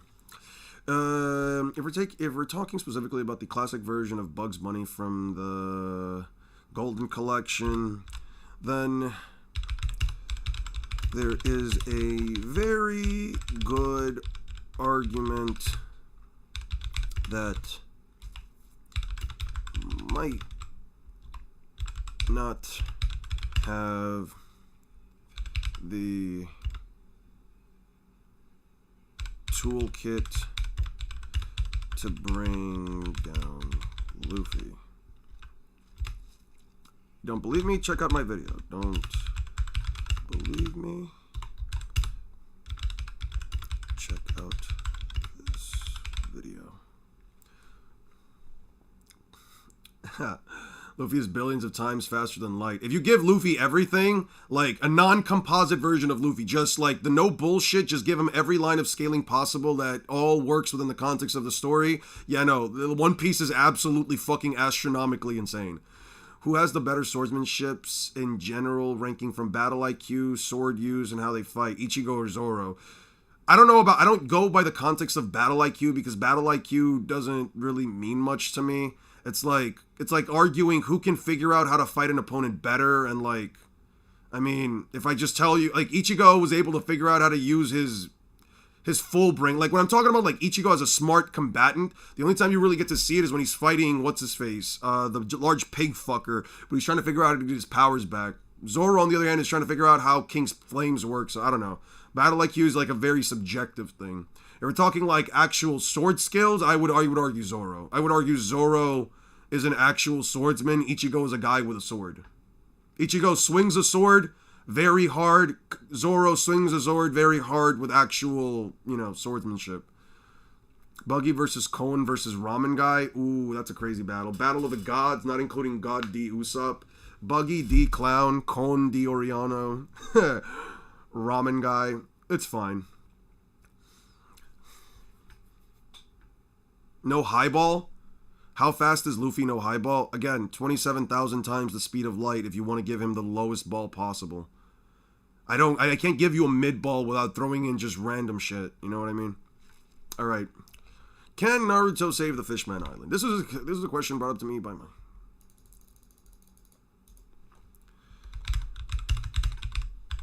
Can Naruto actually save Fishman Island? Stop the arc Noah from crushing Fishman Island.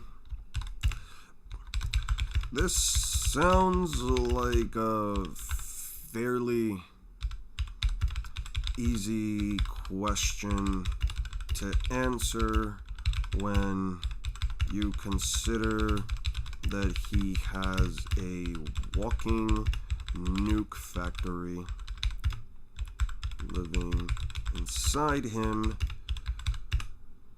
But when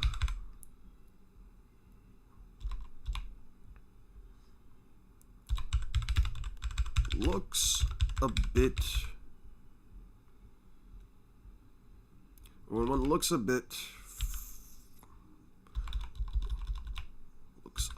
further into the nuance,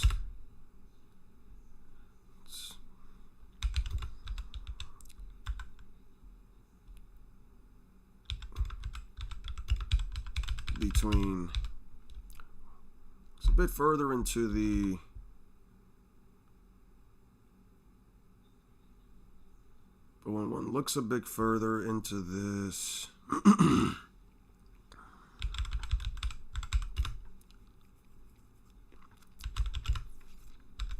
but when one looks a bit further into the scenario and they see, and when one looks a bit further into the scenario and see he also has to stop a roided out Fishman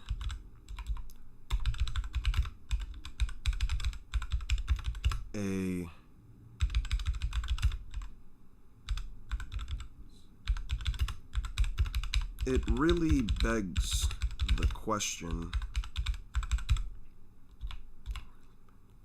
can Naruto actually stop? Okay, there we go. Zoro cutting Pika had not planned.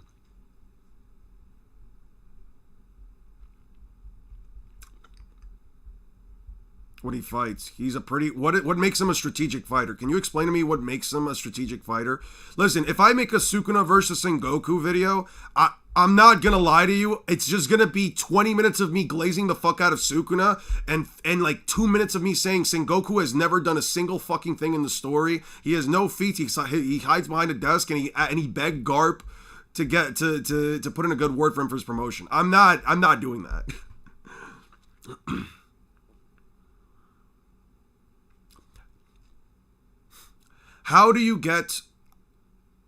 how do you get Luffy, how do you get Naruto that fast? Can you explain your thought process? I can bring up coding Getsuga Tensho strategy. What coding Getsuga Tensho? You mean him instinctively? I want you to think about what you just said. I want you to think about what you just said. You said strategy, right? You used the word strategy. Do you know that strategies don't go off of instinct? You know that when you use the word strategy, right? When you use the word strategy, it means that it is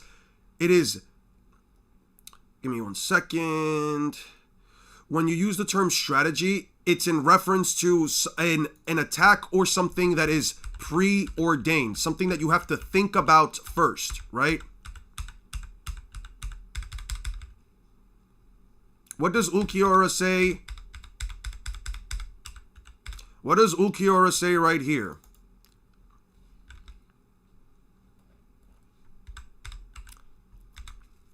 You instinctively used Getsuga.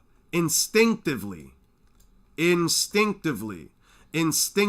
see this word right here? Instinctively. Instincts are not strategy. Instincts do not work the same as strategy. This is not strategy.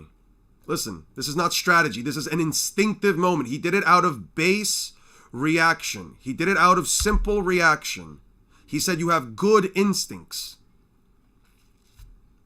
You cannot say he is a strategic fighter for doing that when it is sheer instinct. And if you're going to call Luffy, sorry, not Luffy, and if you're going to say that that's a very impressive thing for Ichigo, I can bring up Zoro doing the same thing with armament hockey. We're not going to play that game. Anyway. Let me write one up for... I'll have 4 shorts ready. I will have 4 shorts ready.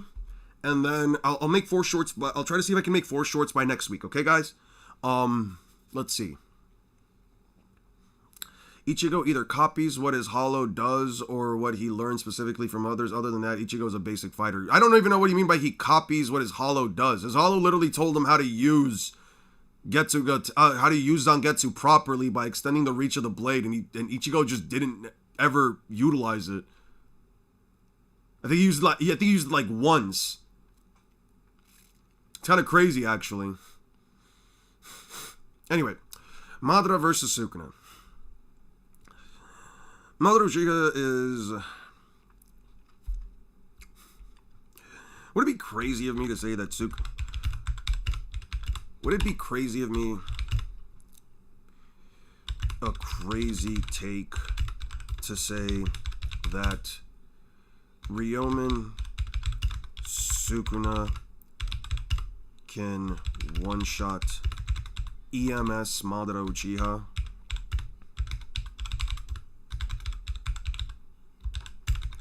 I know. Madara is like one of the...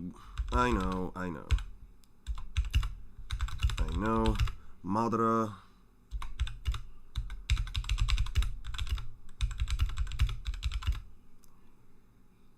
one of the most...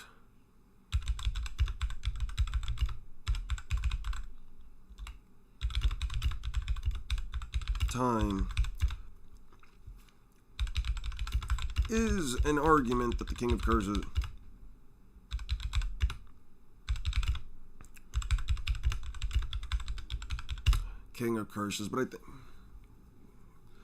but there is a legitimate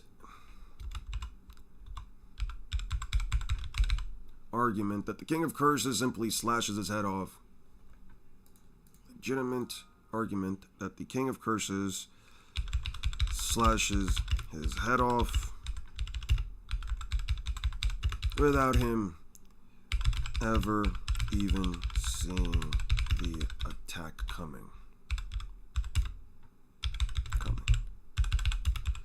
Literally. Don't believe me? Check out my video. Okay. When he first fought Kenpachi, was able to learn quickly about spiritual pressure and how weaker attacks don't affect a guy who has strong spiritual pressure. You mean he has to flex his power? Oh man. This guy has a lot of reishi. If I release my reishi as well. Oh wow. That was such a 5-head move for Ichigo. What a 5-head move for Ichigo, man. Ichigo is so smart. He figured out that he just has to release energy in order to fight the guy. Making Bugs Bunny versus Luffy for a second time. I'm not making it for a second time. This is a short. This is just a short. You know, like YouTube shorts, like the little like 1 minute videos, the little 40-second. I'm just making them for some of my videos that didn't do that well. It's just so I can get some views up on them. Hopefully I can get some views up on them, and it's just to get them a bit farther into the algorithm.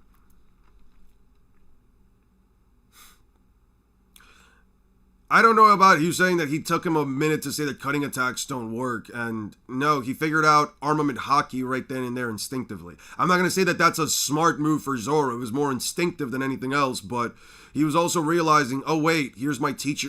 Remember what my teacher said? Yeah, a swordsman's able to control when his blade cuts nothing. He swings at a tree vine. It doesn't cut it. He swings at a stone. He does cut it. It's foreshadowing for him learning how to use fucking armament hockey, dude. I don't know, man. I'm not gonna sit here and say that's a 5-head thing from Zoro. I also don't go out of my way to say that Zoro is a 5-headed, 500 IQ genius when it comes to combat. He's a guy who swings a sword very well. Ichigo does the same thing, all right? I don't care which of them is smarter. If you're gonna try to sit here and say, oh well, Ichigo figured out how to shoot a Sero when he was a hollow. He's never done that before. He's got to be pretty smart. I don't know, man. Like, cool, okay.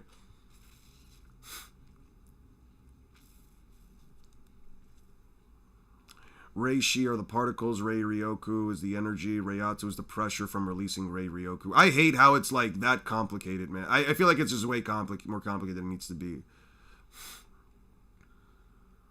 Hey, what's up, Akinen? I haven't seen you in a minute.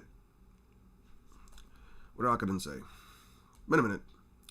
Hey, how's it going, man? Hope you've been good.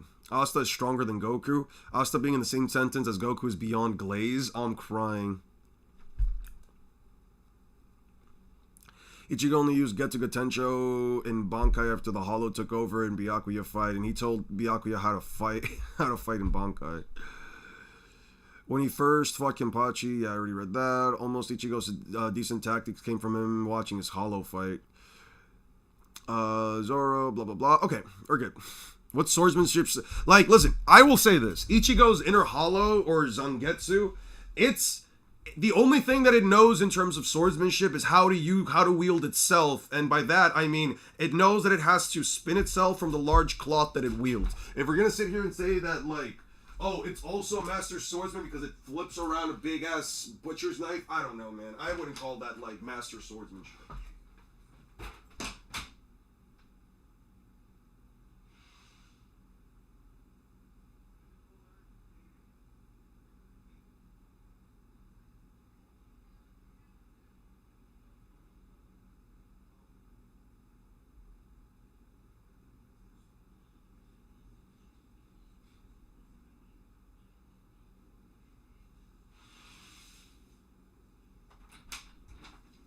Alright, and we are back like we never left. Alright.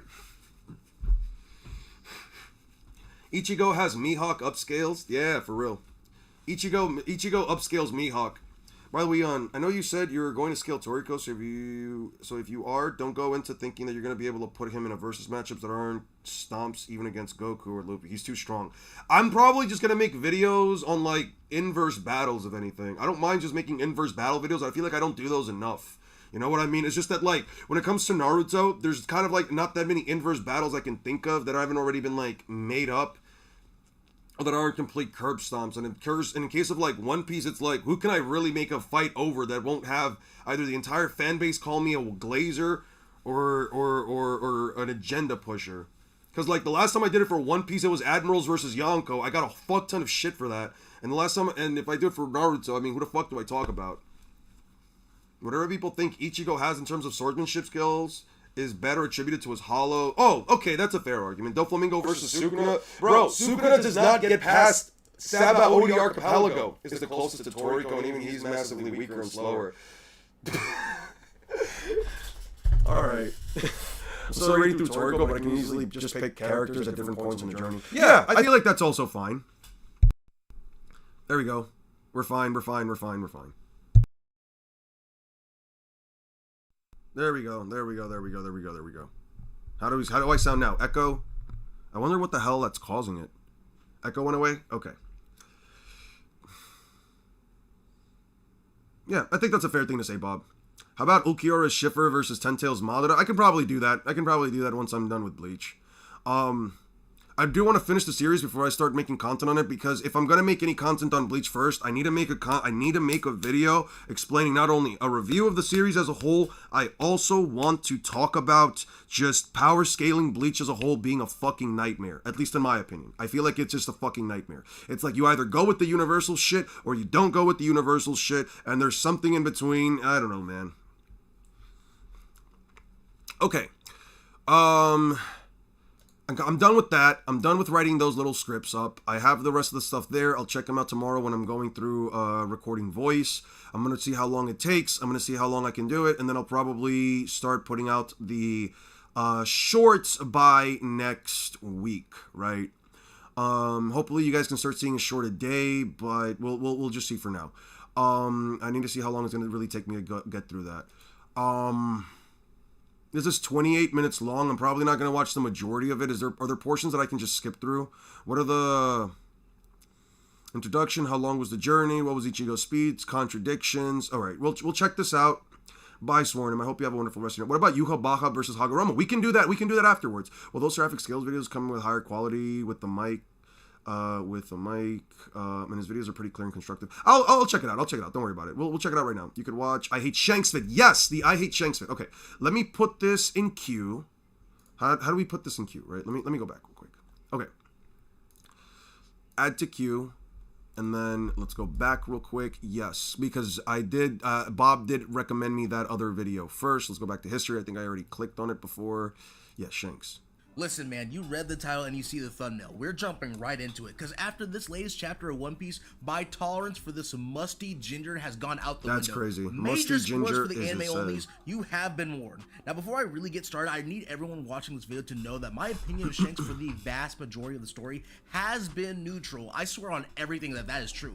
He definitely ain't in my top 10 favorites, heck, not even in my top 20. And despite my feelings for him now, he definitely isn't my least favorite character. That spot goes to Vanderdecken. But I swear to God, the more information Oda drops about Shanks, the more upset I've been getting. For the longest time, Shanks is just like this cool and chill character to me. He's been Luffy's role model, the gold standard for being a pirate in the One Piece world outside of Roger, even though Roger has been moving kind of crazy in the Elbaf flashback, if we're being real. But I figured that Oda will flesh out Shanks' character more and more now that we've made it to the final saga of One Piece. But no, dude, everything we're learning about him isn't cool to me. He doesn't even sound like a real character anymore. He sounds like someone's cringe fanfic OC. Like, I'm not playing. Like, seriously, listen to this and tell me I'm not crazy with how it sounds. My character's name is Shanks, and he's the son of the strongest Holy Knight, Saint Garling, but instead of being raised by his evil father, Monkey D. Dragon, the father of the main character, saved his life at God's Valley. After the giant conflict, he was taken in by none other than the Pirate King himself, Gold D. Roger. He became such a prodigy under his guidance, he learned Roger's signature move, Divine Departure, at the age of 15. After Roger died, he became a great pirate too and becomes so strong that he is rivals with the world's strongest swordsman, Dracul Mihawk. He then goes on to become an emperor of the sea and even then becomes the chief of the Elbaf Giants. He even becomes the main character's role model. And his hockey is so strong, it gets compared to fucking Joy Boy. Here to double down. That shit is a 2-pack of ass. The fuck are you talking about? That shit stink. And listen, I don't care if you think I'm being too simple-minded, too one-dimensional, think I'm being just a hater. Gargle on my nuts. It's the fact that outside of all Jesus this, Christ. this is all we have about this silver spoon ass character. And what else pisses me off about this nigga? Blackbeard. Oh my god. Shanks fans will glaze this man to kingdom come. Talking about he's the God King, the red-haired wonder. You got some Shanks fans putting him above Emu. Yeah, guys, the demonic ruler of the world. In moments like this, I will always always quote Rick. If you spend all day shuffling words around, you can make anything sound bad. I guess. He kind of just sounds like a hater. Although, as he said, I can gargle on his balls. Boars is losing to some bum in his 40s. Oh my god. But seriously, ask these rats why he hasn't gone after Blackbeard and watch how... Technically, he's 39. He's not 40 yet. That's a big distinction. That is a big fucking distinction. I say as I'm almost in my 30s. Come up with the most elaborate, convoluted reasonings as to why he avoids this overweight Somalian.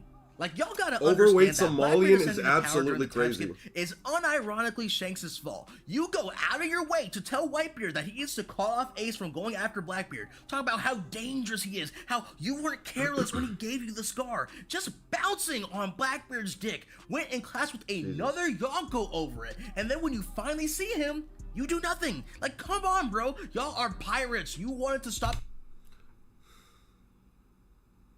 He is like stale cardboard. the fighting from happening on Marineford. Ichigo is still Cool, cardboard. fine. But what is the point in glazing how dangerous Blackbeard is and just doing nothing for 2 years? You couldn't have pulled up on him at all during that time. This man had the audacity to ask Marco to join his crew after Wano. Mind you, Marco got his ass beat badly by the same dude Shanks warned Whitebeard about, but offers zero help against this ominous threat. Get the fuck out of here. You are willing to clash with Kaido, but again, we draw the line at the overweight Somalian. Oh, but he went to Wano in order to catch Blackbeard. Bro, why are we acting like Blackbeard don't got a whole island that he lives on? Just pull up. What's there to be afraid of? You're supposed to be a top dog, right? You got Joy Boy Hockey. I'm right? not. It don't First of all, I do not sound like I caught a stray. I'm not even close to 40, dude. My sister is closer to 40 than I am, dude. What the fuck? Did nothing. Also, Shanks, yo, Teach trying to squabble. Blackbeard, nah, handsome man. I'm good. Bro is hating. That's what I'm saying. matter how many pirates are at Hachinosu. Where You the fuck dropped did you all the find this fodder video, on Bob? Whitebeard's ship. There's literally nothing stopping you. This is why I can't respect this dumbass, bro. Garp hears that Kobe got captured by Blackbeard and pulled up with basically zero backup. Hell, Meppo and Tashigi were He kind of brings up a good point. Garp just showed up at no, but like to be fair, like Blackbeard directly, fuck you. My foot, I'm not 1 foot in the grave.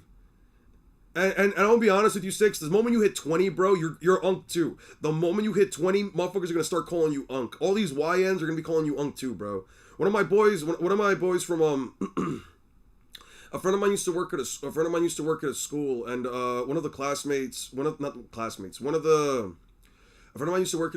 and we ended up actually playing with one of his students. They were actually just graduating high school at the time, and we were telling them like, yo, bro, once you like you're already 18, but once you hit like 19, 20, shit like that, like, bro, you're 100% gonna start getting called Unk and shit. And what happened? Same type shit, bro. Same type shit. I turned 33 last month. I'm the Unk. Jesus Christ. See, I'm not that Unk yet. I'm not that Unk. I still got 3 good years, bruh. Yeah, those 3 good years are gonna fly by, my friend. They're gonna fly by. Next thing you know, your hair's falling down. You're losing your fucking teeth. I don't know about that shit, though. Me personally, I don't know about that shit. I'm gonna live forever. But I don't know about that stuff. Despite the hating, I do think the guy has a point. He had a point about Garp pulling up, to be fair. To be fucking fair, he had Kobe, and Garp's the type of dude to, like, not let that shit squander. on this man's roster. No fear in his heart, but Shanks with his Joy Boy level hockey, with the most balance of all the Yonko crews, with swordsmanship comparable to Mihawk's, with the Pirate King signature move that can one-shot someone who helped bring down another Yonko, would rather go bully and press Bartolomeo than go handle his business with Blackbeard. Get the fuck out of here, little nigga. Take that dumb shit with you. I can't stand it. I'm tired of this endless glaze and seeing his fans deep throat him every chance they can get. Okay, to be fair, Shanks kind of gave everyone. Shanks kind of walked up to Marineford and gave everyone, like, the look, like, yo, y'all gotta stop this shit right now. The war is over, alright? Like, from his perspective, he'd be kind of a fucking hypocrite at that point if he like, said, alright, you were all gonna stop fighting, and then he just immediately turned to Blackbeard and tried to one-shot him right there. He was like, yo, I'm gonna let y'all all go for now. You know what I mean? So Shanks pulled up on the ops home. That's just dumb. Garp and Luffy do it, and they cause, because they crazy. To be fair, like, Garp and Luffy are kind of constructed alternatively. Yeah, I need him gone and out of my sight. I hope Blackbeard ends him. You I don't turned care if it's cheating. I don't care if it's underhanded. 69,000. Blackbeard has been a snake and a scumbag from the Blackbeard. jump. He's Yeah, that's what I'm talking about. Like, I don't know, man. I don't know. I highly recommend you watch the video. This is my opinion, of course. If you love your Shanks, I'm not going to try to change your mind. If you can't accept it, press this button. Listen, I don't care if you think I'm being too simple-minded, too one-dimensional, think I'm being just a hater. gargle on my nuts. It's the fact that outside of all this is all we have about this silver spooned ass character. And what else? Fed pisses me off hair about this Shanks movie? slander in this era. Oh I will my be God. there no Shanks- matter what. Yo, there's some people actually hating on this shit. Let me read these. Every Shanks slander is good slander. They call him 007. 0 meaningful contributions to the plot. 0 on-screen fights with Mihawk, his supposed rival, and 7 counts of harassment from the low-tier Barto. That is so fucking crazy. Yo, Six, what do you have to say to this, bro? What do you have to say to this, bro? I've been saying that Shanks is a Gary Stu, and I've always get pushback when you lay out this literal fanfiction OC's backstory and characteristics. It's so painfully obvious how dog shit he is. Jesus fucking. Maybe I just have to make. How many views did this video get? Maybe I just have to. Yo, I might just need to start making. I say he's objectively wrong. That's crazy. Objectively, that's crazy. What, bro? What fights did he have with Mihawk? What on-screen fights did we have for Mihawk, bro? Because he's done a shit ton for the plot, I guess. But what on-screen fights he had with Mihawk, bro? What about those legendary bouts? What about those legendary fucking bouts, bro? I don't know. Maybe. 7 counts of harassment on a low-tier Bardo. That's kind of crazy though. That shit went kind of hard. Reacto Whitebeard never stood a chance. I'm not watching that. Not gonna lie, this was a funny round. I may disagree with some points. All right. Well, all the Shanks glaze is a way that Oda to show how strong Blackbeard was going to become of a character. Yeah, I don't think Blackbeard still stands a chance, but whatever. All right, let's watch the other video because I really do need to go. Doesn't have on-screen fights either, does he? Yeah, but he has a black blade. But Mihawk has a black blade. And that's all that matters. He's a black blade guy. You know what I mean? Mihawk has the black blade, and that's all that we care about. Because if you don't have a black blade, you're just a Mihawk victim. We all know this. Roger's a black blade victim. Emu, I didn't see no black blade on Emu. He's a Mihawk victim. That's all I'm saying. Alright, so listen. I know it's been a while since I've uploaded a video, and my consistency hasn't been that great. But now that we're in a new year, I plan on dropping at least once a month. I would like to bump that number up, but I'm too preoccupied with other things to do so. But anyway. Shanks has 7 counts of getting cooked, CD King. So Green Bull solos? Got you. Yeah, bro, Green Bull does solo. Green Bull solos all a fiction besides Mihawk, because Mihawk's Black Blade is Bligger. BBC Mihawk, Black Blade Cutlass, that type shit. Anyways, enough of that. Let's talk about some To be Bleach fair, Six. To be fair, you were coming against some bullshit too with the whole Rob Lucci beats Kizaru and the Admirals and shit. I don't know, man. I'm just saying like this is like equal retribution for that bullshit. At least from Bob's end, because I remember he got really mad about that. By the way, when you guys want to do the fucking that debate thing? When do you guys want to do that? The topic I'll be touching on today is one that I've been wanting to talk about for a while now. I've probably had this idea in my catalog since like 2023. Cool. It's about the distance between the Seirei and the Soul King Palace. Sure. Before I begin, let me give you some Is it background really on this bullshit video. though? I don't know. You two discuss that in the comments, or I'll sit down and watch you guys debate about it. I'll sit there and just stream a whole debate about you guys going off about like Rob Lucci and the fucking Admirals. I can't do this week, but next week I should be free. All right, that's fine. I wanted to drop this video in like late January to early February, but now it's almost the end of March. I was expecting it to be around 10 minutes long, but as I was writing the script, I knew this was going to be another long one. You see, the first draft of this video script was me trying to debunk this enormous distance. Prior to the anime's adaptation of the 1,000-year promise. This was going to be one of those, if you want to find out how much distance was covered in a journey, you need 2 things. Time and speed.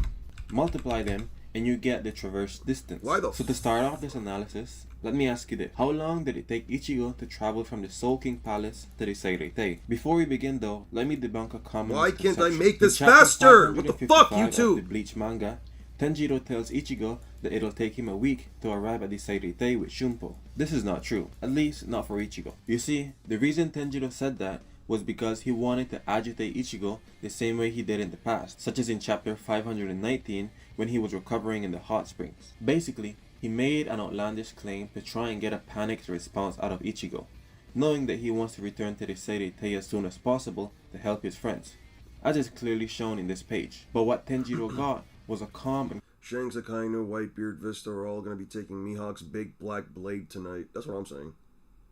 confident response, showing that Ichigo has changed and has a firmer spirit, as noted by the other Zero Squad members. So no, it didn't take Ichigo a week to travel to the Seirei with Shunpo, nor would it have taken him a week. Many disingenuous bleach glazers use this statement to establish ridiculous distances, so I wanted to point it out before moving forward. Now, while the manga left it at that, the anime changed it a bit. In Season 2, Episode 6 of the 1000-Year Blood War arc, there is a mid-episode infographic. Paraphrasingly, it says, The distance between the Sulking Palace and so far it would take a week for a Shinigami to walk there at their normal speed. The basic Shinigami contact technique, Senken Soki, is one of the techniques to the walk, and one of its techniques, the walking technique Shunpo, are high-speed movement techniques. Although there are individual differences, considering the Zero Squad's usual means of transportation is the Tenju Koshi, this is a considerable distance. In addition, there is a 72-layer protective wall between the Seirei, which also suggests the frequent travel speed is not anticipated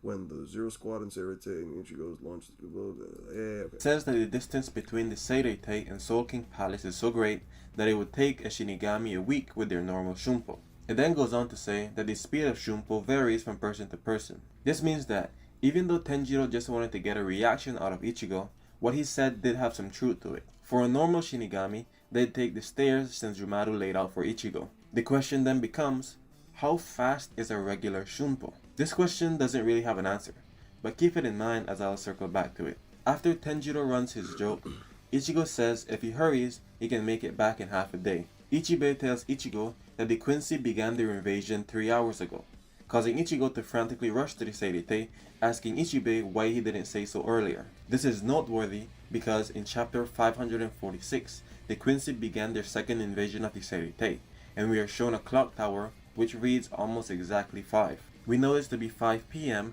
since in chapter 558, as Rukia and Renji approach the Seirei, they acknowledge that night is approaching. This scene is notably cut from the anime, something I'll circle back to later in the video. Then, in chapter 581, when Ichigo lands and destroys the clock tower, it reads either 5:15 or 4:15. Since we established that the first shot of the clock tower is PM, this would necessarily have to be AM. The reason for this is that Ichigo began his descent to the Seirei 3 hours after the Quincy's invasion, which should be around 8 PM. While it's generally agreed upon that the time reads 5:15 AM, I can't say I fully agree with it as opposed to 4:15 AM. Based on the shot, it's really hard to tell since it appears to be almost equally away from 3 and 6, which would be around 4:30, but the minute hand doesn't suggest that. It is a minor nitpick, but it's something that I just wanted to point out. The real issue here is that it suggests that the Quincy invasion went on for 11 to 12 hours, and it took Ichigo 8 to 9 hours to travel from the Soul King Palace to the Seirei.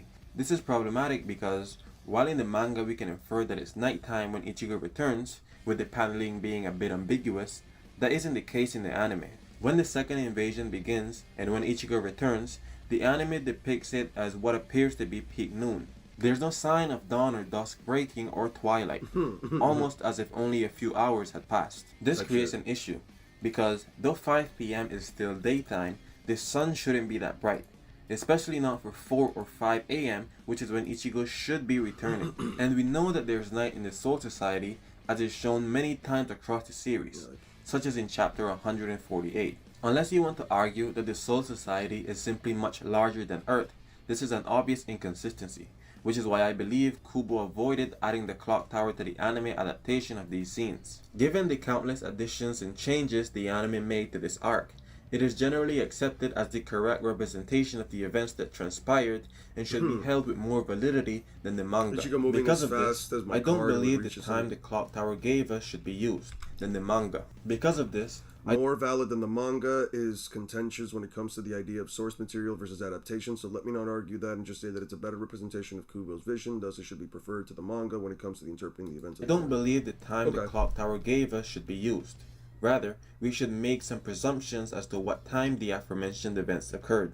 As mentioned, It appears to be around noon when the second invasion So begins when and when easily Ichigo oversee arrives. Goku's domain, At the offers now he earliest, has nowhere I'd to say hide this or is run. around That's what 7 I'm saying, a.m. man. as it should be You put sometime after Sengoku sunrise, versus Sukuna, given and I the clear promise blue. you put Sengoku versus Sukuna, and I promise you that when he turns into a giant Buddha statue and just making himself all big and shit, he's just gonna be sliced in half. Like it's gonna be one of those big things where he's like, he looks at Sukuna, he points at him, he thrusts his arm back, and then his body just immediately just like swivels off.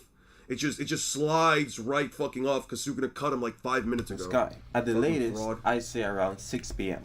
It has to be sometime before sunset because, once again, there is a clear blue sky with none of those yellowish orange pre-dusk or post-dawn colors you see close to sunset or sunrise. This means that the invasion should have gone on for a maximum of 11 hours prior to Ichigo's arrival, which is pretty close to the clock tower time in the manga and almost the exact time if we assume it reads 4:15 a.m. This means that Ichigo began traveling to the Seirete at around 10 a.m. and didn't arrive until 6 p.m., making his total travel time 8 hours. Again, this is just a rough estimate, but it makes sense with what we see and with the statement Ichigo gave about it taking him half a day. But keep this statement in mind, as I'll also circle back to it. So, for a normal Shinigami with Shunpo, it would take them a week to travel this distance going down the stairs. But it only took Ichigo about 8 to 12 hours. Now the next question is, just how fast was Ichigo moving? In the past, people have tried to argue that Ichigo's Shunpo is around the speed of lightning, because he could casually keep up with Candace and blitz her lightning arrows. They say these arrows move at the speed of lightning because of this statement in the Can't Fear Your Own World novel. Something came flying down the horizon, a flash of lightning to be more accurate. It wasn't single, extremely ruthless arrow, entirely covered in high voltage electricity.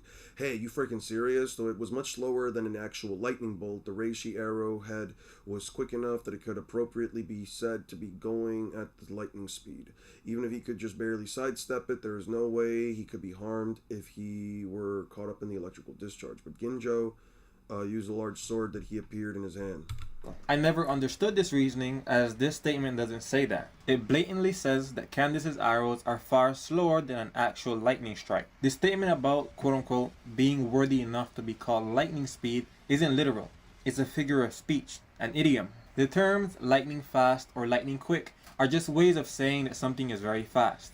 It doesn't actually mean it's as fast as lightning. Hey Six, can I ask you a question? By the way, who stole my flow? No one mentioned seraphic scaling outside of me. Thor's hammer actually mentioned it. Yo Six, can you tell me how this pertains to the fucking light speed meta with like the Negacion beams? Because again, it just makes it inconsistent. Really makes me wonder what would happen if Rock still lived up to the current era and he's not in his prime anymore. You'd still think he'd still be with Whitebeard at Marineford to save him? I mean, if the Rocks Pirates never like disbanded, at least at God Valley, probably, I don't know, man.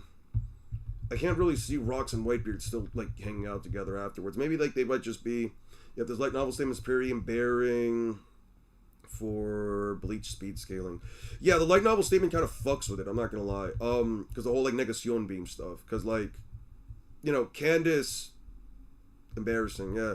The one anti-feat doesn't debunk many feats. It's still inconsistencies. There can be inconsistencies in the story. I don't really need to debunk this. Okay, but you say many feats, but what are the other feats, right? Like besides the Negacion beam, right? So like that's one for light speed. This is one anti-light speed. What else is what else like could be used for like light speed stuff? And I'm not gonna go with the whole Ginichimaru stuff, right? Like because you're saying that like there's many feats, right? And I'm kind of interpreting that like, you know, like how in One Piece there's way too many light speed feats, or like in Black Clover there's way too many light speed feats, so for like one to say, oh yeah, no, these guys aren't fast enough, right? Or like these guys can't be light speed, you know what I mean? Like what other light speed feats are there? There's a lot more. Seraphic scales will go. There are other statements in the novel. Just when the woman who appeared from the shadows yelled, a voice mixed with the scorn and irritation. In that case, you should all hurry up and die already. Accompanying her violent words, a small bolt of lightning stretched into the sky from her raised hand, and instead of an arrow clad in electricity, a genuine flash of lightning roared as it came down on Ginjo and the others. Blocked by the large sword, the electronic limiter on a girl who was known for her short temper quickly went out of order. In addition, she would use the equipment that Mayuri had prepared as a base for the shadow teleportation that was characteristics of the Vanderreich, in order to strike her targets with massive hit of lightning from short distance. Though its power had decayed after her Volsterndick had been stolen, she still hit them with an electrocution force which had surpassed the power of natural lightning. Been the one to surprise attack them. She had at least known her own surroundings. The thing hadn't been there just before she had unleashed her electrocution. Damn it, most of the lightning strike was redirected into the tree. Most of the thunderbolt that surpassed natural lightning had been absorbed into the ground through the gigantic tree, and the man in the black jacket had brushed an extraneous lightning that broke away from his large sword just as he had before. Before she could take in what had happened, a blade closed in before Candace's eyes. I don't believe in light speed before 1,000 Year Lord, but there are a bunch of relativistic feats, usually from electricity. What electricity? What electricity are you talking about? The name gives him spiritual light the same way they describe Candace's arrows as light but slower. You have Gene, also arrows aren't light speed either. What if Hidden Cooler Fuse? What would make their name? What would be their name? Fuck you. Alright, I know what you're talking about. Yeah. Ha ha ha. I know what you mean. There's another page in Tokinata reaction to lightning being impressive. Yoruichi thought was probably predicted the attack. That suggests that Tokinada and Ginjo may be around the speed of lightning. But even these are clouded by ambiguity. Rather than focusing on these, however, I want to use what the anime showed us. One thing I want to talk about was the stance I was going to use to try and debunk this enormous distance. It is the fact that throughout his entire journey, there isn't any evidence that Ichigo actually used Shunpo. From the beginning of his descent to when he crashed into the clock tower, it just looks like he's free falling. One may argue that he's boosting himself somehow, but in the anime, we actually get a shot of him falling. So let's calculate his speed. Using his height as a frame of reference, I determined that he traveled a distance of 150 meters. Assuming the cinematic time of 4 seconds represents the actual time that elapsed, we'll talk about that on another stream, maybe tomorrow. 38 meters per second or 137 kilometers per hour. Using our time frame of 8 to 12 hours, it gives us a total distance of 1,100 to 1,650 kilometers. Now, does it make sense that it would take a regular Shinigami with Shunpo a week to travel this distance? The answer is yes. Yes, it does. You see, though Ichigo has incredible stamina, allowing him to perform strenuous tasks for over a week, the same can't be argued for a regular Shinigami. The amount of time they can continuously use Shunpo is very contentious due to the sheer lack of evidence. But let me make some assumptions as to their total travel time per day. The first of these assumptions is that they can use Shunpo consecutively or non-consecutively for a total time of 4 hours per day. The second is that they can do so for 8 hours a day. The third is that they can do it for half a day. And the fourth and final assumption would be that they can do it non-stop. Though the distance Ichigo covered was around 1,000 to 1,500 kilometers, that's only if you travel straight down. A regular Shinigami would likely use the stairs laid out by Senjumaru. Using this shot right here, and Ichigo's height of 174 centimeters as a reference point, a full revolution down these stairs is a distance of about 21 meters. But the distance you travel vertically is about 5 meters. This means that if you go straight down like Ichigo did instead of taking the stairs, your journey is shortened by around 4 times. In turn, this means that the aforementioned week of traveling would actually cover a distance of 4,470 to 7,150 kilometers. Using the travel times I previously assumed, our ordinary Shinigami would be traveling at an average speed of 26 kilometers an hour at the lowest and 255 kilometers an hour at the highest. Since this calculation relies on Ichigo moving at 137 kilometers per hour, any value exceeding 100 kilometers an hour can likely be ignored, and any value lower than 50 kilometers an hour can possibly also be ignored, since that seems way too slow for Shunpo. This means that they should be traveling around 80 kilometers per hour based on this calculation. There are 2 issues with this, however. The first is that the result suggests that the terminal velocity in the Soul Society for Ichigo is notably lower than the real world, where you likely reach almost 200 kilometers per hour while free falling. The second is the scene that directly follows Ichigo's descent. If we use the moment he crashes into the Seireite's barrier to the moment he hits the ground, it gives him a travel time of roughly 7 seconds. Now this is very significant, and it is the main... Also, again, everything is made out of spiritual energy, made of spiritual particles. They do not work the same as our own. It's the reason why Gin's speed was so shocking to Ichigo, who was getting pressed by Gin. I have a crazy question. If you have the ability to change or rewrite the character's fate in Naruto or One Piece, who would it be and why would you change about it? I would write Sakura's fate so that she doesn't ever get together with Sasuke. Sasuke literally bangs anyone else, Kadin, whoever the fuck, and yeah, there we go. That. And if I had to like change somebody's fate in One Piece, I mean things are kind of fucked right now. I'd probably change Rock D. Zebek, but I don't know how that would go for like the long term of One Piece. Please tell me I'm not the only one who found the Frankie Sr. Pink fight so corny.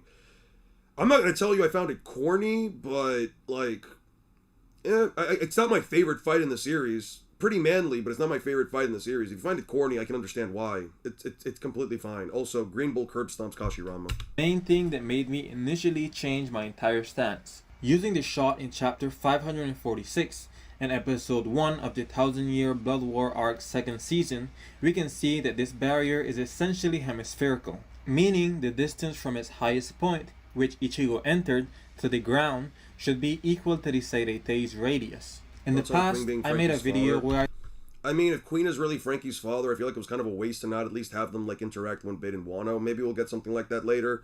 I don't know, man.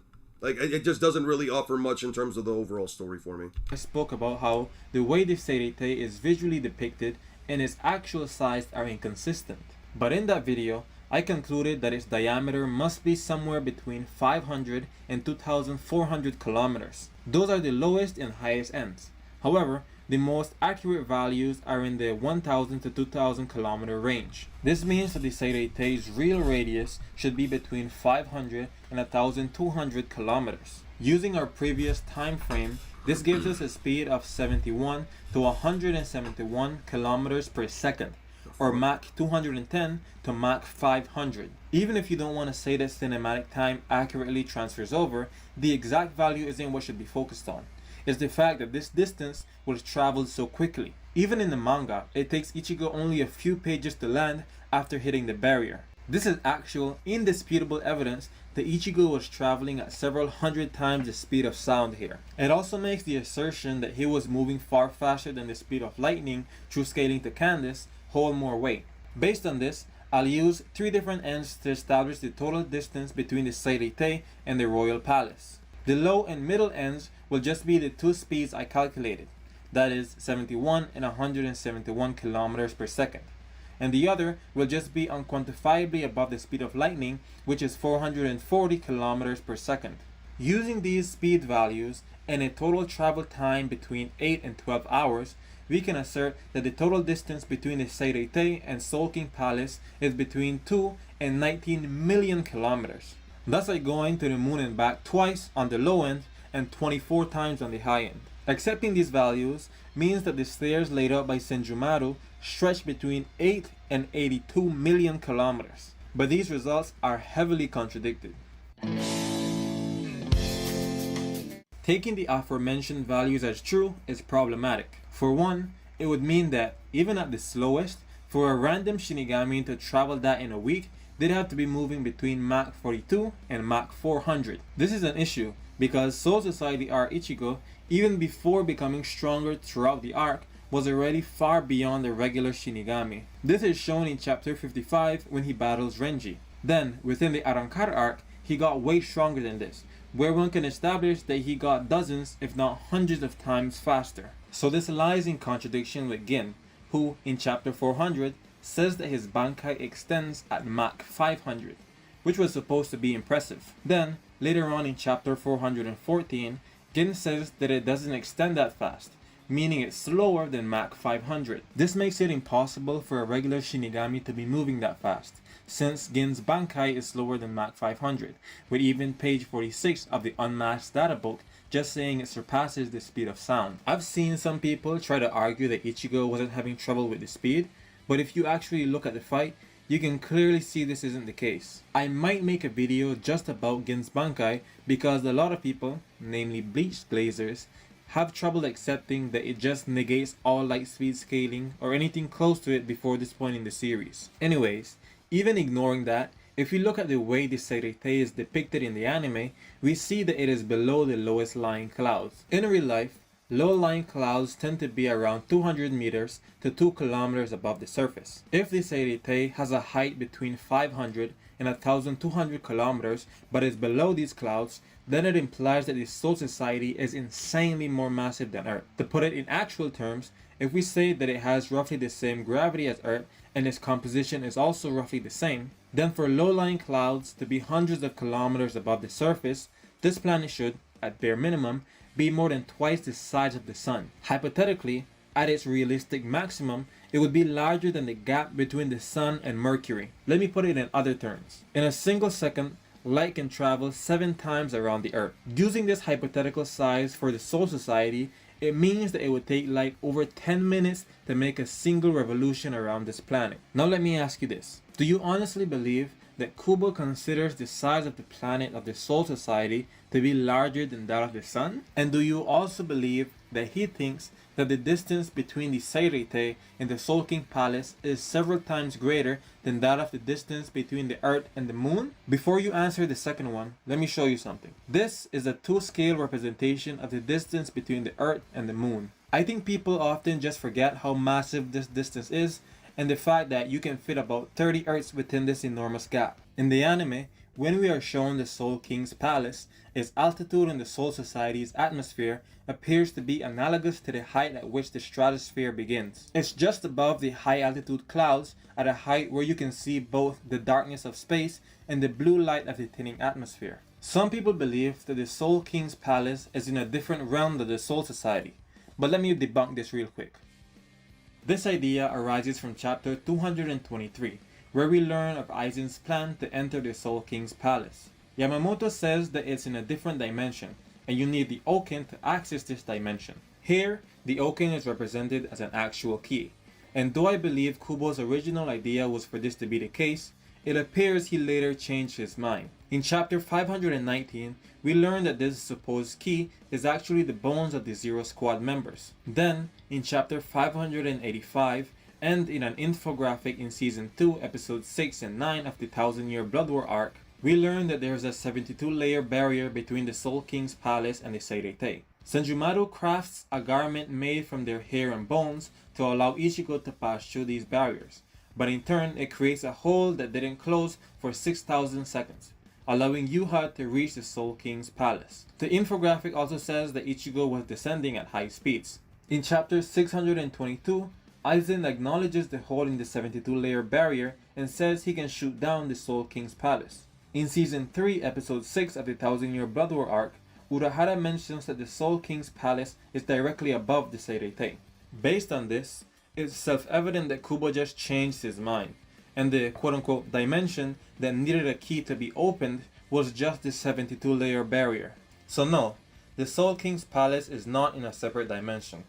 It is just very high up in the sky and surrounded by a barrier that can only be opened by the hair and bones of the Zero Squad members, or a material made out of it. The question as to how high in the air is it is what's perplexing. You can't just say Ichigo was free falling or that it is just in the stratosphere, since he traveled the Seireitei's radius in mere seconds. You also can't say that the distance is astronomical, since though it implies many outlandish things, the most significant would be the speed of a normal Shinigami. Jesus Christ, this is taking forever. Oh my god.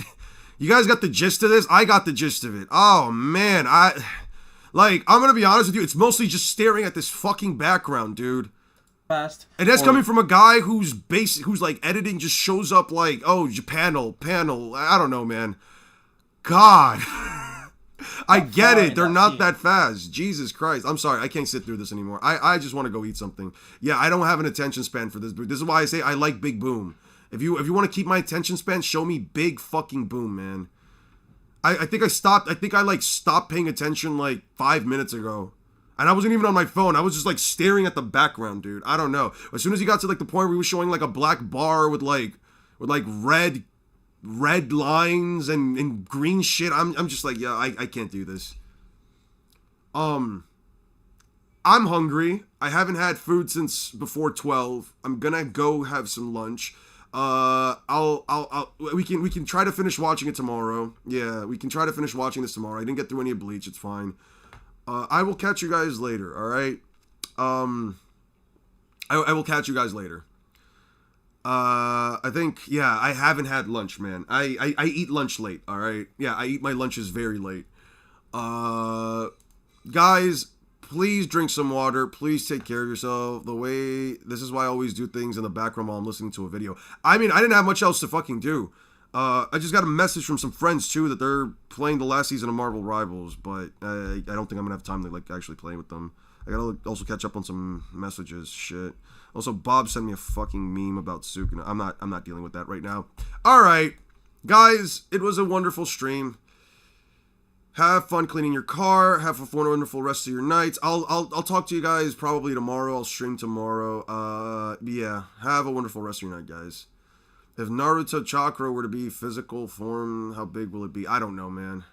Very, very big. Have a wonderful rest of your night, guys. Please drink some water. Please take care of yourselves. Wash your hands and brush your teeth. Peace out.